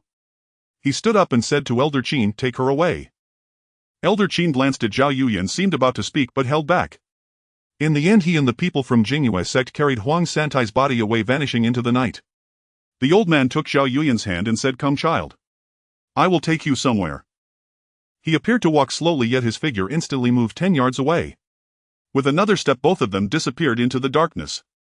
Zhang Yuebai stood rooted to the spot, lost in thought. Perhaps Zhao Yuyan's actions had bewildered him as well. Zhou Yijian's mind was in chaos, filled with unanswered questions. Who was that old man? Was he truly Xiaoya's biological father? Why did Zhao Yuyan claim Xiaoya's bamboo token as her own? What was she trying to do? What was her motive? What worried him most was Xiaoya. She would not have given away her token so easily. How then did Zhao Yuyan come by it? Where was Xiaoya? Was she safe? Zhou Yijian was at a loss, unable to make sense of it all. His heart was a tangled mess, impossible to unravel. In a secluded courtyard built against the mountains, the old man brought Zhao Yuyan to a severed tree radiating an eerie red light and said to her, Yuaner, do you know what kind of tree this is? I've heard people say that Zhou Yijian once severed a blood cherry tree at the mansion of Gao Million. Could this be it? The old man nodded and said, indeed it is this tree. However, people only know that it is malevolent and do not understand its true power. He walked around the severed tree, took a deep breath, and his face filled with a look of enjoyment as he said, the red light emanating from this tree not only heals internal injuries but also enhances inner strength. Practicing internal martial arts beside this tree will yield twice the result with half the effort, progressing by leaps and bounds. Zhao Yuyan was astonished and said, is it really that miraculous? The old man nodded and said, the more miraculous aspect lies in its heart, that is the true treasure. Even an ordinary person who can absorb it will surely reach unparalleled mastery and inner strength, dominating the world. With a long sigh the old man continued, if I had discovered this treasure a few years earlier, those self-proclaimed virtuous hypocrites would not have been so arrogant, and you and your mother would not have suffered such great misfortune. Zhao Yuyan asked, are you really Cold Moon's remnant star? The old man replied, indeed. I am Remnant Star and your mother is Cold Moon. Remnant Star pondered for a moment and continued, I initially intended to find your mother and share this tree's heart with her, allowing those wicked beings to meet their demise under my netherworld divine art. Now that I've found you, consider it a boon to you. Once you absorb this heart of the tree, your inner strength will be unmatched and the world invincible. Zhao Yuyan was overwhelmed with joy upon hearing this and bowed before the old man, saying, thank you, father. Her demeanor was charming, with a smile as radiant as flowers. If Zhou Yijian had seen her now, he would surely have been infuriated. The old man took out a bloodstained manual from his bosom and said, for the time being you will stay here and cultivate diligently. I will also impart to you this netherworld divine art which was passed down from your grandfather to your mother and me. Absorb it well. Zhao Yuyan accepted the manual with both hands, noticing the words netherworld divine art inscribed on it. The old man continued, this netherworld divine art was derived by your grandfather from a manual called the Turtle Shell Heavenly Book. He wielded the netherworld divine art to traverse the martial world invincible. Later it was passed down to your grandfather, who was my master. However, over 40 years ago he inadvertently leaked news about the netherworld scripture, leading to a scramble among martial artists which ultimately cost your grandfather his life. Before he passed, your grandfather entrusted the secret manual of the netherworld divine art to your mother and me, while the whereabouts of the Turtle Shell Heavenly Book remain unknown. Alas!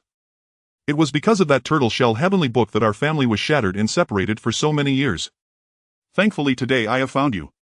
Remnant Star said this while gently stroking Zhao Yuyan's hair, his eyes filled with love and guilt.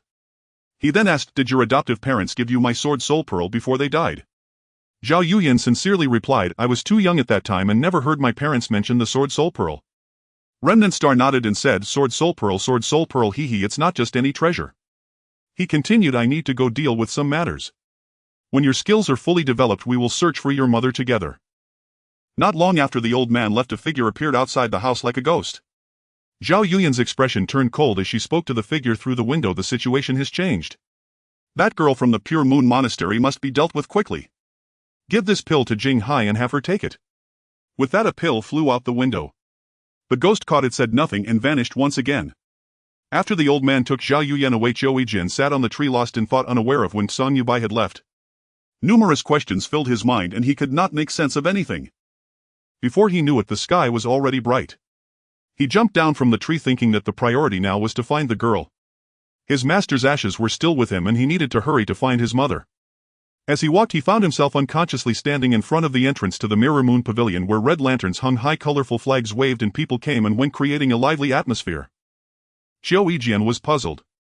Huang Santai had clearly died last night, yet today the Mirror Moon Pavilion was not in mourning and it seemed there was some celebration instead. He stopped a guard to ask and learned that today was Huang's 50th birthday. Zhou Yijian thought, what is the Mirror Moon Pavilion up to? Huang Santai clearly died last night. Why is there a birthday banquet today? Something's off. As Zhou Yijian was deep in thought, he saw a horse-drawn carriage approaching the gate of the Mirror Moon Pavilion carrying a load of wine. His eyes lit up with a plan and he stepped forward, handing a silver ingot to the driver and whispering a few words. The driver hesitated for a moment, looked at the silver in hand and then nodded in agreement. Zhou Yijian followed the carriage into the Mirror Moon Pavilion, where people were bustling in and out, busily preparing for the event. In the center, a large square was filled with tables and chairs adorned with red decorations, creating a festive atmosphere. Zhou Yijian, with an ordinary appearance, blended into the crowd, observing without drawing attention. Suddenly he spotted two familiar faces approaching, Huang Santai and Elder Qin. Zhou Yijian was astonished, thinking, am I seeing ghosts in broad daylight? Impossible, absolutely impossible. I saw her die from the lightning god needle last night, how can she be here lively and well? His mind was a bit foggy. Seeing the two of them enter a room, Zhou Yijian found no one around and his figure flickered, pressing himself against the wall like a gecko, silent and swift as lightning. He moistened his finger and slowly wet the window paper to look inside. He saw a man sitting at the head of the table, the same old man who had taken Zhao Yuyan, while a sickly middle-aged man sat at the foot with a sallow complexion and a gaunt figure. At this moment Elder Qin and Huang Santai stood there speaking to the old man, saying, we follow the instructions of the Grand Elder to have her attend the birthday banquet in place of Huang Gangzhu. The old man referred to as the Grand Elder looked closely and nodded in satisfaction, saying, good, very good. She does indeed resemble her. He then asked, is everything prepared? Elder Qin replied, everything is ready, it depends on the performance of the Poison King now. The middle-aged man sitting at the foot of the table spoke, rest assured the King of Hell will ensure they die before dawn. The old man then asked, have most of the guests arrived? Elder Qin replied, many leaders of various sects have arrived. The Grand Elder specifically mentioned that only the Amei Jingchen Master, the Mad Taoist Qingfeng, and the Crazy Scholar have not come. However, the Grand Elder of the Xianzhong sect Li Ruohai has brought people, while others have not yet been investigated. The old man said, all right, you may go prepare. Zhou Yijian's figure silently vanished. If someone had seen him they would have thought it was a ghost, his movements so strange that even a true ghost would be envious. Zhou Yijian mingled among the menial workers, noticing more and more guests arriving, all leaders and elite disciples from various sects. The atmosphere was noisy, filled with raucous banter. The Amei sect's Jingchen Master and her disciples were also among them, appearing much quieter due to the strict rules of their sect. The various leaders approached Jingchen Master to pay their respects, but she sat silently with her eyes closed, not responding, yet no one dared to show displeasure. Soon after, the master of the Shaolin sect De Kong and the leader of the Wudong sect Xingyang arrived together. Both were highly respected in the martial world, and when they arrived the atmosphere instantly quieted, with everyone bowing to greet them. Elder Qin of the Mirror Moon Pavilion hurried forward to greet them, his attitude extremely respectful. Zhou Yijian noticed that among them were also Master Pukong and Master Shinji, whom he had seen before. Zhou Yijian's heart raced with excitement, wanting to immediately ask Master Pukong about the disappearance of the girl. However, surrounded by people, he had to hold back for the time being. After a while he saw the Eagle Claw King Dugushang enter, followed not long after by Xiaoying and the Demon Blade Ling Mufeng. Zhou Yijian thought for a moment and quietly approached Xiaoying. Just as Xiaoying was about to shout in surprise, Zhou Yijian signaled him to keep quiet and whispered, there's a plot at this banquet. You all should leave right now, don't waste time here.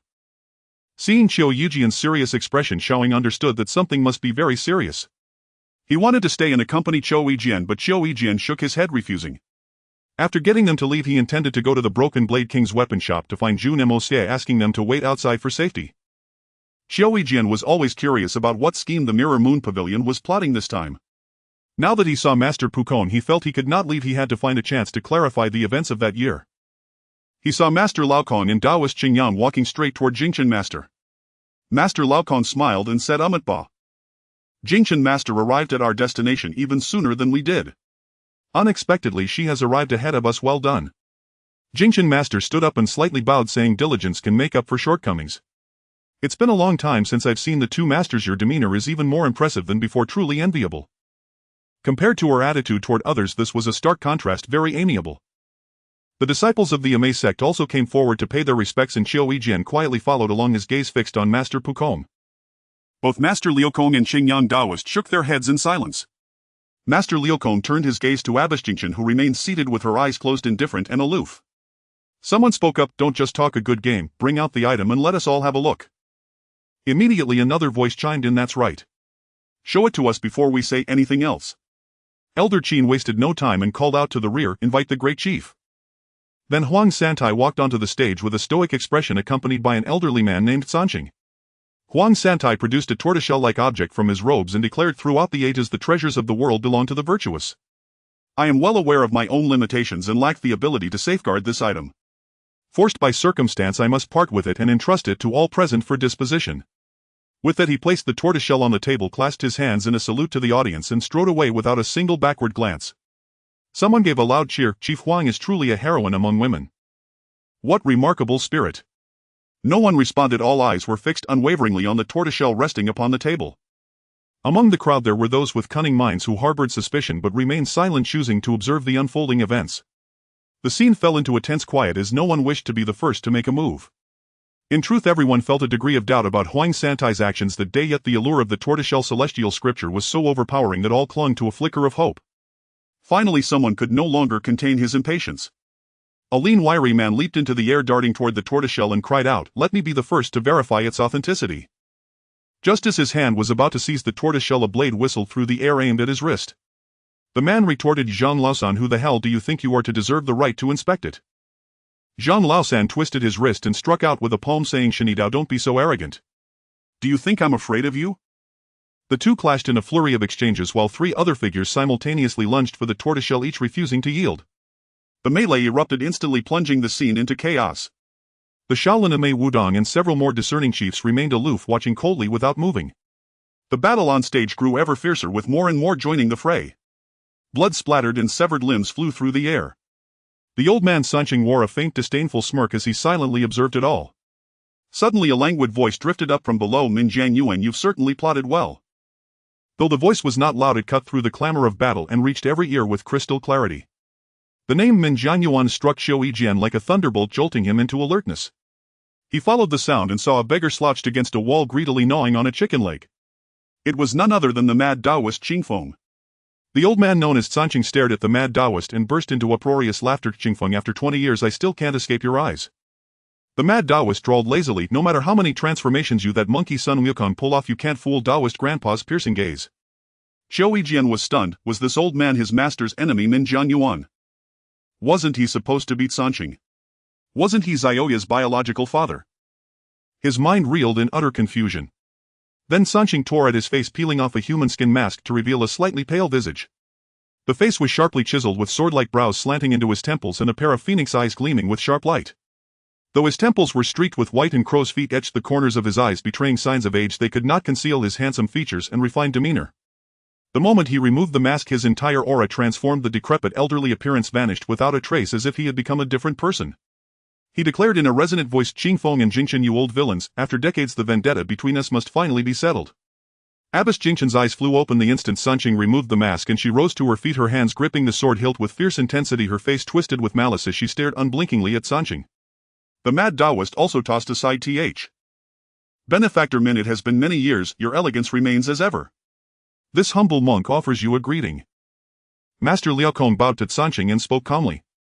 Sanqing fixed his eyes on Master Liaokong and said, "Liaokong, back when the various factions of the Central Plains martial arts world besieged my master the Nether Lord, if it hadn't been for your master Huining's mercy, young Lingyue would have perished at the hands of those treacherous villains. And 20 years ago, when you laid siege to my wife and me, you again showed mercy to my infant daughter. Our entire family will forever remember these two debts of gratitude. Today you may leave, I will not trouble your Shaolin sect." Master Liukong pressed his palms together in a Buddhist salute and said Umatba. A monk is compassionate by nature. At that time your wife and daughter were but children and sparing them was only right. However, as a member of the martial world, Shaolin has a duty to vanquish demons and evil. Thank you for your kind offer, Benefactor Min. If Benefactor Min would now turn back from the brink and cease this conflict, it would bring less bloodshed to the Jianghu. As they say, drop the butcher's knife and become a Buddha. Sanqing laughed heartily, his expression wild and frenzied. What a fine drop the butcher's knife. Monk, do you truly believe they will ever lay down their blades? Then the massacre of 20 years ago would never have happened. Today I have summoned you all for two reasons. First, this is a glorious day for the revival of my nether divine sect, and second, it's time to settle old scores once and for all. With that he clapped his hands and a gaunt, emaciated man approached. He walked slowly, punctuating each step with a soft cough exuding an air of sickness. Xiao Yijian recognized him. He was the one called Poison King Meili. He moved through the crowd with a glacial gaze radiating a chilling, oppressive aura. He walked as if oblivious to everyone around him, as though they did not exist. The occasional soft cough reached every ear and all eyes turned to this sudden arrival with curiosity. He stopped beside Min Jiangyuan without a word or any discernible movement. Min Jiangyuan's voice dropped low. In my youth I was reckless and committed unforgivable sins. Heartbroken and disillusioned, I fled to the western frontier, where I unexpectedly met the love of my life, my wife Ling Yue. And I became a disciple of my master, the Nether Lord. My master was an open and generous man who never harbored suspicions. He shared the tortoiseshell celestial scripture with me for joint study. But that scripture was most peculiar. Each person who read it drew different insights, and the martial arts derived from it varied wildly. This troubled my master greatly, so he conceived the idea of seeking out wise men in the Central Plains to study it together. You great monk and Taoist are well aware of this, are you not? He turned to look at Master Liukong and Qingyang Taoist. Qingyang Taoist exchanged a glance with Master Liukong and replied, indeed. My master and Master Huineng both accepted Patriarch Nangong's invitation to study the tortoiseshell celestial scripture. As Benefactor Min said, this scripture is indeed strange. Everyone who reads it interprets it differently. Master Liukong nodded in agreement. Min Jiangyuan continued, I strongly opposed my master's plan, for I knew well the greed of human nature. I tried my utmost to dissuade him, but he would not listen, and it ultimately invited a calamity of immense proportions. My master always said, if I treat others with sincerity, they will treat me with sincerity in return. But he overlooked the terrifying selfishness and greed of human nature. Take these people for example. Some were once friends, others even kin, yet now they slaughter mercilessly, driven by greed. Monk, why don't you tell them to drop their blades and turn back? Sanqing pointed at the crowd fighting on stage. Master Liukong and Qingyang Taoist exchanged a wordless glance. The mad Taoist said, Min Jiangyuan, spare me your fine words. Others may not know what kind of man you are, but I do. Back then you and the Nether Lord brought out the tortoiseshell celestial scripture for everyone to study together. I suspect you, master and disciple, had ill intentions, didn't you? He turned to face the mad Taoist and said, Mad Taoist, you are the most detestable. All these years you feigned madness to conceal your filthy, greedy and envious heart. Back then you and your master went to the western frontier to visit my master. He treated you both as honored guests and studied the tortoiseshell celestial scripture with your master. But you, driven by greed, sought to harm my master and claim it for yourself. You also coveted my wife's beauty and harbored wicked intentions. If I'm not mistaken, it was you who spread the news of the tortoiseshell celestial scripture throughout the martial world. The mad Taoist's face alternated between red and white, but he remained silent. Abbess Jingchen shrieked, I believe you, master and disciple, were up to no good. Stop wasting words with this demonic fiend and let him sow discord. Kill him now to eliminate the threat. Sanqing laughed heartily. Jingchen, you old villain. You are narrow-minded, vengeful, greedy, envious, and venomous as a serpent. Remember Shaoqing. She was such a kind and innocent girl. She served you for over a decade and always respected you as her master. Yet because she showed me compassion, couldn't bear to see me die by the roadside, and kindly tended to my wounds, you cruelly murdered her. Using that as an excuse, you sought to kill my entire family and subjected my poor infant daughter to the most heinous tortures. In truth, you simply wanted the tortoiseshell celestial scripture for yourself, dressing it up in high-sounding pretexts. You are nothing but a venomous, vicious woman, yet you dare call yourself an enlightened master. A shameless, insidious wretch, you don't even deserve to bark in my presence. The tirade left Abbess Jingchen trembling all over, her lips turning purple on the verge of fainting. Her chest heaved violently with rage. Suddenly she let out a shriek like a fishwife. Her body dissolved into countless afterimages, and the sharp, piercing ring of a sword split the air. Kang Xing's blade blazed like a star, swift as lightning. One slash, a fleeting, brilliant flash. The afterimages vanished and all fell silent. The storm was swallowed by the blade's light before it could erupt. The sword flickered and was gone. Abbess Jingchen staggered backward, a gash over a foot long bleeding across her shoulder. Sanqing sneered. Jingchen, you old fool, is that all you've got? 30 years ago you were no match for me, Min Jiang Yuan, and 30 years later you haven't improved a bit. What a moron. Standing in a corner of the plaza, Jian heard Min Jiangyuan's confession and still felt a pang of disbelief. He thought to himself, Min Jiangyuan first became a disciple of Master Qingchen, then killed him and harmed senior brother Mu Yunlong before joining the Nether Lord as a disciple. He married the Nether Lord's daughter Ling Yue and had a daughter named Xiaoya. If that's true, then Min Jiangyuan is both Xiaoya's father and my master's enemy. What should I do? Kill him to avenge my master, but then how can I face Xiaoya? The rapid turn of events left Zhou Yijian's heart in agonizing turmoil. Sanqing pointed at the people locked in battle on stage and declared, you insatiable wretches deserve punishment. Living in this world you only cause more suffering and death. Today our nether divine sect will rid the martial world of you scum.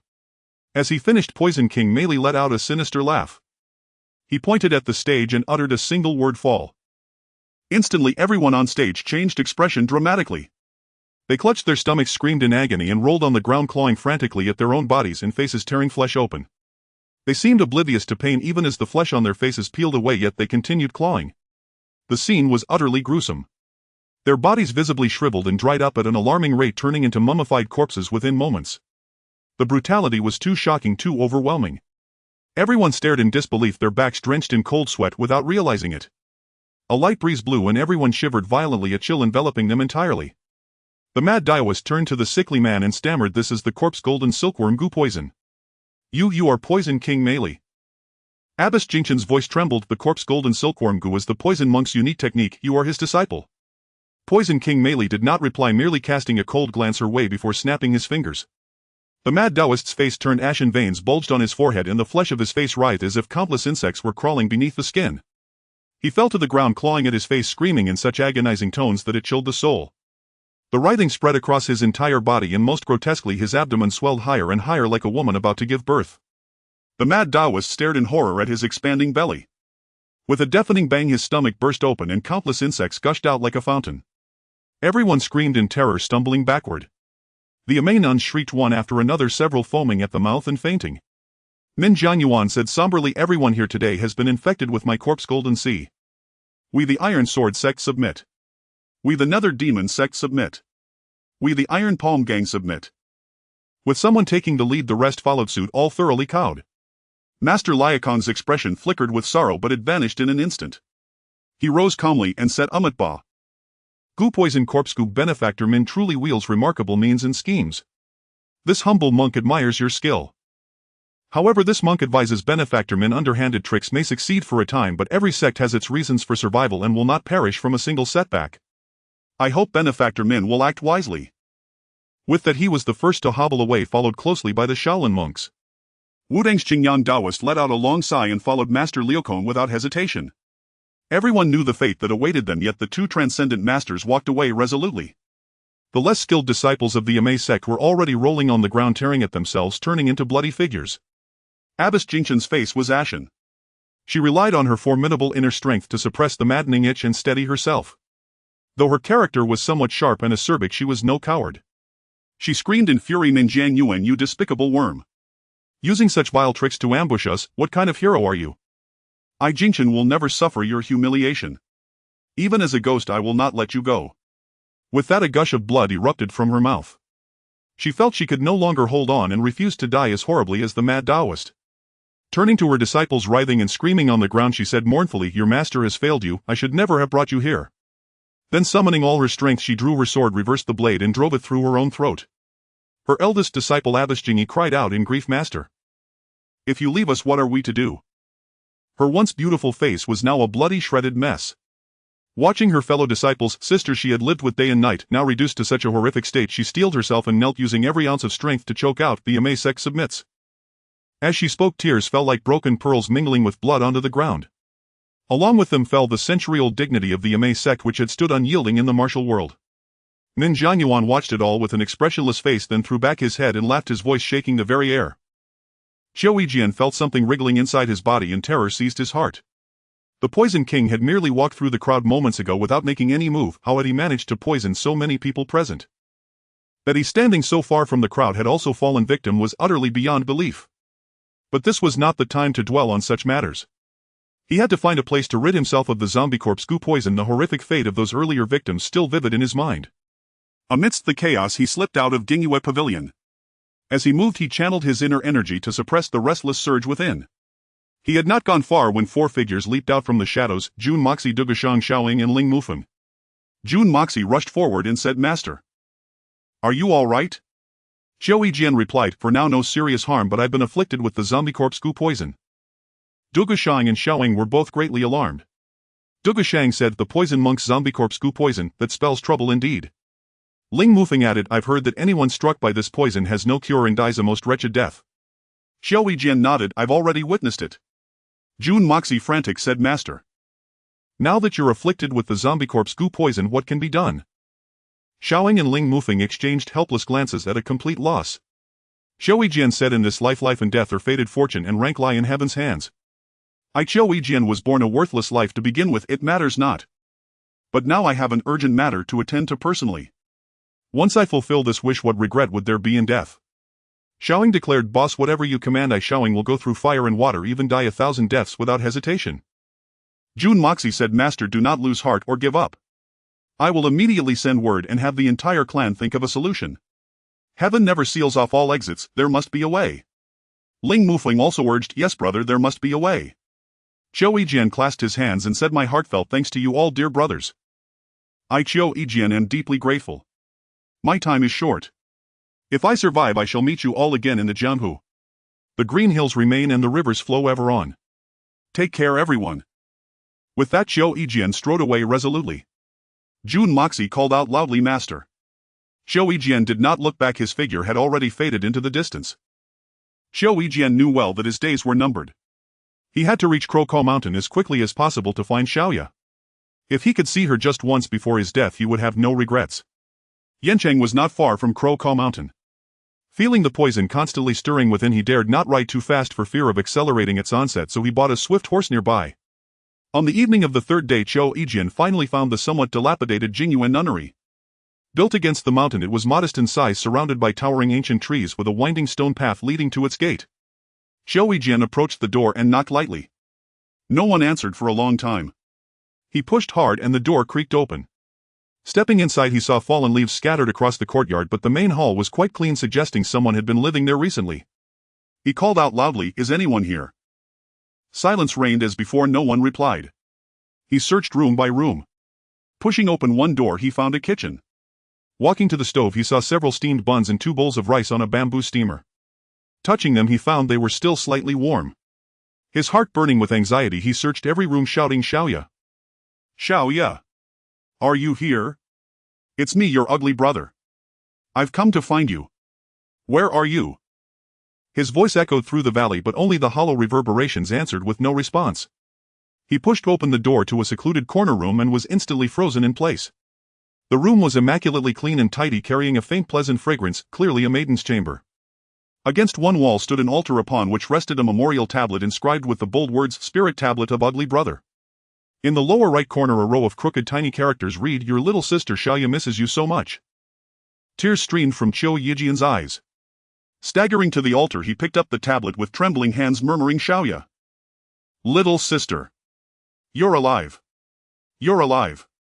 He collapsed to the ground with a thud, clutching the wooden tablet tightly to his chest.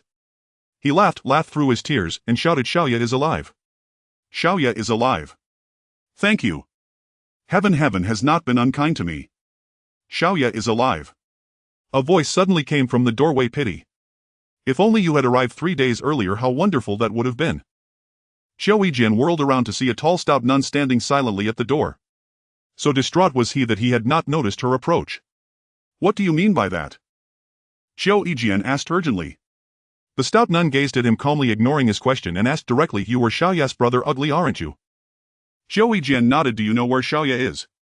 "Where is she now?" A foreboding dread crept into his heart. The stout nun did not answer, but instead looked up at the pitch-black mountain, remaining silent for a long time. Xiao Yijian followed her gaze to the towering peak under the night sky, his eyes filled with confusion. Suddenly a sharp piercing howl tore through the night from the mountain, a sound as mournful as a wailing ghost from hell, sending chills through the body. The stout nun murmured as if to herself, she's coming. I'll take you to see her. With that she turned and walked toward the back mountain.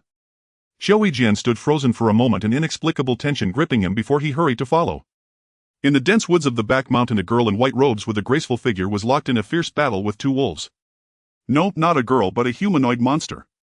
From behind she appeared slender and elegant with long hair cascading down her shoulders. But W. The stout nun paid Xiao Yijian no heed, calmly watching the fight in the woods, a trace of reluctance flickering in her eyes. The female monster suddenly grabbed a wolf by the neck with both hands. The wolf's windpipe and flesh were torn away in an instant. She sank her teeth into the wolf's neck, greedily sucking its blood, her desperate eagerness like that of a desert traveler stumbling upon a spring. Xiao Yijian's heart convulsed inexplicably. Just as he stepped forward, the stout nun raised a hand to stop him, whispering, "Don't startle her." The remaining wolf, terrified by the gruesome scene, let out a low growl and fled. The monster, wearing a satisfied expression, casually tossed the wolf aside. Xiao Yijian's eyes widened in astonishment as he watched the scales on the monster's body slowly recede. Before long the armor on her face and hands faded, revealing snow-white skin. As he gradually made out her features, he stood dumbfounded. She was a stunningly beautiful young girl. The girl stood blankly for a moment, then turned woodenly and walked down the mountain, blood still smeared at the corner of her mouth, making no effort to wipe it away. The stout nun followed her with a vacant expression. Xiao Yijian trembled violently, a wave of terror engulfing him. He sensed the truth but dared not think it, nor could he bear to believe it. The girl entered Jianghu nunnery, walked straight into Xiao Ya's room and went before the memorial tablet. Habitually she lit an incense stick, knelt down and whispered softly, "Ugly brother, I miss you so much. Are you hungry up in heaven? Do you think of me? I've been living well here. Fat Mama is very kind to me, but I'm too stupid to learn anything and often make her angry. Though she's strict and often scolds me, I know she's a good person. Since I met her I've never gone hungry. She often makes me delicious food. I wonder if you've met someone as good as Fat Mama in heaven, someone who gives you food every day so you don't have to beg or be bullied. Ugly brother, I truly miss you. Lately I've been having terrible nightmares, dreams of many villains bullying you. So I bite them and drink their blood. I'm so tired. So tired. I want to come find you, but I'm afraid Fat Mama will be lonely in the mountains with no one to care for her. Brother. I long to find you. I miss you so much." With a thunderous crash, Xiao Yijian collapsed to the ground, coughing up a mouthful of blood. He rasped, "Xiaoya. Xiaoya. You are my Xiaoya." Tears gushed from his eyes like a breached dam. Mustering all his strength, he crawled toward the room, trembling as he cried, "Xiaoya. Xiaoya." Gouts of blood spewed from his mouth. The stout nun was drenched in tears, but she did not move or make a sound, only lifting her head to gaze at the night sky, her lips quivering incessantly. Xiao Yijian, with all his remaining strength, tightly embraced the unresponsive Xiaoya. "Xiaoya, Xiaoya. Little sister, I am your ugly brother. I came too late. I came too late." His heart shattered into pieces. Yet Xiaoya stared blankly at him, motionless in his arms. The pain tore through him. His heart was rent with anguish. He regretted. He hated himself for not coming sooner. He hated himself for losing Xiaoya back then. He hated so bitterly. Xiaoya stared vacantly at Xiao Yijian, remaining as still as a wooden statue in his embrace, devoid of any emotion. Xiao Yijian gently stroked her long hair and said, "Xiaoya, I am your ugly brother. I didn't die, I'm still alive. Don't you recognize me?" Xiaoya remained dazed, uttering not a single word, as if she had heard nothing. Suddenly she pushed Xiao Yijian away, clutched the memorial tablet to her chest and curled into a ball, trembling as she said, "Brother, ugly brother. Is mine." Xiao Yijian trembled as he said, "Yes, I am your ugly brother." "Xiaoya, look at me carefully, I am your ugly brother." "It's useless. She's barely better than an idiot now. What you heard earlier was just something she used to do every day, it's become a mere instinct," the stout nun said softly. Xiao Yijian sprang to his feet, his voice hoarse. "Who turned her into this?" The stout nun replied expressionlessly, "I did." Xiao Yijian demanded, "Why? Why did you harm her like this? You're the Fat Mama she speaks of, she treats you like a mother. Why would you do this to her?" A flicker of pain crossed the stout nun's face. She turned her back to Xiao Yijian, gazing into the void, and did not answer his question. Instead she pressed her palms together as if in prayer and murmured, "My lady. In those days when you were still an unmarried maiden, my old mother and I wandered to the capital on the verge of starving to death in the streets. It was you who gave us mother and daughter a meal. You did not despise our lowly station and even saw to my mother's funeral. To repay your kindness I vowed to serve you for life. Later, when you married from the Zhang family of the capital into the Zhao household, I came as your dowry maid. Then the Zhao household was wiped out. I survived by sheer luck with nowhere to go and was taken in by Abbess Yueming, becoming a nun here at Jinghua Nunnery. Later Abbess Yueming brought back a sweet little girl. The three of us lived a peaceful life in these deep mountains. Xiaoya was an unfortunate child, kind and lovely. She treated me like a mother. But 5 years ago the young mistress found me and demanded I help her exact revenge. I agreed. From that day on everything changed. The young mistress saw Xiaoya and was stunned by her beauty, so she devised a scheme. She poisoned Abbess Yueming to death and ordered me to keep Xiaoya here isolated from the outside world, saying that when she grew up she would be given to a powerful figure in exchange for his help in avenging the young mistress. 3 days ago the young mistress sent a pill and ordered me to force it upon Xiaoya. Suspecting nothing, I secretly put it in her food. Who could have imagined that such a beautiful, gentle and kind little girl would be transformed into a bloodthirsty living corpse? My lady, you were such a compassionate and merciful soul. Yet I have committed these unforgivable, heinous deeds. I no longer have the face to meet you in the underworld. As she spoke she crashed to the ground with a thud, a sharp dagger buried in her chest. Blood seeped from her mouth as she gasped, "Young mistress, I did not betray you. I was merely speaking my heart to the lady before I died." With that her head lolled and she breathed her last. Even in death she never once glanced at Qiu Yijian or Xiaoya, she had truly only been praying to the lady she revered. Qiu Yijian trembled, all over frozen in place. He could not believe this was real. He and Xiaoya had once saved Zhao Yuyan. Why would she cruelly harm Xiaoya like this? How could anyone be so heartless? Xiaoya was merely a defenseless little girl, so kind and gentle, her existence so humble. Whom had she ever wronged? But Qiu Yijian could not fathom it. The pain tore at his heart and a surge of resentment choked his chest. He ground his teeth to dust, blood trickling from the corners of his mouth. He raised his head and let out a long howl that shook the valley. Why? Why did it have to come to this? He had imagined so many scenes of reuniting with Xiaoya, but never that she would suffer such a tragic fate. Oh heaven! You are so unjust. Why do you always bully the kind-hearted? She was but a fragile girl, yet you turned her into a demon. She had never harmed anyone in her life, why force her to endure such torment? Qiu Yijian could not comprehend, could not make sense of it. Resentment, madness, oppression, fury, every emotion flooded his heart. The zombie corpse goo poison within him, stirred by his bitterness, rampaged wildly through his meridians.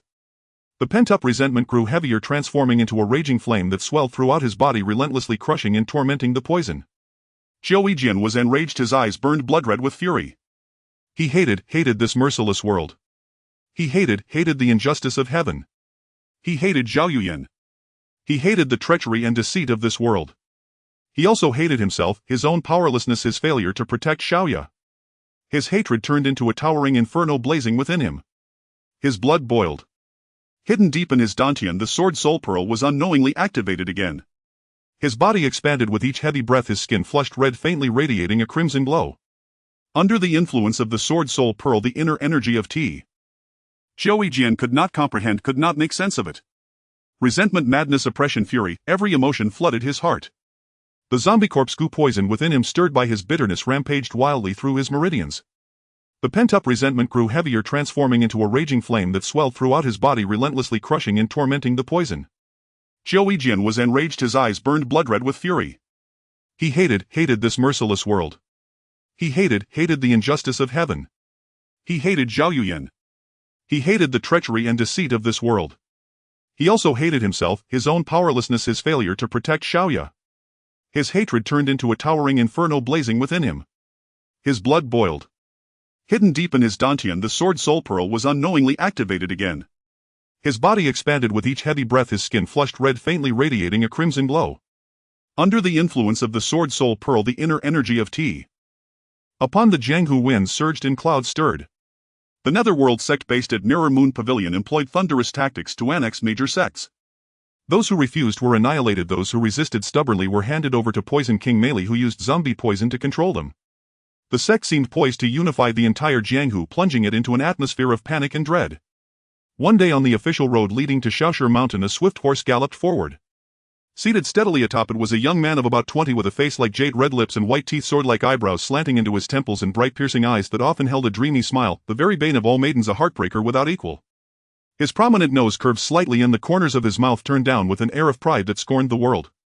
At his waist hung a 7-star sword, the 7 gems set into its scabbard gleamed brilliantly under the sunlight. W.H. At that moment the youth cracked his whip, urging his horse into a gallop, charging straight to the gates of Shaolin Temple. He pulled the reins, leaped into the air with a soaring motion, performed a graceful somersault and landed steadily on the ground. Ba. Young hero, such exquisite lightness skill.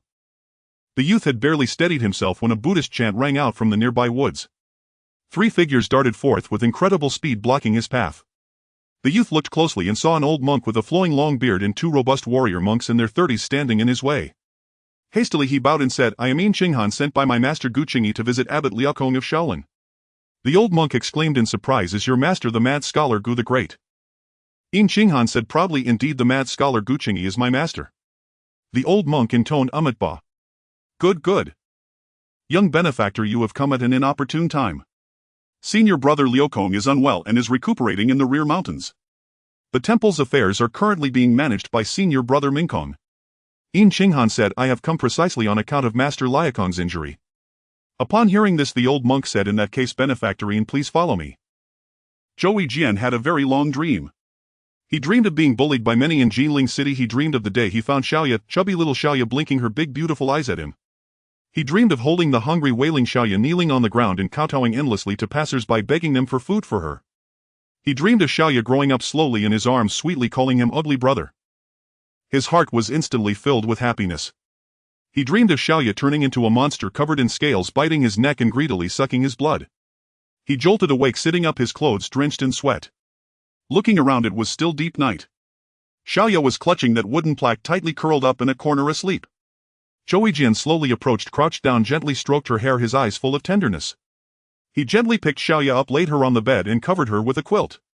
Seeing the fat nun's body still on the floor, he dragged it to the woods outside the nunnery, dug a grave and buried it. He stood silently before the grave. The night wind blew and his snow-white hair fluttered. Zhou Jian murmured, "Though you harmed Xiaoya, you have repaid all debts with your life. Rest in peace. Still, thank you for taking care of Xiaoya all these years." With that, he resolutely turned and left without a backward glance. He sat cross-legged before Xiaoya's door, pondering his future path. Both he and Xiaoya were gravely poisoned and he had no idea how to cure them. His own death was of little consequence, but leaving Xiaoya alone in this world, what would become of her? He could not abandon Xiaoya again, leaving her to face this dark and treacherous world alone. But he himself had only a few days left to live. What could he do? Zhou Jian was at a loss. He thought of Sanqing, Xiaoya's biological father, but Zhao Yuyan had taken Xiaoya's life tablet. Would Sanqing believe him? At this moment Zhou Jian felt a profound loneliness and helplessness. If he had a vast power behind him, many problems might be easily solved. But Jun Moxie had only recently submitted and Zhou Jian did not know him well. He himself was poisoned and had only a few days left. Everything was too late. With no better plan, he could only take things one step at a time. Now his greatest hatred was for Zhao Yuyan, but she had vanished after killing Huang Santai, so he had to vent his anger on the Netherworld sect. Netherworld sect. Netherworld sect, he repeated in his mind, his fury steadily rising. His master's funeral arrangements were not yet complete. The urgent task was to go to the northern frontier to find his master's wife and fulfill his master's last wish. Having made up his mind, he calmed himself, pushed aside all troubling thoughts and focused on practicing the blood demon shadow inner technique. He suddenly noticed that the restless feeling inside him had vanished. Xiaoya stared blankly at Zhou Jian, her face dazed as if she could not understand him. Zhou Jian thought bitterly, I don't know what drug Zhao Yuyan fed her to damage her mind, making her like an idiot knowing nothing. He fed her the rice she ate, mechanically taking a bite only when he offered, never asking for more, and eating whenever fed without any sense of hunger or fullness. He told her many stories of the past, but she sat quietly motionless and he could not tell if she understood. During the day Xiaoya would sit silently with a vacant foolish look, but at night she would transform into a terrifying form covered in scales, immensely strong, incredibly fast and irascible, hunting for prey to drink their blood. Only after drinking blood would the scales slowly recede and she would return to normal, hugging her wooden plaque and sitting in a daze. Seeing Xiaoya like this, Zhou Jian's heart ached as if pierced by a knife. How could he now bear to let Xiaoya? That suited him perfectly. He would create a blood demon token. In no time the blood demon token shook the Jianghu. Zhou Jian led Xiaoya on a bloody path toward the northern frontier, seeking his master's wife to bury his master's ashes and fulfill his final wish. Then he would find Zhao Yuyan to exact revenge and obtain the antidote to cure Xiaoya. He left the blood demon token at the murder scenes to lure out Zhao Yuyan. Since he could not find her, then let her come to him. After all was done, if he survived, he would find a secluded place to live in seclusion forever by Xiaoya's side, never again concerning himself with the affairs of the Jianghu. Ever since he found Xiaoya, he had begged on the streets just to get her a full meal. Though he suffered endless humiliation, seeing Xiaoya's satisfied look after eating made life feel happy and worthwhile. After growing up, he mastered martial arts. His master taught him the principles of life and molded him into a chivalrous swordsman. Upon leaving the mountains, he treated everyone sincerely, did good deeds, helped the weak, and never committed an evil act. Xiaoya was his only concern and his spiritual pillar. Losing her was the deepest scar on his heart. Now that he had finally found her, he never expected that such a gentle, kind girl had been tortured into a demon-like monster, and the culprit was none other than Zhao Yuyan, whom he had saved as a child. This blow utterly shattered Zhou Yijin. Regret. He hated those insidious, cunning scoundrels. He hated those who appeared righteous but were corrupt at heart. He hated even more those ungrateful, fickle villains. Every day the moment he saw Xiaoya's miserable state, hatred filled his chest. Unbeknownst to him, these seeds of hatred were fermenting in his heart, gradually crowding out his justice and kindness. He grew increasingly extreme and irritable, and in boundless murderous intent quietly sprouted within him. Zhou Yijin did not notice it. Those ignorant, self-righteous people in the Jianghu did not expect it either. With every step Zhou Yijin took, a terrifying shadow slowly crept closer to them. The Jianghu was already turbulent and unstable, yet they had created an even greater demon. Truly, when heaven creates calamity, it can be avoided. When man creates his own disaster, he cannot survive. One cannot help but sigh, such as the times, such as fate, and beyond my control. The 72 Strongholds of Zhou Mountain was an underworld organization founded over a decade ago, wielding immense power and boasting many experts. Its leader, Ruthless Soul Reaper Yunanshan, was a man of great talent and vision, peerless in martial arts, open and upright, chivalrous and generous, earning the respect of the underworld. Under his leadership, the organization grew rapidly, poised to unify the underworld. At this moment, the assembly hall of Zhou Mountain was packed with people, men and women of all kinds, some burly and fierce as demons, some short but sharp-witted, and some elegant scholars holding folding fans appearing refined. They all shared one trait, worried expressions, as they quietly gazed toward the upper end of the hall, where a middle-aged man of about 50, robust and imposing, sat on a tiger-skin throne. This man was none other than Yunnan Tian. His face was grim as he said in a deep voice, "The Netherworld sect wants to annex our Zhou Mountain. Give or fight." The great stronghold leader, Overlord Blade Wu Daoyuan, said the Netherworld sect has become increasingly domineering in the Jianghu, swallowing over 20 large and small gangs, spreading fear. But our Zhou Mountain is no pushover, they can't just manipulate us as they please. The crowd shouted, "Right, let's fight them." Surrender. No way. Never surrender. Right, never surrender. Let's fight them, who knows who will win. The second stronghold leader, Ghost's Bane Duan Mingjiang, known for his steady, mature demeanor and deep cunning, sat silently. Seeing this, Yunnan Tian asked, "Brother Duan, what do you say?" Duan Mingjiang pondered for a while before saying, "Leader, I have heard that the Netherworld sect has the aid of Poison King Meili, and his zombie poison is invisible and intangible, taking people unaware with terrifying effect. Even Master Liu Kong of Shaolin and Abbot Qingyang of Wudong could not escape it. How can we defend against it in battle?" At the mention of zombie poison, everyone fell silent, afraid to speak. The entire hall became deathly quiet. After a moment, Yunnan stood and said, "To avoid unnecessary casualties and preserve our strength, I have decided that everyone should go into hiding temporarily. I will hold the fort at Zhou Mountain and deal with the Netherworld sect." The crowd erupted. "No. How can we let the leader face the Netherworld sect alone while we hide like cowards? How can we hold our heads up in the Jianghu after this? Right, we want leave. If we die together. Yes, we want leave." Yunnan Tian shouted silence. The crowd instantly quieted. Yunnan Tian said sternly, "This is no time for rashness. If it were an open fight, every one of us is a real man, death is nothing to fear. But that zombie poison is invisible and unstoppable. No matter how many men we have, they would only be throwing their lives away. We will just lie low temporarily, waiting for the right moment. My mind is made up, that is how it will be." With that, Yunnan Tian turned and left, leaving the others looking at each other in confusion, unsure of what to do.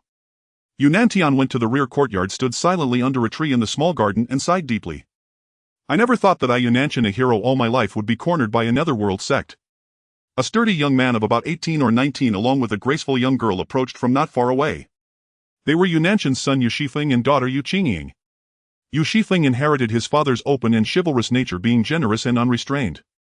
He had trained since childhood in the whirlwind blade technique. His sword strikes as fast as lightning, like a raging storm, wave after wave, relentless until his enemy was cleaved in two, earning him the title Whirlwind Blade.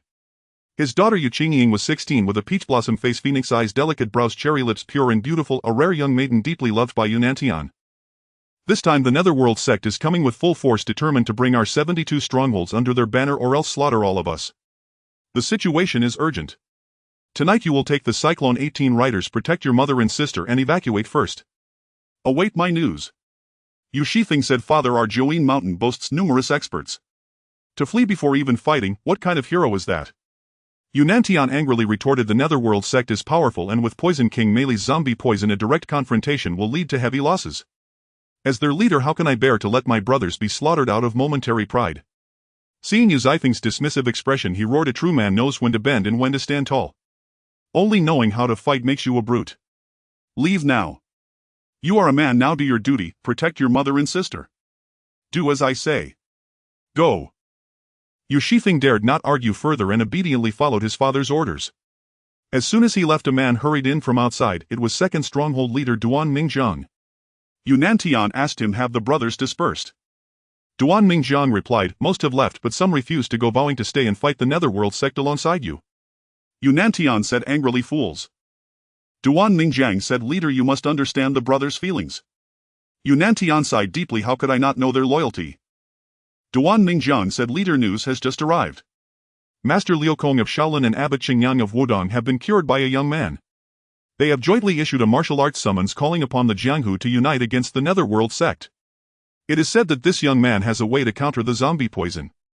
Yunantian was overjoyed. Is this news reliable? Duan Mingjiang said it should be true. Yunantian said, it seems our Central Plains martial arts world has hope. Keep an eye on developments there. When it's time to contribute to the Jianghu, our Jianghu mountain will not lag behind. Duan Mingjiang said, but the righteous and the unrighteous walk different paths. Even if we want to join, they may not agree. Yunantian said, the Netherworld sect is evil. I believe Master Liukong of Shaolin is broad-minded enough to accept you. Duan Mingjiang asked, leader, what do you mean? Aren't you evacuating with us? Yunantian said, if I leave, the Netherworld sect will hunt down our Jianghu mountain everywhere. Only by my staying here can I buy you time. Duan Mingjiang wanted to say more, but Yunantian waved him off, saying, my mind is made up. Say no more. Go and urge the brothers to leave tonight. Duan Mingjiang, tears in his eyes, bowed deeply to Yunantian and said, leader, take care. With that he turned and left. A dozen burly men escorted 4 or 5 horse-drawn carriages racing down the official road. At the forefront, a robust young man sat atop a swift steed, none other than the young master of Nining Mountain, Yu Shifeng, known as the Mad Blade. The convoy sped along with great urgency. Suddenly war cries erupted from both sides of the road and a group of people blocked their path, led by 3 middle-aged men. Yu Shifeng shouted angrily, Xinxingang, our Nining Mountain and your Warji sect have always kept peace with each other. What is the meaning of this today? Xinxingang sneered coldly, you little brat, even your dead father wouldn't dare be so arrogant before me. Young and ignorant, you don't know your place, be careful you don't lose your worthless life in a muddle. Yu Shifeng fumed, your father is the one who's dead. Xinxingang burst into raucous laughter, it seems you don't know yet. Today our Netherworld sect split into 2 forces. Your father, stubborn and foolish, refused to submit to the Netherworld sect, so our Grand Elder chopped him down with a single strike. Yu Shifeng roared, you're lying. My father's martial arts are unmatched, how could vermin like you kill him? Xinxingang laughed heartily, what a frog in a well. An inexperienced fledgling who thinks his father is invincible, how utterly ridiculous. He roared with laughter and the others joined in, their faces full of contempt. Yu Shifeng, trembling with rage, bellowed, Xinxingang, what are you so proud of? You're nothing but a spineless cur dog of the Netherworld sect. Xinxingang waved his hand and shouted to his men, this little bastard doesn't know his place. Kill them all, leave no one alive. Finish the job quickly so we can go back and drink. Damn it, there's a sweet little woman waiting on the con, I've no time to waste on this brat. Amidst the jeers they drew their weapons and surrounded the convoy in an instant. The Cyclone 18 riders guarded the carriages tightly. Yu Qingying emerged from one carriage, sword in hand, and stood beside Yu Shifeng. Yu Shifeng looked at his sister and said, I'll carve a BLO. With that he thrust a long spear straight at Yu Shifeng's chest. Xinxingang, known as the invincible central spear, wielded his weapon with extraordinary skill. Yu Shifeng twisted his body and deflected the spear with his blade, then turned the edge along the shaft, aiming to slash Xinxingang's tiger's mouth. A flash of light streaked through the air like a meteor, piercing the night sky. Xinxingang couldn't help but praise good, excellent blade work. He shook his spear and in an instant the air was filled with countless spear blossoms like twinkling stars in the night sky, each carrying a chilling breeze that engulfed Yu Shifeng. Yu Shifeng let out a furious roar, his treasured blade slashing wildly with dazzling brilliance. Mountain-like shadows of the blade howled with the wind weaving through the dense starlight. Lightning crackled, stars shimmered, and they intertwined into a curtain of light swallowing both figures. The 18 riders were not idle either, they tightly guarded the carriages while an old man led the remaining men to surround and engage them in a brutal battle. Another old man targeted Yu Qingying, fighting her with one hand behind his back. It was clear his martial arts far surpassed hers. Even with one hand, Yu Qingying was overwhelmed, flustered, and barely managing to parry. Just then a faint distant sound of golden bells drifted with the ethereal wind from the foothills. A luxurious carriage approached. Xin Xinggang, enraged by Zhou Yijian's words, laughed bitterly. Where did this wild brat spring from? How dare you interfere with the netherworld sect's affairs? Get out of here now and don't cause trouble, damn it. The moment Zhou Yijian heard the name netherworld sect, fury surged within him. A dazzling flash of sword light burst forth and vanished instantly. The crowd felt a blur before their eyes. A streak of lightning flashed by and disappeared. When they looked again, Zhou Yijian still stood on the carriage as if he had never moved. Xin Xinggang stared wide-eyed, clutching his long spear frozen in place. Just as everyone grew puzzled, a thin line of blood appeared around Xin Xinggang's neck, gradually widening. Suddenly blood spurted violently and a jet of blood carried his severed head into the air. The crowd, shocked by the sudden scene, cried out in alarm, stepping back repeatedly, their hearts pounding wildly. Invincible central spear! Xin Xinggang, a man renowned in the Ma. He dared not think further. Just then Zhou Yijian's icy voice rang out, members of the netherworld sect, no quarter. Before his words faded, his white hair billowed as he vanished from the carriage. He reappeared before the old man who had been fighting Yu Qingying. Without any visible movement, a sword light flashed and the old man's head flew into the air.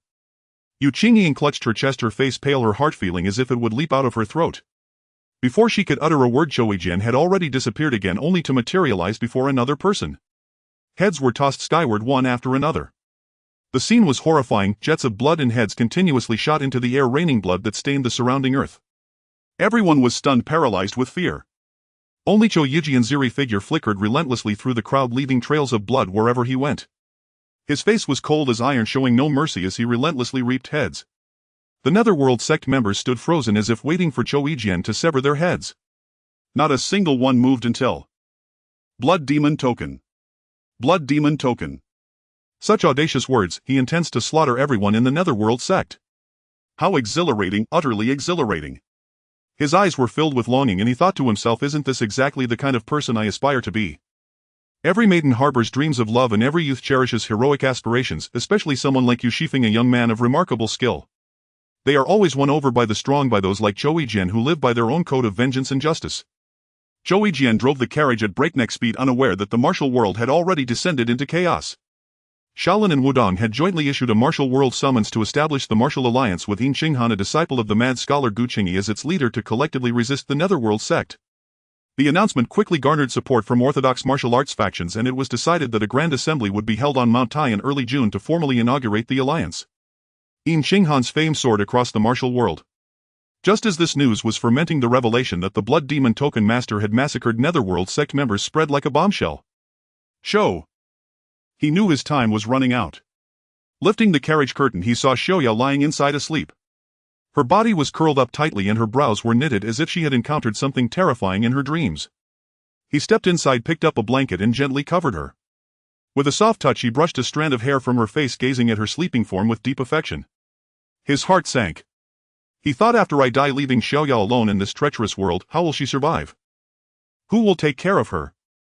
Now that she had become so simple-minded, unable even to care for herself, she would surely starve to death. At this thought his heart ached as if cut by a knife. Suddenly the horse neighed loudly and the carriage came to an abrupt halt. Zhou Yijian exerted force with his legs, steadying the carriage instantly so that Xiaoya's sleeping form was undisturbed. He gently stroked her hair and whispered, Xiaoya, I will take care of you. I will never let you suffer again. With that he stepped out of the carriage, his face turning icy cold, killing intent flickering in his eyes. Before him stood Min Jianghu, the leader of the netherworld sect known as the Remnant Starblade, flanked by two middle-aged men in black. These two men were gaunt and straight, so thin they resembled withered wooden poles, standing there, their eyes half-closed as if asleep. Min Jianghu stared at Zhou Yijian and said, Are you the blood demon Zhou Yijian? Zhou Yijian's heart was filled with turmoil. He had long avoided meeting Min Jianghu, unsure whether he should kill him. Min Jianghu watched Zhou Yijian, noting the shifting expressions on his face as he stared blankly, lost in thought. Curious, he asked, Does the netherworld sect hold a grudge against you? Zhou Yijian withdrew his gaze and said coldly, Min Jianghu, do you know Mu Yunlong? Min Jianghu was startled, his eyes widening. How do you know Mu Yunlong? Who are you? Zhou Yijian replied, Mu Yunlong is my master. Min Jianghu stared blankly at Zhou Yijian, then suddenly burst into wild laughter, tears streaming down his cheeks. After a long time he stopped laughing and said, Good. I never thought the senior brother was still alive and had taught such a fine disciple. Zhou Yijian said angrily, my master had his leg severed by you and was thrown off a cliff. You tortured him with poison for over 30 years, preventing him from returning home or acknowledging his kin. He spent his final days alone in a deep valley filled with regret. Before he died, he ordered me to take your head to ease his hatred. Min Jiangyuan said, so my senior brother is dead. He gazed at the sky, letting tears fall onto his chest. After a long pause he said, in my youth I was ignorant and committed a grave sin. I poisoned our master and senior brother. My senior brother treated me like a blood brother, yet I ruined his life. All because I coveted the blood demon shadow technique. I was blinded by greed and killed both master and senior brother. Our master knew that to cultivate the blood demon shadow one must first open the run and do meridians, which is why he forbade us from practicing it. It wasn't until I saw the turtle shell celestial script that I understood his intentions. But the damage was done and regret is futile. Zhou Yijian had heard many tales of the turtle shell celestial script recently and was curious. Is the turtle shell celestial script truly so miraculous? Min Jiangyuan smiled bitterly. The turtle shell celestial script is indeed a wondrous scripture. Everyone who reads it interprets it differently, which is perplexing. Some gain great insight while others become increasingly confused, straying further from the path, even falling into chi deviation, unable to stop. Zhou Yijian shook his head, dismissing the notion. A mere scripture cannot be so miraculous, he thought. These people must have been afflicted by inner demons. He looked at Min Jiangyuan and continued, whether the turtle shell celestial script is miraculous or not is irrelevant. What matters is that today I will seek justice for my grandmaster and master. Min Jiangyuan laughed heartily. You're too arrogant, boy. Even if you've mastered the blood demon shadow with your current skill, you're still far from my level. I intended to take your life today, but now that I know you're the disciple of my senior brother, how could I bring myself to do it? He sighed deeply. Go. I won't kill you this time. Let the past be settled. I hope you'll stop targeting my netherworld sect. Zhou Yijian sneered. Debts must be repaid. You killed my grandmaster Master Qingchan and my master, how can this be brushed aside? Min Jiangyuan fumed, don't be ungrateful, boy. I'm letting you go out of respect for my senior brother. Otherwise would you still be standing here talking to me? Zhou Yijian remained calm. Haven't you always wanted the blood demon shadow? Today I'll show you a demonstration. Let's see if my blood demon shadow is stronger than your remnant starblade. Min Jiangyuan laughed bitterly. Fine, fine, boy. You've got guts. Then let me witness your blood demon shadow technique today and fulfill a regret from my youth. As Min Jiangyuan finished speaking, an old man behind him said, Chieftain, why use a butcher's knife to kill a chicken? Let us, the twin judges of Lingnan, test his mettle. Min Jiangyuan pondered briefly. Very well. The old man stepped forward, standing 3 paces from Zhou Yijian. I hear your sword is swift, boy, and no one can withstand a single strike. Dare you duel with me? Let's see if your sword is faster than my soul-chasing pens. With that he extended his hands and a pair of golden judgment pens spun rapidly in his palms. Zhou Yijian smiled disdainfully. The twin judges of Lingnan, the Chao brothers, with their 13 soul-chasing pen strikes, each strike claims a life, judging one's fate. Quite a reputation. But you alone are no match for me. Both of you should come at once. The old man Xiao the Elder roared with rage and thrust his judgment pen in a move called Jade Dragon enters the sea, aiming straight at Zhou Yijian. It was as swift as a meteor, a flash of gold, reaching Zhou Yijian in an instant. Without dodging, Zhou Yijian drew his sword and thrust it directly at Xiao the Elder's lower abdomen, the very flaw in that technique. If Xiao the Elder's pen advanced any further, Zhou Yijian's sword would pierce his abdomen first. Startled, Xiao the Elder hastily withdrew, twisting his body into a wanderer kicks the ball maneuver. His right hand swept the pen forward while his right foot silently kicked at Zhou Yijian's groin. The speed of the transition, honed over decades, was swift and invisible. But as his leg extended, Zhou Yijian's sword flicked upward, aiming at his throat. Xiao the Elder cried out in terror, flipping backward in a rear arch and retreating over a zhang away. Drenched in sweat and terrified, he instinctively touched his throat. Xiao the Younger. Xiao the Elder, still shaken, stared at Zhou Yijian and stammered, What sword technique is this? Their exchange had been lightning fast, touching and separating in an instant. In the blink of an eye, the outcome was decided. All present were experts and saw clearly that Xiao the Elder hadn't completed a single move. Each was interrupted by Zhou Yijian's sword as if it had been waiting for him. Unknown to them, Zhou Yijian had already sheathed his sword. He stood with hands behind his back, white hair billowing in the wind, his expression stern. He could have killed Xiao the Elder with those 2 strikes, but as he drew on his chi, a searing pain racked his body and dizziness nearly made him faint again. Thus those 2 strikes had been devoid of inner power, relying solely on physical strength, and their speed had been greatly diminished. Min Jianyuan said solemnly, is this the blood demon sword technique? Truly remarkable. Zhou Yijian sneered but did not reply. Inside his body was in turmoil, a chilling blade-like force was rampaging through him. He feared that if he opened his mouth he would spit out a mouthful of blood. Truly remarkable. Zhou Yijian sneered but did not reply. Inside his body was in turmoil, a chilling blade-like force was rampaging through him.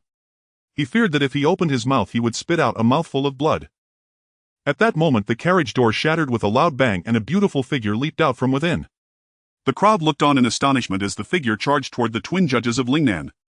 Zhou Yijian inwardly exclaimed that it was bad the little girl's illness had struck again. Though she was protected by scales all over her body during her episodes, facing masters like the Lingnan twin judges would surely result in her death in an instant. Ignoring his own pain, Zhou Yijian forcibly channeled his inner power and shouted, "Blood demon sword." His figure flashed and disappeared in an instant silently and without a trace. When the sword light flickered, Chao Laoda's throat had already been pierced by a sword. Min Jianyuan and Chao Laodi were not far from Chao Laoda, especially Chao Laodi who stood beside him. They hadn't even had time to react. Chao Laodi didn't even clearly see how Zhou Yijian attacked before Chao Laoda's throat was pierced. It was fast, too fast. Without the slightest pause, Zhou Yijian's sword momentum swept to the right and the dazed Chao Laodi's head rolled to the ground. As the blood gushed from Chao Laoda's neck, the little girl finally stopped her leap. She grabbed Chao Laodi by the collar and bit into his neck, drinking greedily. Min Jianyuan's brow furrowed deeply. Suddenly he flashed forward, reaching for the little girl. Zhou Yijian was shocked. He had just forcibly channeled his inner power and the poison was rapidly spreading through his veins, causing his inner strength to dissipate quickly. His eyes suddenly widened, turning blood red as he exerted all his strength to block in front of the little girl, embracing her. Min Jianyuan struck Zhou Yijian's back, sending him and the little girl tumbling more than a yard away. A trickle of blood escaped from the corner of his mouth and his head tilted as he fainted. Min Jianyuan let out a cold laugh, raising his palm to strike down on Zhou Yijian's head. His hand stopped just. How can she look so much like her? What on earth is happening? Zhou Yijian awoke again, realizing he was lying on a stone bed. Although the surroundings were simple, they were very clean and tidy. The room was lightly decorated, filled with a faint floral fragrance, clearly a place often inhabited by a woman. Zhou Yijian quietly adjusted his breathing and found that his inner strength was flowing smoothly, which relieved him greatly. He sat up and got off the bed when a woman's voice suddenly called out from the front, "Young man, you are awake. It seems your poison is temporarily under control." Zhou Yijian turned to look and saw a black-clad woman sitting cross-legged on a square stone, her face covered by a black veil, making it impossible to see her features. She was quite petite, giving off a somewhat emaciated appearance. Zhou Yijian bowed respectfully and said, "Thank you, elder, for saving me. May I be so bold as to ask if you have seen my sister Xiaoya?" The old woman gazed deeply at Zhou Yijian and said, "You and your sister share a deep bond."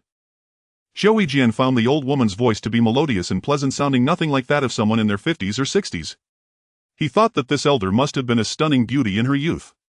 Zhou Yijian replied, "My sister and I have depended on each other since childhood. Our bond is indeed strong, that is beyond doubt." The old woman asked, "How did you meet your sister Xiaoya? Was she cute as a child? Was she beautiful? Can you tell me more about her?" Zhou Yijian was puzzled, wondering why this old woman was so interested in Xiaoya's childhood. After pondering for a moment, he said, "I was an orphan living on the streets begging for food. When I was 4, I found Xiaoya in a garbage heap. She was frozen and blue all over, too hungry to even cry, on the verge of death." Upon hearing this, the old woman began to quietly weep, murmuring, "What a poor child." Zhou Yijian was taken aback, thinking this elder is truly a good person. He continued, "I couldn't bear to see her starve to death, so I carried Xiaoya and begged for scraps on the streets. Some kind-hearted ladies, seeing how pitiful Xiaoya was, would give us some watery porridge or other leftovers.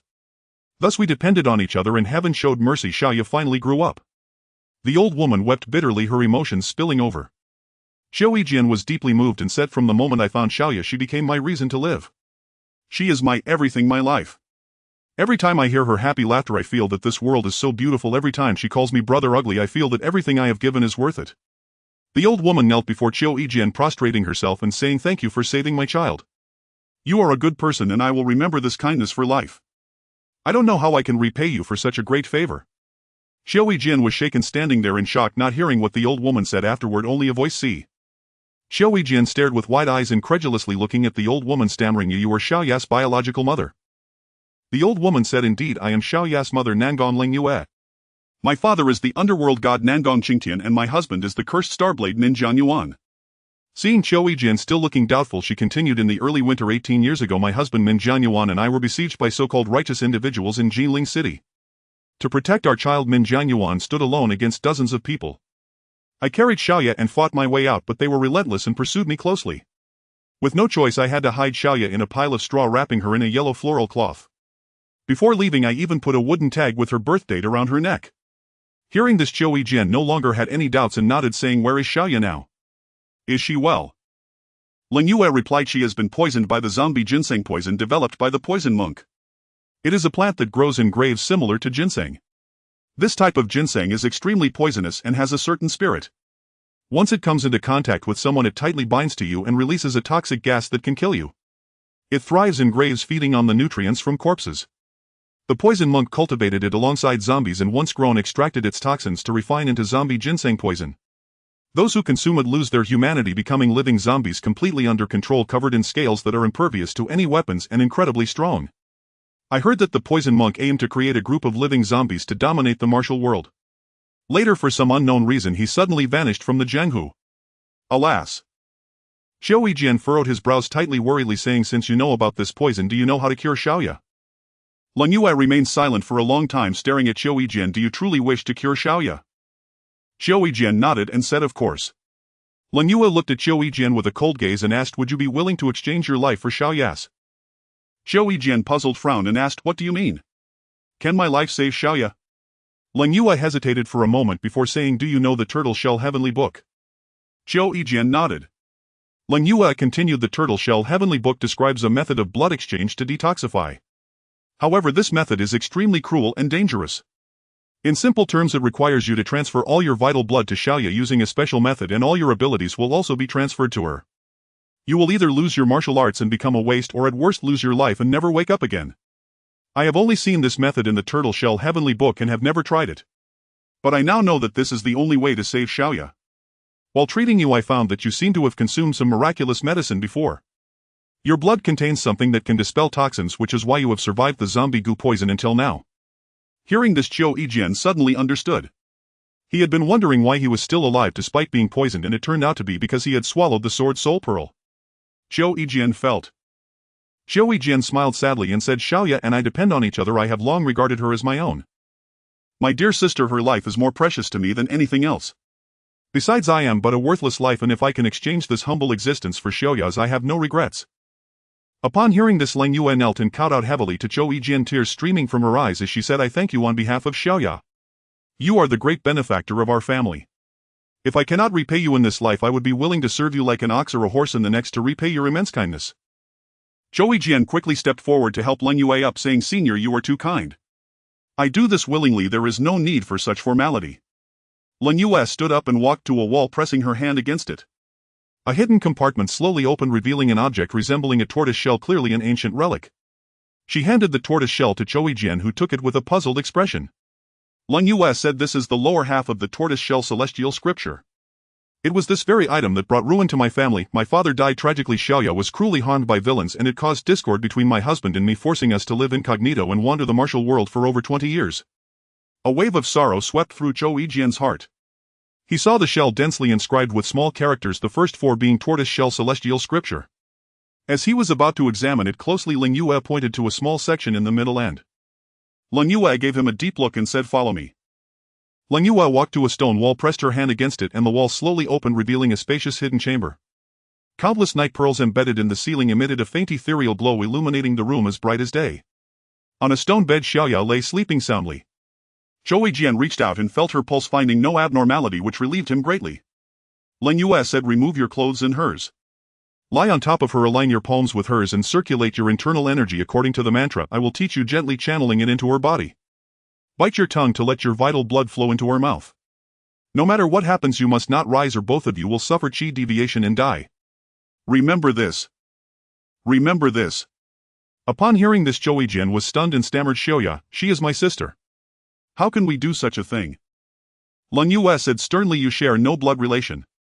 Today we must act out of necessity to save her. Afterward you must forget this ever happened. She will never know. Begin now." Steeling himself, Zhou Yijian complied. Ling Yue recited the mantra line by line. At first Zhou Yijian could not calm his mind. Ling Yue shouted angrily, "Calm your heart. Do you want to harm Xiaoya?" Zhou Yijian shuddered, closed his eyes, sank his qi into his dantian, and gradually his heart became as still as water. Following Ling Yue's recitation, he slowly channeled his internal energy into Xiaoya's body. He felt his inner strength drain away at an alarming rate, his flesh and skin withering as if drying up, his strength sapped completely. Dizziness and ringing in his ears overwhelmed him. Suddenly Ling Yue shouted, "Bite your tongue and transfer blood." Zhou Yijian gritted his teeth, bit down hard on his tongue, pried open Xiaoya's delicate lips and inserted his tongue into her mouth. Blood instantly flowed into her. Xiaoya's eyes snapped open and she sucked greedily at his tongue, swallowing his blood voraciously. Before Zhou Yijian could react, Xiaoya turned her head and bit into his neck. A searing pain shot through him as his inner strength and vital blood surged out. Darkness claimed him as he fainted. In that moment, within his dantian, the sword soul pearl flickered faint.